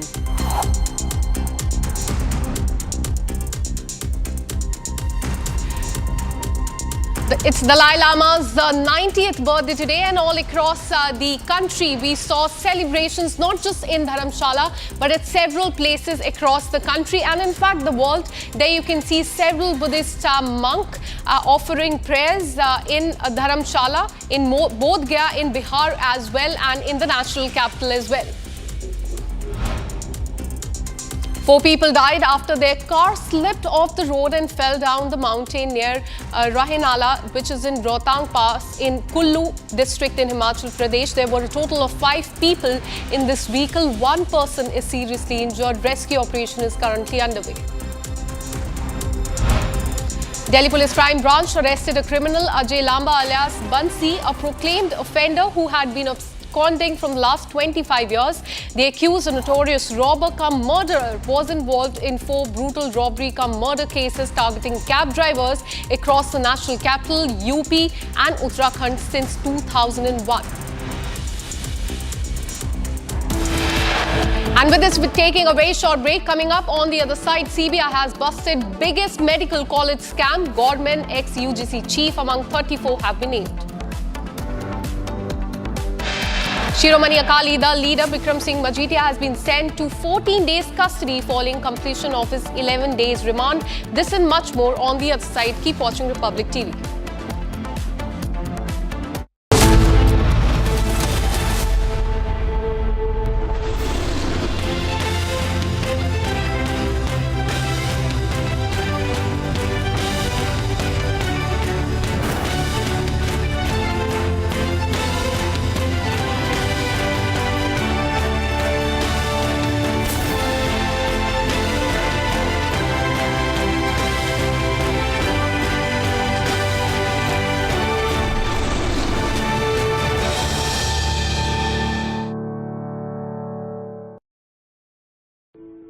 In the India Today Best Universities Survey, India's #1 ranked universities in various streams are JNU Delhi, Amity University, AIIMS Delhi, IIT Delhi and National Law School Bengaluru.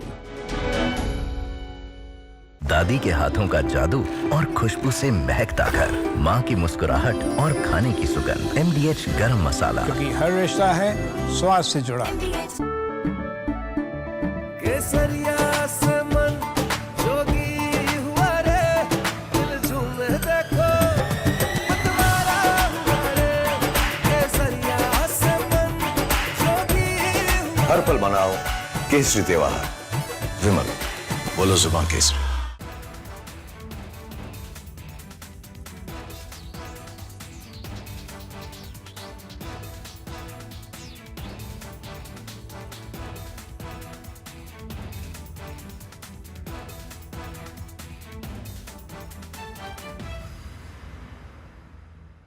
After the massive success of Operation Sindoor, which underlined India's dominance in the skies, another story is quietly unfolding within the Indian Air Force.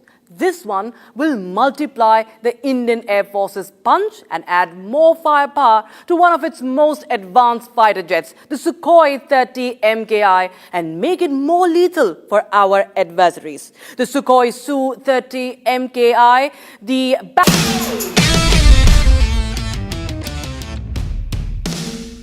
Welcome to this special panel titled She Builds Bharat. In fact, I'm joined by Sonali Rastogi, who is the founding partner at Morphogenesis. You all must have seen that big, beautiful diamond building in Surat, and she's the one who designed it. Thank you so much for speaking to Republic TV and be part of this real estate conclave. I want to start with asking about your experience about being in this industry. What led you to come here and start your own architectural design firm? Firstly, thank you for inviting me to this event. It's an honor to be here. And I have a very easy answer to that. I was born to parents who are architects. I was scribbling things on drawings, planting trees on models before I could literally walk. So I think it was my destiny. One that I have embraced with passion, with a mission and with a vision. And I live every day by that. All right. Since the title of this panel is She Builds Bharat, what does building Bharat means to you? You're an architect yourself. You know, after my education in architecture, which was part in India in School of Planning and Architecture, Delhi, and part at Architectural Association, London, I returned to open this firm in '96 with my partner, Manit. At that time, you know, we were just seeing the impact of liberalization. There were private clients emerging in the market. There were new typologies coming in the market, and that's what attracted us to come back and set up practice here. The building Bharat for us started at that point. This was the first time there were developers across the country. This was the first time we were going to high-rise living. First time there were retail outlets like malls, different kind of institutional projects, a different interpretation of luxury, a different interpretation of sustainability, which before this was just called green architecture, something that sort of vaguely meant green gardens which people make abroad. So we came back to be part of this sustainable future that was to be created. In addition to that, having studied in early 90s in England and Europe, I realized that the Indian design prominence was absolutely missing. We were not part of any dialogue. Our centuries of tradition, heritage, we've known how to build cities before the world woke up to what cities are. And none of that was part of a global dialogue. And we were excluded. Earlier panel has talked about included. My journey started from feeling excluded. And hence, part of the vision of coming back and setting up Morphogenesis and building in India was to play my part to make the Indian design voice globally included. And I was going through your write-ups. You've mentioned that role of architects is very critical at this point because India has to lead. India doesn't have to copy the world. Do you want to elaborate on that? So, as per our economic projections, we have 1 billion square meters to build, and which is literally one whole city of Chicago. That's the amount of built-up area we have to build in this country every year to meet our economic projections. We are also talking in the next 10 years of 200 million migrants from rural to urban. So, and this is probably the fastest rate of internal migration in the history of the world. Who is going to accommodate this migration? Who is going to accommodate these people? Who is going to build this? So building 1 billion square meters, it's a sort of an inconceivable amount. So therefore, this is a key turning point for nation builders, for the developers who spoke before me, for me to play my role in fulfilling my vision and mission, personally and for my country. And this is the point at which the world will be looking at us. Because a large majority proportion of building that is going to happen on planet Earth is going to happen here and now in Bharat. Absolutely. And you're a woman leader making a mark in this industry, which has long been seen as a male-dominated one. So do you want to talk about, has it been challenging for you? How do you look at this industry through that sort of a lens? I think what we have learned as a firm, which by the way is a gender positive firm towards women. We are always more than 51% women at Morphogenesis by choice. What I have learned is nothing matters more than delivering a successful project. Absolutely. And once that reputation becomes important, the definition of woman or male architect recedes a little bit. Of course, gray hairs help, but generally that reputation recedes if you deliver in a very futuristic, in a technology-embraced way, in a timely fashion, product that meets global aspirations, and you have been an empathetic listener in the whole process, and you have been inclusive. That's what really helped me supersede the gender tag. And you're just not building homes, you're building dreams. So would you say that that being a women leader brings a human side to this entire, the architectural design or home building? Would you say that? You know, I'd like to believe that it does, because architecture is, for me, it's like looking into a crystal ball. So it's a reflection of what is going on, but more than anything, it's a projection of what can be. And what can be is always part of an ecosystem. To get to what can be requires a lot of care. And requires inclusiveness. I want to say that I think this comes more naturally to women. I'm not saying it's not there with men, but I think if I had to make a gender differentiation, I think to take along the social ecosystem in whatever you do is just somehow tends to be a more quality of the female gender. And staying on this topic, as far as architecture or design is concerned, what do you think, what are the glass ceilings that still need to be broken? So, I think the glass ceilings we need to break are as a real estate and architecture community as a whole. One of those is we need to embrace technology more strongly. You'll be surprised to know that actually the creators of technology that we use, architecture is and real estate is one of the top segments for which technology is created. Whether you look at softwares, whether you look at three-dimensional modeling, virtual reality, AI software, actually it's always created for designers, probably way ahead of other segments. But it's the embracing of technology. We need to today have a completely new vision rather than constantly worrying about this hurdle, this permission, that concrete, this, that, or the other. The conversation needs to change. It needs to be a different paradigm. It needs to bring about that kind of change that first internet brought around to our lives and now AI is very rapidly brought around to our lives.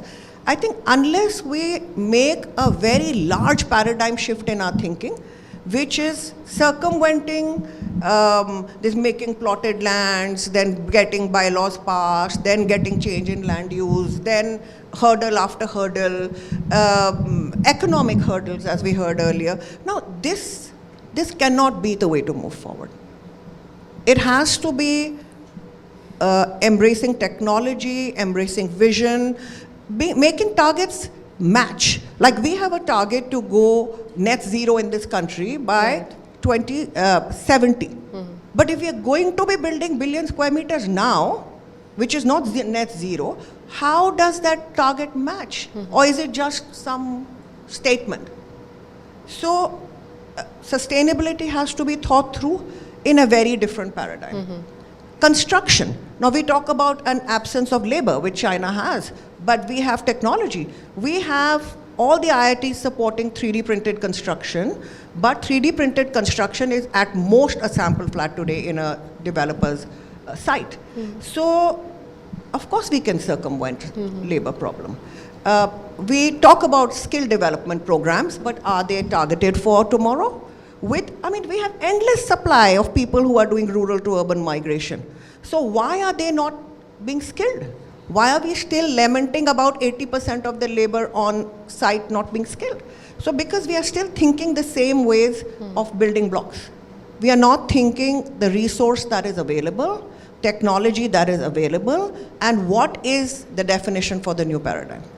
All right, so if you talk about technology, since we are on that topic, I was going through one of your interviews and you spoke about AI and that you're still wary of artificial intelligence and its role as far as architecture is concerned. Do you want to elaborate on the role? Yes. So that was, I think, December 2022 when DALI had first come out.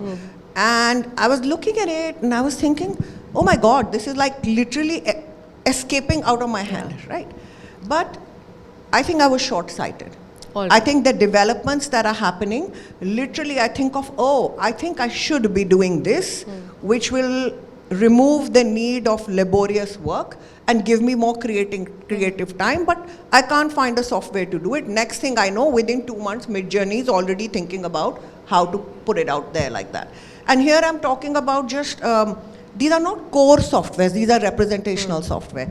But generative AI is now addressing design solutions, I feel, above everything else. And I've committed myself as my learning skilling exercise, 8 hours a week where I spend on this. All right.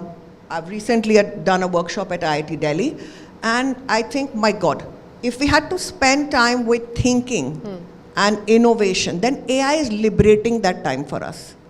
So it's not taking away, but it's giving me more headspace and mind space than ever before to actually think about things.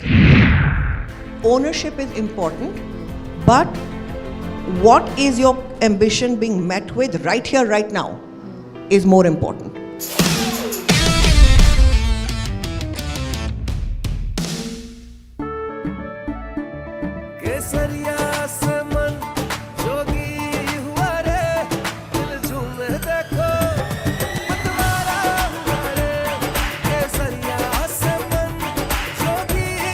हर पल मनाओ केसरी त्योहार। विमल, बोलो जुबान केसरी। आधे bowl दही में 4 चम्मच MDH चटनी पुदीना मसाला डाला, स्टर करो, पुदीना चटनी तैयार। MDH चटनी पुदीना मसाला। After the massive success of Operation Sindoor, which underlined India's dominance in the skies, another story is quietly unfolding within the Indian Air Force. This one will multiply the Indian Air Force's punch and add more firepower to one of its most advanced fighter jets, the Sukhoi 30 MKI, and make it more lethal for our adversaries. The Sukhoi Su-30 MKI, the backbone of our Air Force, is getting a radical makeover. And it is not just an upgrade, it is a transformation. Yes, we are talking about the Super Sukhoi, the massive 70,000 crore rupee upgrade that will make Sukhoi 30 more dominant than it already is. Let's start with the why. The Su-30 MKI is already India's most numerous and battle-tested fighter. But the F-16s across the border have seen several upgrades, and China is fielding next-gen platforms as well. India needed more than a match, it needed mastery. Enter the Super Sukhoi.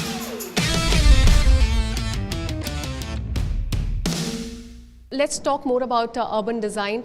It's as far as architectural real estate sector is concerned, it's long been tied to this idea of roti, kapda and makan.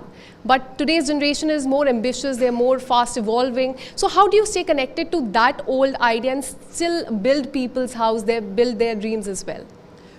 So, you know, Uber changed it all. And roti, kapda, makan, gaadi, ghadi, ये सब कुछ होता था. हाँ. पर right now, ownership is important, but what is your ambition being met with right here, right now, is more important. So, I think somewhere, typology in real estate should and will soon be addressing that as well. It's no longer the case that I can wait till I'm 40 and then own a house. Either I own it now or I move on to another idea. Right? If I can't own it, then I move on to co-living or I move on to something else. But my quality of life that gives me freedom is necessary right here, right now. And that is what we need to design for. Let's talk about your journey. Has there been any one instance that has stayed with you, that has changed the way you think about your industry, architecture, urban design, etc.? So I think I'd like to give an example that I had a learning from Surat Diamond Bourse. So we won a global competition to do that in 2018 end. We have developed the design for about a year. And then when it was to go into construction, COVID hit. And the way the diamond merchants community came together to ensure that their dream did not get derailed during COVID was a learning. It was how communities and societies can organize themselves, how they can give each one a job description, how each community can say how to do this better. So I had 400 clients because it was a community-driven project. And they divided themselves into different segments. Each came up with, okay, I'm responsible for building facade. Architect will not be told to change their vision, will not be changed to dilute the vision because we want to make global impact. But how will I solve the supply line? How will I make everything not just made in India? Now it became made in Gujarat because state boundaries used to get shut down every now and then. And then that used to derail construction. How am I going to look after the community that is going to build this? So I will open the entire community village on the site. I will open a school on the site. I will open a hospital on the site. People will get COVID, they will go there, they'll get fixed, and they'll come back. So it was how a community which had a common vision organized itself. And how the vision actually grew manifold due to proper job descriptions, proper KRAs that initially looked like they were difficult to meet, and how getting local, inclusive, and community thinking for each person who helped build that project was how this world's largest building, perhaps most sustainable at that scale because it consumes 50% of the LEED's platinum rated buildings do world over, 50% of that energy only, and it derailed by 6 months only due to COVID. So I have had a lot of learning about community inclusiveness and success based on that, and I have become a full believer in locally made. All right, since we're talking about this phenomenal building in Surat, are there any other projects that you're really proud of? I read about one in the mountains as well that you did for a skincare brand. Yes. Would you want to elaborate on that? Yes, so during COVID, we finished this building, which was the world's largest office building, 7.1 million square feet. Then we finished a small building, 10,000 square feet, up in Lodsi, where there was no road, no water, no electricity.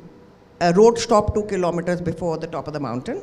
And we built a 10,000 square feet energy surplus building that creates a very luxurious brand, Forest Essentials.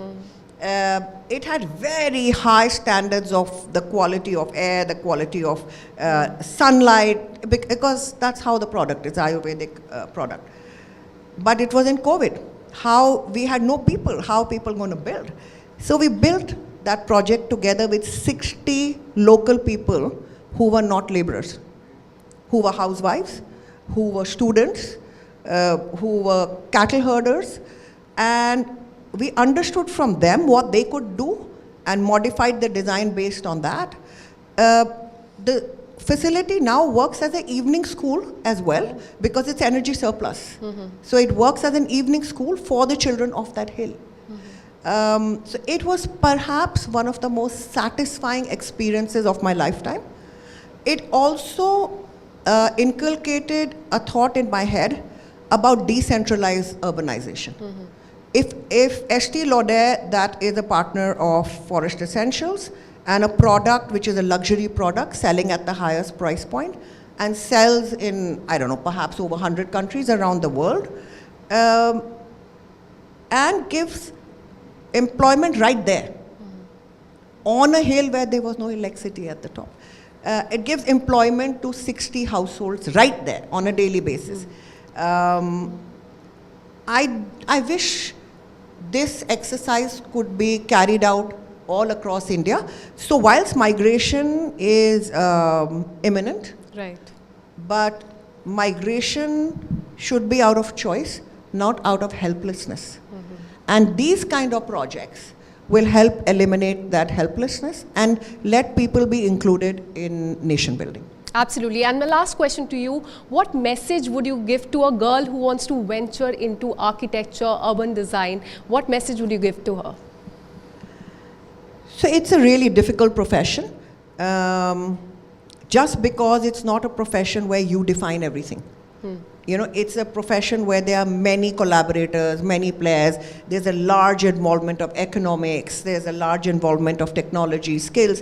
And it's something which is a kind of you have to be a really learner profile person or want to be a learner profile, growth-oriented person, especially in our country at this time. So I would say it's a phenomenal profession. It's given me more than I could have asked life for in terms of satisfaction. But only pursue if you feel you can do it with complete passion, where it becomes one with your life. It's not a profession which is, I go to work now, switch off, now this is my work-life balance home time. It's one with my life. I live it 24/7, 365 days a year. Sometimes I wake up and I've solved a problem which I've been struggling with for a week. So it's in my soul. That's a good quality of a leader. Yeah. So that's just what I'd like to tell somebody who Thank you this as so a much. profession. And with this, we're ending this conversation with Sonali Rastogi, who's the founding partner at Morphogenesis. Thank you so much for being part of Republic TV and Real Estate Conclave. Thanks so much. Thank you so much. That was a very interesting conversation.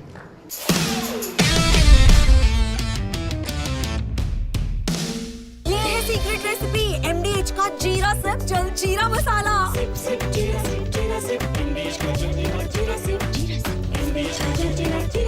After the massive success of Operation Sindoor, which underlined India's dominance in the skies, another story is quietly unfolding within the Indian Air Force.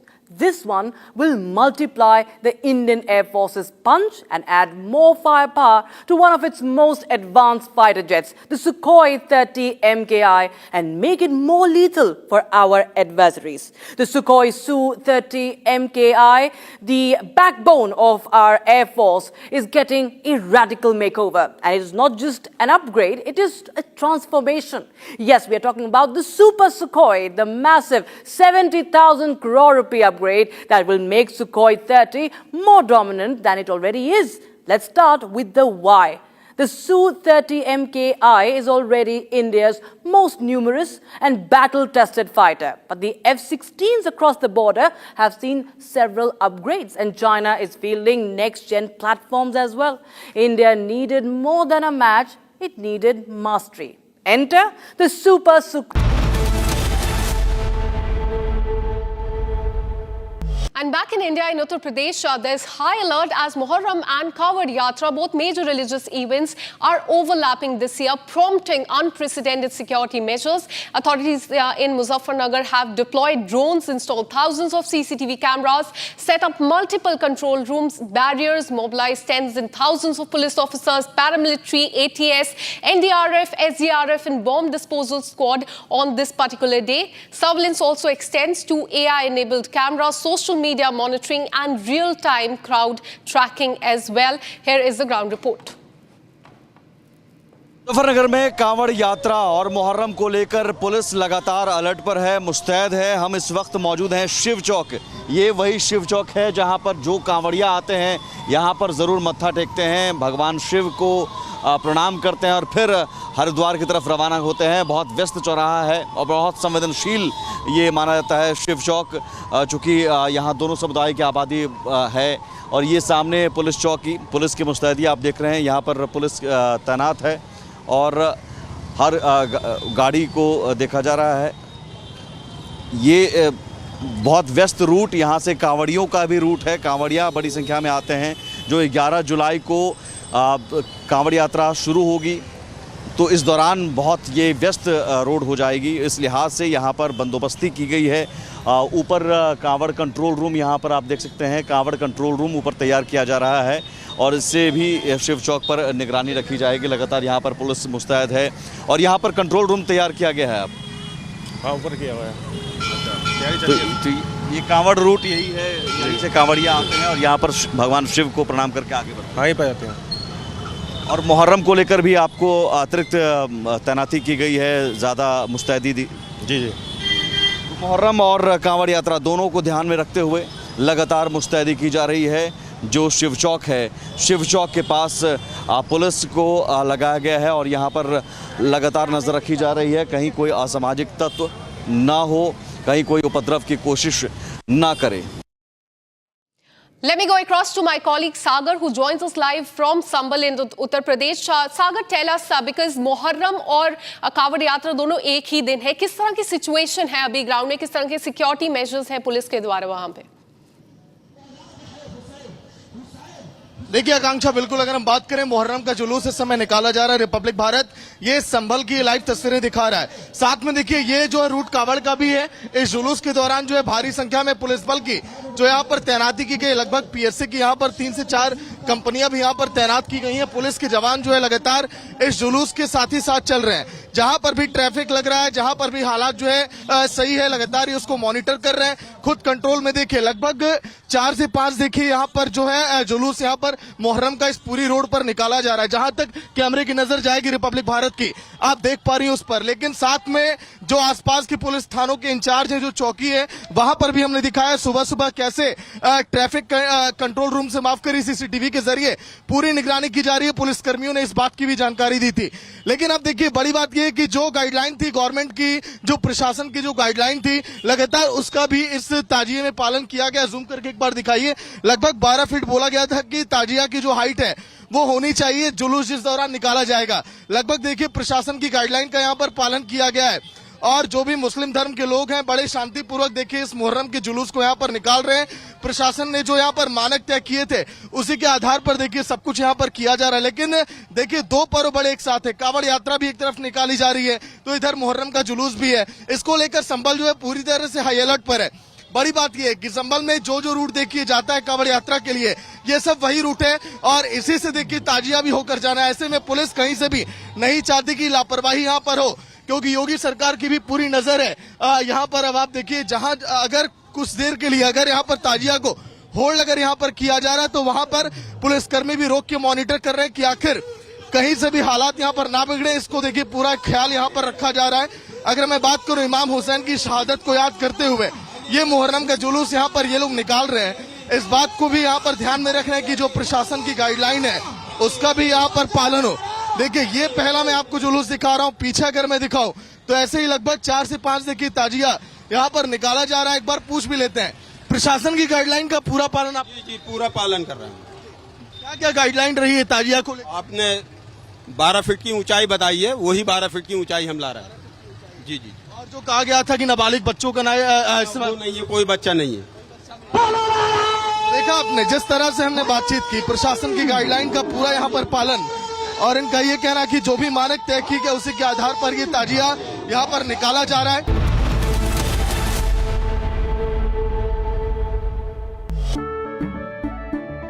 केसरिया से मन जोगी हुआ रे, दिल झूमे देखो मतवारा हुआ रे। केसरिया से मन जोगी हुआ। हर पल मनाओ केसरी त्योहार। विमल बोलो जुबान केसरी। अब छोलिया हो या लोबिया, सफेद चने या काले चने, सब कुछ मजेदार बने।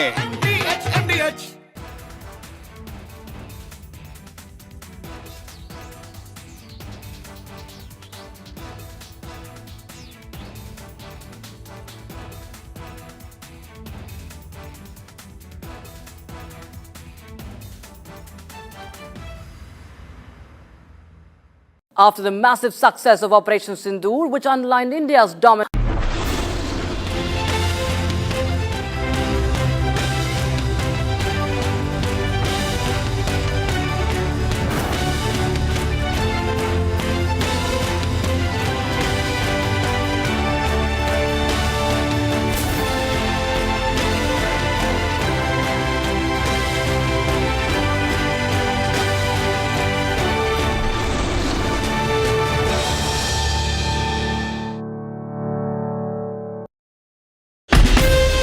From Asia's largest news headquarters,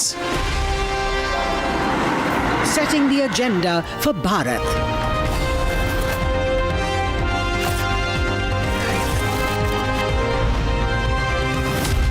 You're watching Republic.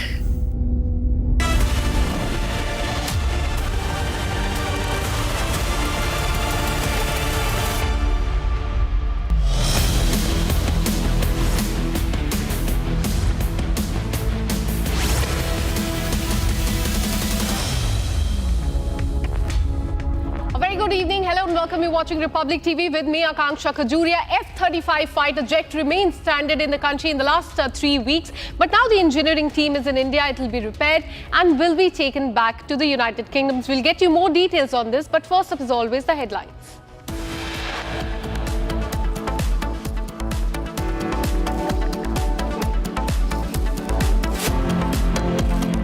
31-member British aviation engineering team arrives at the international airport in Kerala to examine the F-35 jet today. F-35B will be moved to the hangar.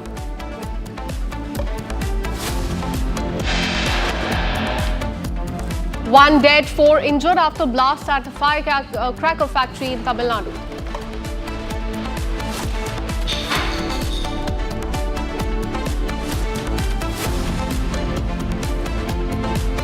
Central Bureau of Investigation has busted biggest medical college scam. Godman ex-UGC chief among 34 named.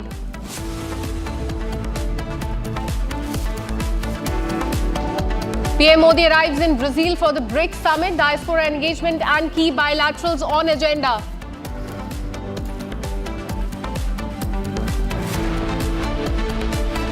Shiromani Akali Dal leader Bikram Majithia has been sent to 14 days judicial custody after completion of 11 days remand. I join millions around the world in wishing His Holiness the 14th Dalai Lama a most happy and joyful 98th birthday. Prime Minister wishes Dalai Lama on his 90th birthday. Union Minister Kiran Rijiju attended the Dalai Lama's birthday event in Dharamshala.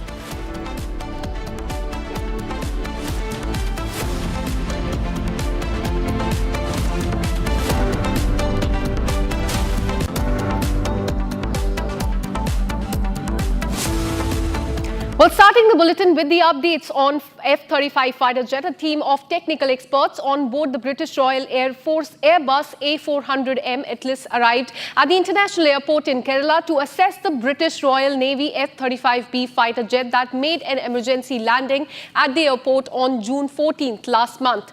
The F-35B jet has been moved to the hangar as of now, and after remaining grounded for over 2 weeks due to technical faults, the aircraft will now be dismantled and transported back to the United Kingdom aboard a C-17 Globemaster transport aircraft. So what you can see on the screen is the F-35 fighter jet that remains stranded there in the last 3 weeks. In fact, it made an emergency landing on June 14th.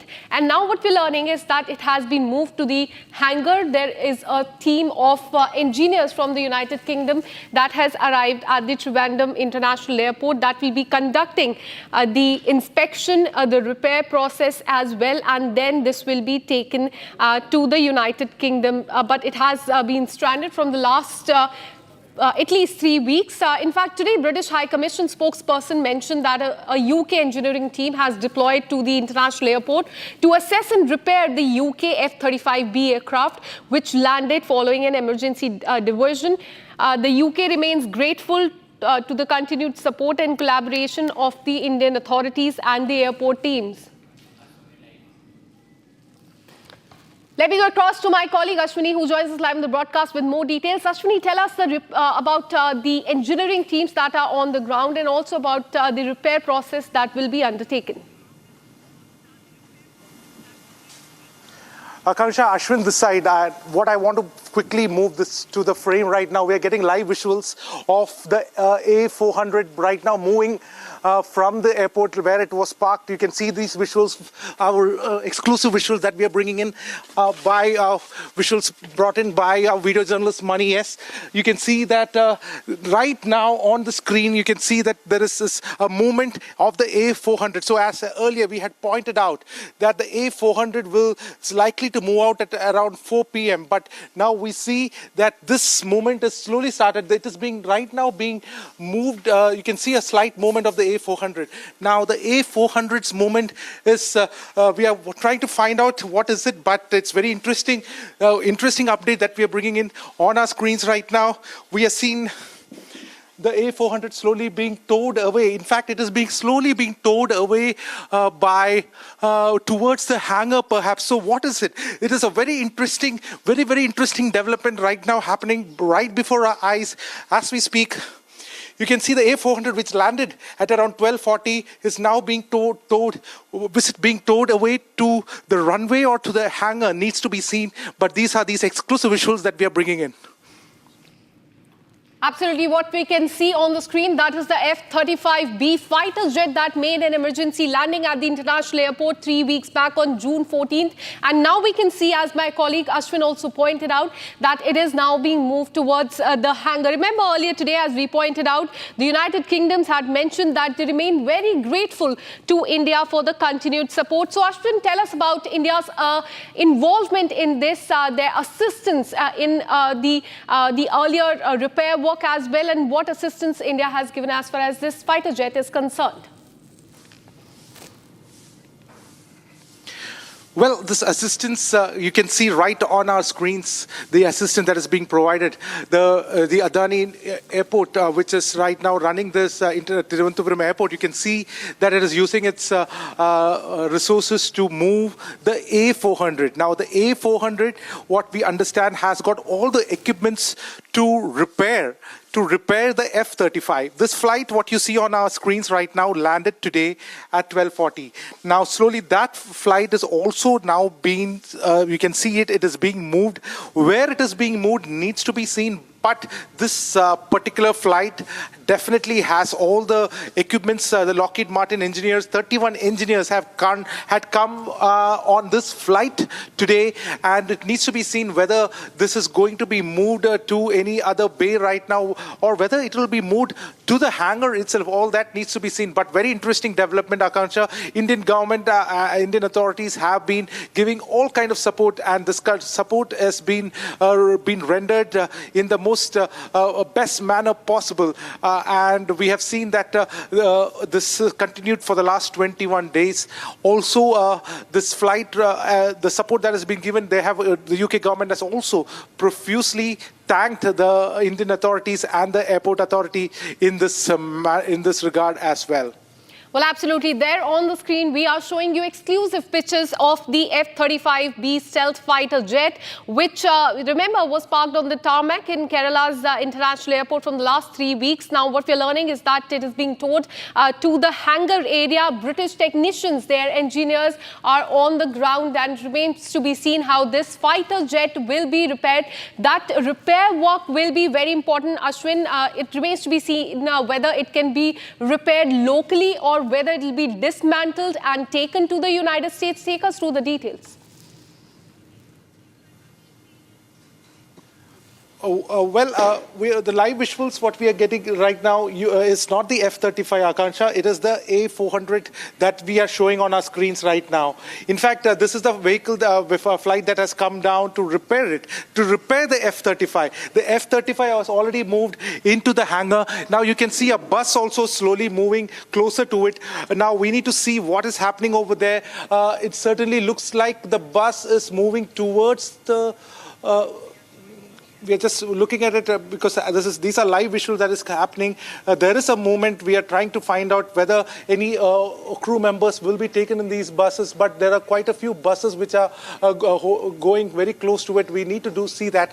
But nonetheless, what we can definitely know is that there is a kind of you can see some people coming out. In fact, you can see some people coming out in this frame. You can see there are some crew members which are coming out from the aircraft. In fact, these are very important update from the A400, the cargo flight of the UK Air Force, the Royal UK Air Force. You can see that some crew members are coming out. There is some kind of some kind of a machinery which is likely being moved over there. We are trying to get you those. Yes, it is right. Some kind of machinery is being moved. There is some equipment which is right now being dragged.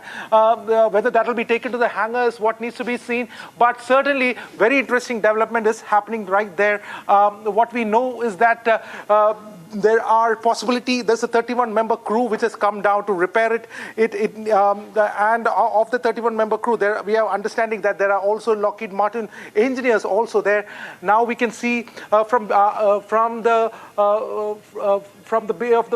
flight, there are some people who are moving out. There are some people who are coming out, and there's also some bus which was parked on the other side. Maybe they will be boarding onto we do not know that. We cannot ascertain it, but we can see some goods being brought out of this particular flight. So these are very interesting visuals that we are bringing in. Absolutely. My colleague Ashwin is there at the spot getting you these exclusive visuals of the aircraft that is right there. And there's some movement as well. As Ashwin, you also pointed out, there is 30-member crew that will be carrying out the repair work. That will be very important because the aircraft has been, the fighter jet in fact, has been stranded from the last 3 weeks. So repair work, dismantling will be very important, Ashwin.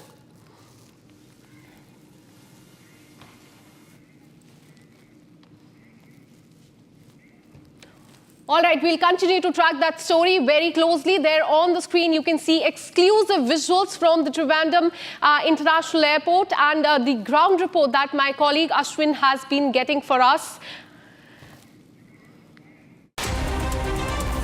Bharat 1 Minute brought to you by Canara Bank. Together, we can. On Dalai Lama's 90th birthday, Buddhist monk offered special prayers at the Tibetan monastery in both Gere and Bihar. Hollywood actor and practicing Buddhist also joined this birthday celebration in Dharamshala in Himachal Pradesh. 4 people died after their car slipped off the road and fell down the mountain near, in fact, this Rohtang Pass area in Kullu district in Himachal Pradesh. There were a total of 5 people in one vehicle. 1 person has received injuries. Rescue operations are still on. Delhi Police Crime Branch has arrested a criminal, Ajay Lamba alias Bansi, a proclaimed offender who had been absconding from the last 25 years. This accused that you can see on the screen, a notorious robber-cum-murderer, was involved in 4 brutal robbery-cum-murder cases targeting the cab drivers across the national capital, UP and Uttarakhand since 2001.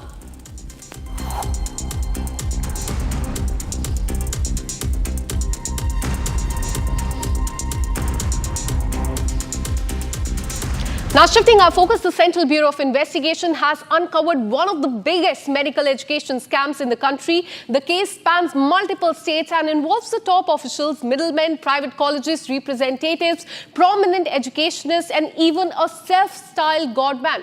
The Central Bureau of Investigation has so far arrested 8 people in this case, including 3 NMC doctors, that is National, Medical Commission doctor who took a bribe of 55 lakh rupees to issue a favorable inspection report to the institute in Naya Raipur is what we're learning. This is one of the biggest medical scam that has been unearthed by the Central Bureau of Investigation. Several people have been arrested in this case, including a self-styled Godman, several middlemen, private colleges, representatives, prominent educationists, and the Central Bureau of Investigation has stated that the NMC doctors took 55 lakh bribe to issue a favorable inspection report to Rawatpura Institute of Medical Sciences, which is in Naya Raipur there.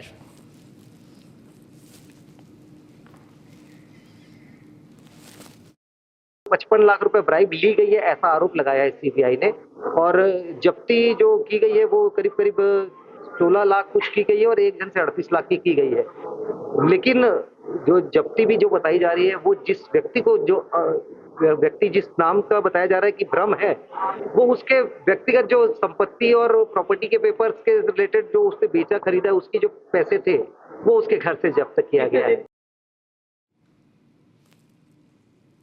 जो bench मतलब है दिल्ली की, उन्होंने एक शिकायत की है किसी मयूर रावल के नाम पर, जो उदयपुर की किसी संस्थान का डायरेक्टर है या वहाँ का रजिस्ट्रार है। और ये बताया गया है इस पूरे उसमें कि खाली सिर्फ रावतपुरा सरकार का नहीं है। आरोप ये लगाया गया है कि जो निरीक्षण समिति गुप्त रहती है, पूरी तरह से किसी को बताया या डिस्क्लोज नहीं किया जाता है, उस डिस्क्लोज किसी ने किया है। अब किसने किया है उसकी जांच की जा रही है। और ये बताया गया है कि जो रावतपुरा सरकार यूनिवर्सिटी में जो लोगों को जांच करना था मेडिकल कॉलेज में, रावतपुरा मेडिकल कॉलेज में, वो डॉक्टर्स की जो 4 लोगों की टीम थी, वो 4 लोगों ने रिश्वत ली है कि उनके जो मानक स्तर सही था या नहीं था, उनके फेवर में रिपोर्ट बनाने के लिए ये केस बनाया है, आरोप ये लगाया है सीबीआई ने। और सीबीआई आज 6 लोगों को पेश किए हैं यहाँ कोर्ट पे, जिसमें कुछ लोगों के संबंध में उनके पास कोई विशिष्ट जानकारियां उपलब्ध नहीं है। और हमने उसी का ऑब्जेक्शन लगाया है कि बिना 41 की नोटिस दिए, बिना किसी 35 की नोटिस दिए आपने कैसे गिरफ्तार किया। पहले आप जांच करें, आप सिर्फ संदेह के आधार पर आप गिरफ्तार नहीं कर सकते। Now shifting our focus to the state of Karnataka, 10 Dalit professors at Bangalore University have submitted their resignation to the Vice Chancellor, alleging discrimination in the appointment of the post and deliberate bypassing of the reservation policies.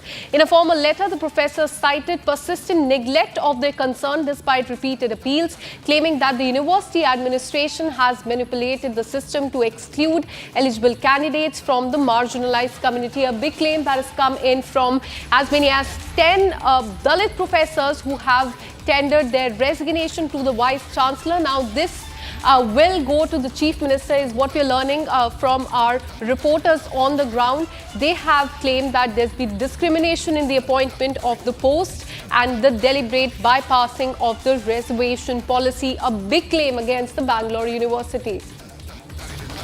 Let me go across to my colleague Abhishek, who joins us from Karnataka. Abhishek, do tell us about this, because this is a very big claim that is coming from the Dalit professors. They have claimed that there's been discrimination against them as far as the Bangalore University is concerned. Give us more details.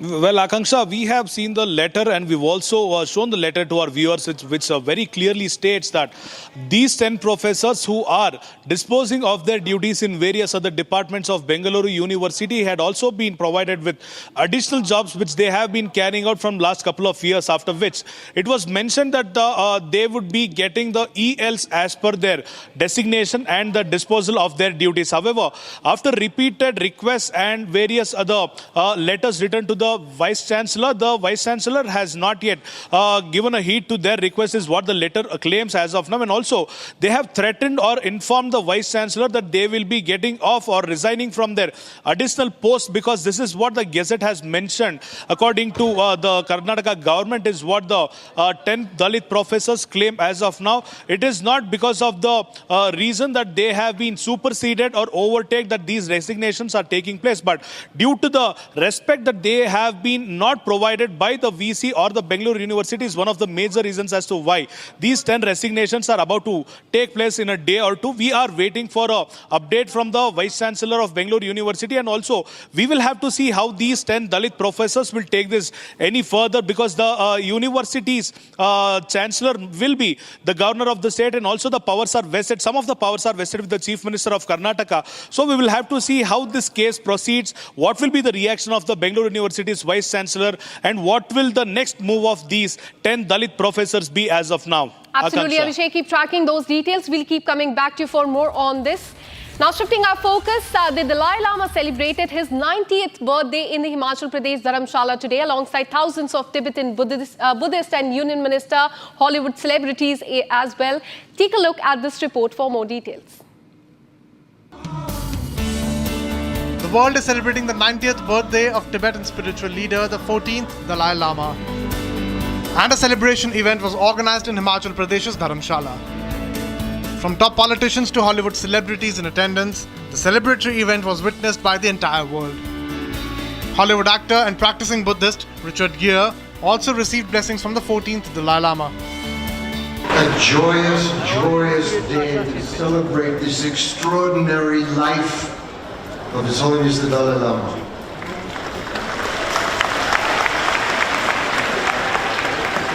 But also the presence of all the extraordinary people here, the spiritual community, secular community, all these wonderful diplomats and representatives from around the world come here to pay their respects to one of the most extraordinary people who have ever walked on this planet. Addressing the event, Union Minister of Minority Affairs Kiran Rijiju lauded the Tibetan spiritual leader and called him a living bridge between ancient wisdom and modern world.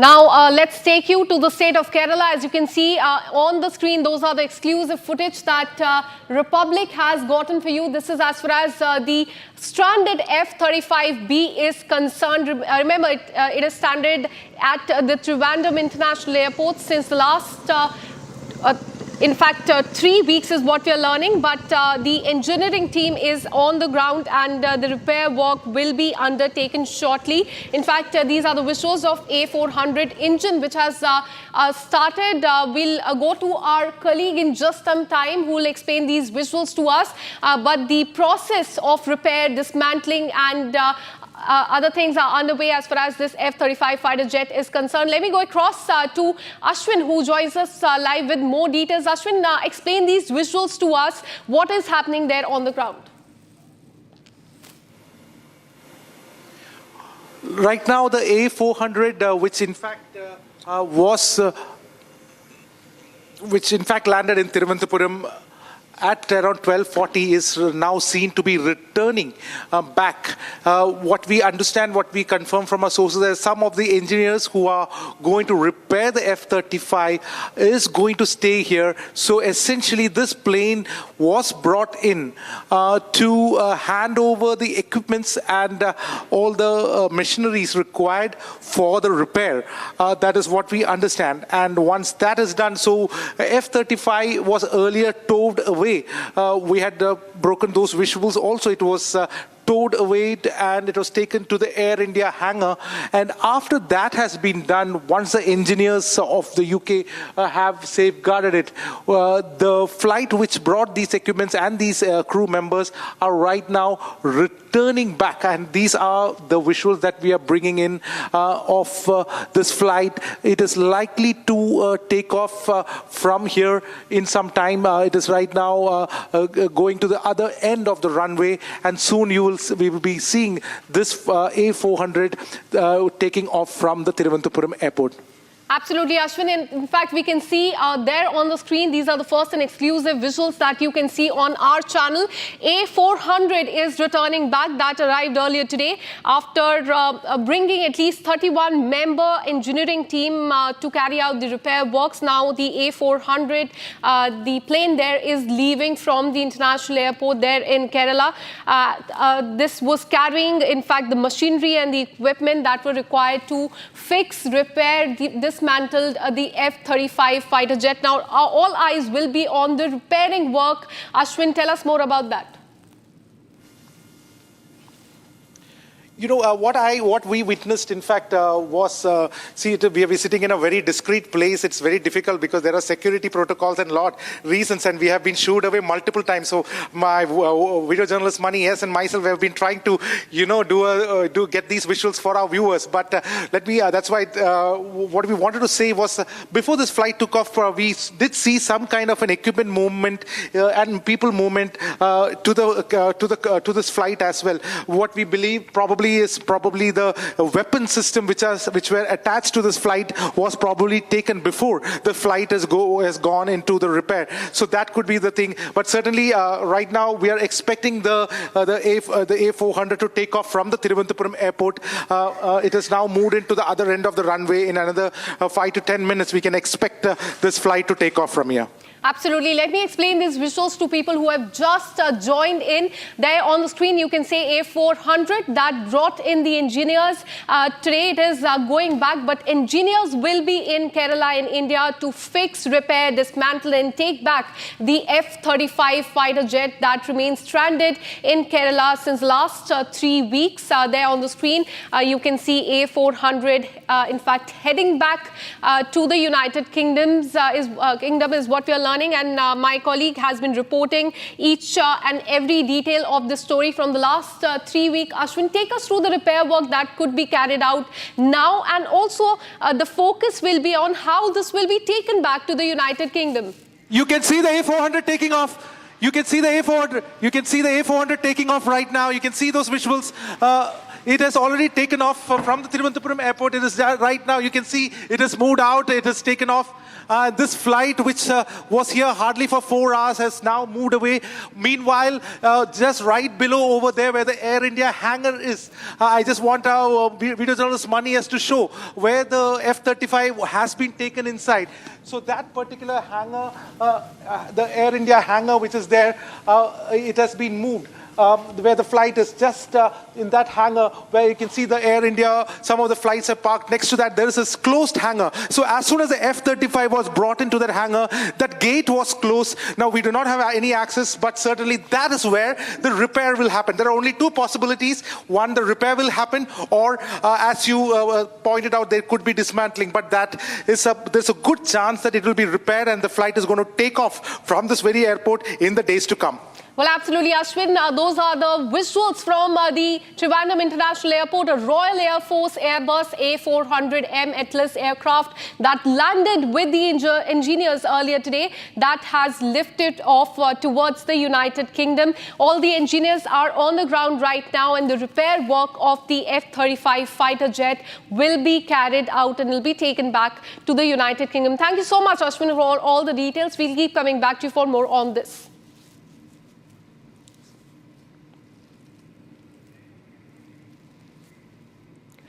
But now the focus will be on the repair work of the F-35B fighter jet that is in Trivandrum from the last 3 weeks. The repair work will be carried out. It remains to be seen whether there will be dismantling or not, and then it will be taken to the United Kingdom. Remember earlier today, the United Kingdom issued a statement thanking India for the support as far as this entire repair process is concerned.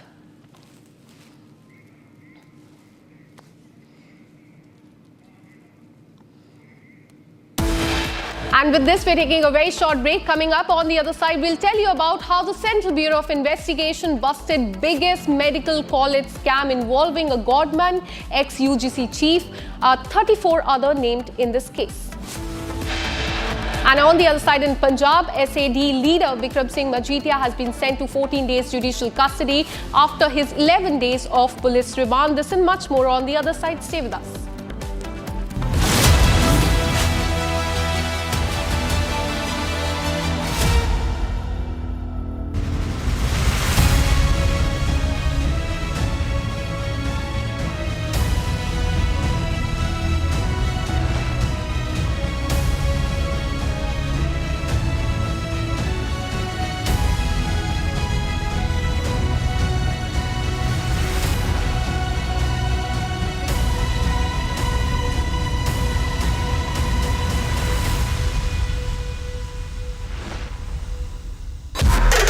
This week on Get Me Right, we put a searchlight on the plight of the Hindu community of Sindh in Pakistan. Their daily struggles just to be able to survive amid abductions, conversions, and targeting of their women. Also, is China deliberately hitting India's food security by squeezing the supply of specialty fertilizers amid Kharif season? And if yes, do we have a way out? Is an experiment with genetically modified crops worth a shot to increase India's agricultural output? Join me this weekend only on Republic TV.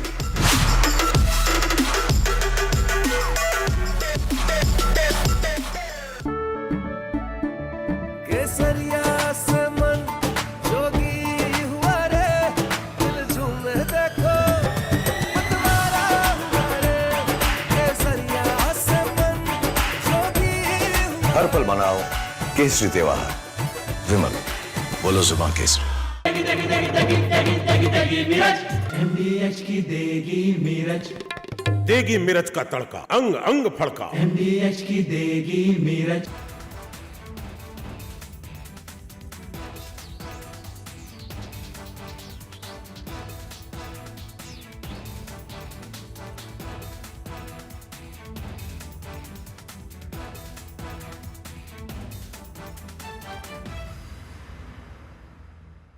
After the massive success of Operation Sindoor, which underlined India's dominance in the skies, another story is quietly unfolding within the Indian Air Force. This one will multiply the Indian Air Force's punch and add more firepower to one of its most advanced fighter jets, the Sukhoi 30 MKI, and make it more lethal for our adversaries. The Sukhoi Su-30 MKI, the backbone of our Air Force, is getting a radical makeover. And it is not just an upgrade, it is a transformation. Yes, we are talking about the Super Sukhoi, the massive 70,000 crore rupee upgrade that will make Sukhoi 30 more dominant than it already is. Let's start with the why. The Su-30 MKI is already India's most numerous and battle-tested fighter. But the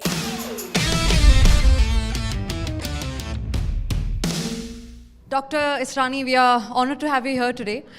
Before I start with the chat, for people who don't know, I was just researching about you yesterday, and a very interesting thing that I found out was that you had been a medical professional, and now he is an infrastructure innovator. So a stark difference when it comes to career choices, of course. I want to know the journey on how did you and why did you decide from switching from a medical perspective to then a future innovator, keeping in mind that you're interested in real estate. What was the story behind that? So Tanisha, I first of all thank Republic to have such a big platform and telling people what infrastructure is doing right now, which nobody talks about. So if we see, for a doctor also, an infrastructure eventually is building the nation. So my goal when I got into medicine was to help people. So we have not diverted from our original goal. We still run foundations, we are still taking care, and infrastructure, because if the country grows, overall health and economic living grows. So that's practically parallel together, yeah. So why this sudden switch? Or when did you decide that you want to now become a infrastructure innovator? So actually that's a good question, because I'll tell you why. So I was always working as a charitable guy. So eventually when you were working something charitably, you call people, after the 5th call, people don't take your call. So I realized I need to do something on my own where I can make my own money and make that impact. So this was, and the industry was booming. So I thought, let me give it a try, and it worked pretty well for us. That's very nice. I mean, in fact, your philosophy that I read on the website goes beyond real estate. It's about building features and it's about creating a legacy that lasts a lifetime. So why don't you tell us more about the Israni Foundation and how does it help in? So building futures together is not just a tagline, it's our DNA. Since, eventually for any company, it's legacies they live on. But if legacy is not impactful, it's not changing lives, there's no point of having that legacy. Absolutely. So for us, we make sure, because our projects are in really remote areas, we make sure we have a mobile clinics, we have a creche, because eventually a healthier workforce will benefit the company and obviously the nation. Absolutely. So when you talk about smart cities, now this is a very common term that the youngsters use, the people who are looking forward to start a family in a metropolitan city they use the word smart city. But what according to you a smart city actually is, and how is it matching with your vision and the Israni Foundation's vision? So see, smart city is not just having EV vehicles roaming around, you have solar power and connectivity. But exactly a purpose of a smart city is bridging the gap. Getting economic benefits to the city, and so that the youth which is there in like tier 2, tier 3, so if you see mostly smart cities are in that zone. So it gets them job, it gets them placement, and it improves the life. So that's the basic purpose. Smart does not necessarily means having everything technologically driven. So is it more about tech, or is it more about the experience that people have when they actually live in the city? So they actually mix of both. Now technology is everywhere. We can't live without our phones. We can't live without internet. So it improves the quality of life, because when you have a smart city, your water management system is taken care of, your roadways are clean, your traffic, everything is managed. So it improves the quality of life. So it's a mix of both. Absolutely. So how do you think, but technology does play a huge role when it comes to real estate. And what according to you has technology given into the real estate sector, especially when we talk about the Israni Foundation? Because like you said, it's amalgamation, it's a mix of both that results in a good real estate venture. What according to you is the role of the tech when it comes to the Israni Foundation? As you said, it's an amalgamation of both. So more than foundation when it comes to business, see, everything is right now AI, augmented AI technology. So eventually, see, India is growing at an urban, rapid pace of growth. So what technology does, it reduces your timelines, which is really critical. It improves the quality of the project you're delivering. So that makes a lot of difference. So now, see, everyone has been talking about AI is this, AI that. AI has basically been there for ages. So AI is now divided into two things. One is machine learning and one is generative AI. So that's the main AI, which, it actually you can create, as a company, what we are also doing, we are creating our own LLMs. So eventually it will take time, but it will definitely benefit the future projects and everything. It will reduce timelines, it will make our projects greener, and we'll be able to deliver faster. And of course, the company will make money out of it. That's the agenda mainly. But when we talk about cities and turning them into smart cities, how do you think we can not just focus on data driving but more on how it is to be people centric? Because the experience is what it counts. At the end of the day, when people go to that sector, they want to experience luxury but also at an affordable price. They want to experience a legacy. How do you think we can manage that? So see, technology is eventually making life easier. Once you have an easy life, today if the traffic is well managed, I know I can reach home 20 minutes rather than 30 minutes. That extra 10 minutes would change my life. I'll rather spend it with my family, or it will be me time. That would change. And with technology coming, cities getting smarter, builders and developers, they get more chance to develop those cities. And once new cities develop, new infrastructure is eventually beneficial for the person who's been staying there. So it's said that the infrastructure is usually seen as the urban story of India. But what according to you and how according to you can the infrastructure, especially when we talk about the real estate sector, can truly empower Bharat? Because what we're talking about here is nation first always. How do you think the infrastructure and the real estate sector is contributing to that? So as we all know, infrastructure sector is the largest contributor of GDP. Yeah. We are also one of the largest employers. So once we are developing, right, I thank the PM, Prime Minister Narendra Modi ji, his vision that we've been able to develop so much and at so rapid space. And thanks to him, one thing I would tell everyone when I meet all these youngsters, seeing our Prime Minister ji work 24/7, 365 days a year, it has made us more weekend working than weekend loving generation. That has impacted a lot. So do you like working on the weekends then? I do. My kids and my wife have a problem with it, but yeah, Sundays I make sure I keep it for them. That's amazing. When we talk about Viksit Bharat, how do you think the real estate sector is actually contributing to a Viksit Bharat? Because ultimately the goal is going to be that in the longer run.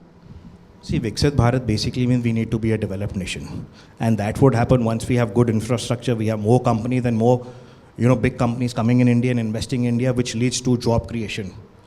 And once a developed nation is there, people have good jobs, good salaries.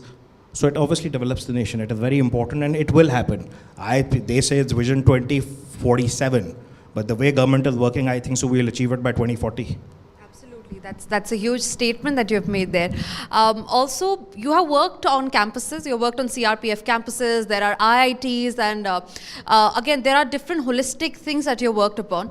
So what did you learn from this as far as the inclusive development is concerned? Because, and these are amazing campuses, the CRPF campus, be the IIT in Ahmedabad as well.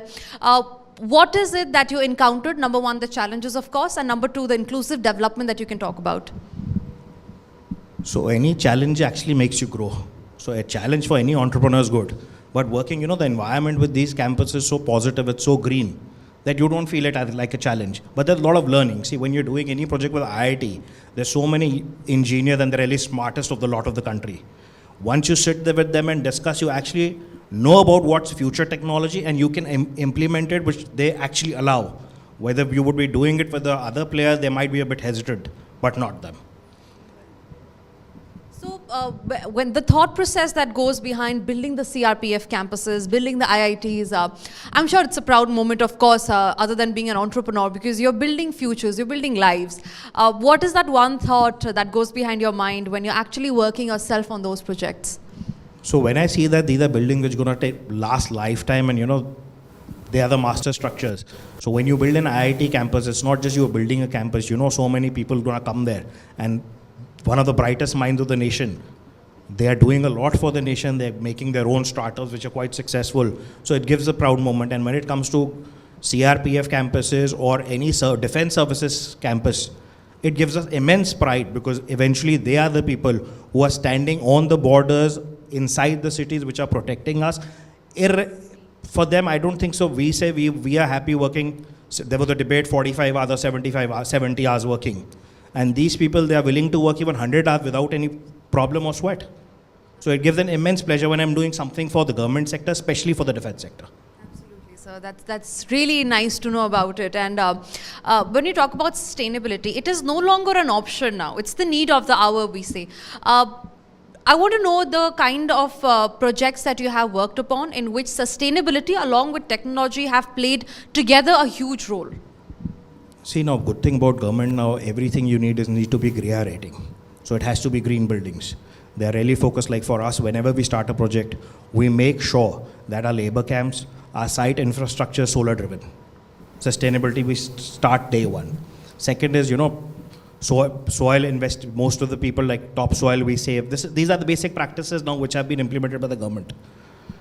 So sustainability, eventually it's green, it has to be there. Like for us, what especially we are developing an X-ray fluorescence technology. So when we dispose the debris, it is connected with an AI imagery server, which helps us to know which is actually recyclable, which is not, so that the waste doesn't get just disposed of. And how long do you think it's going to take? It's a long journey. It's a long journey. It might take 2-3 years because creating an LLM, it takes time. We want to make it as fast as we can. We want to sell the product, capitalize on it, and of course, green. It's go green right now. So was this idea of go green always there in your mind since the initiation of the project, or did it recently develop keeping in mind the need of the hour that is going to be?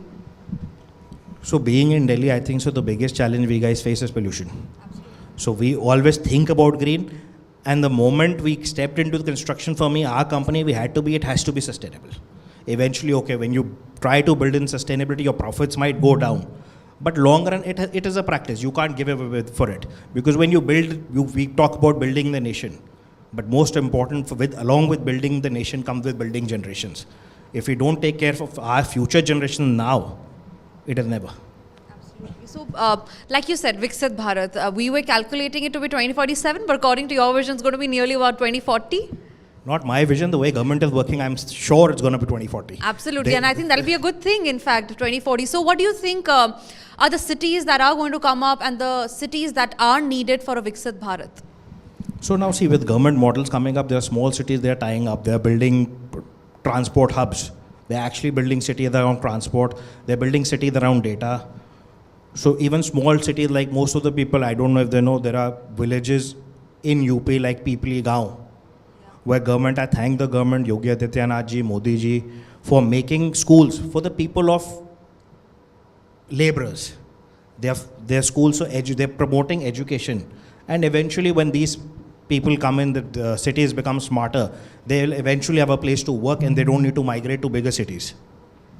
All right, so when we talk about your future projects, Dr. Israni, I want to know what is your vision when you talk about the future? We of course know the kind of projects that are currently underway. When we talk about the future vision of your group, what are the real estate sectors, what are the buildings, what is the infrastructure that you are looking forward to? So for future, we want to make us cities which are resilient. Because basically, whenever you're doing a project, any city, there are climatic problems we have. There are some cities, there's too much pollution, there's drought, there's flood. So if we can make the cities which can actually take care of those problems, looking at topographical surveys and all, it will be a game changer. If you can also talk to us about some of your projects that are upcoming and that we certainly will have to look forward to. So right now we are doing the new IIT campus in Ahmedabad. We are doing Atal schools in UP. These are the current projects, and future it's really bright.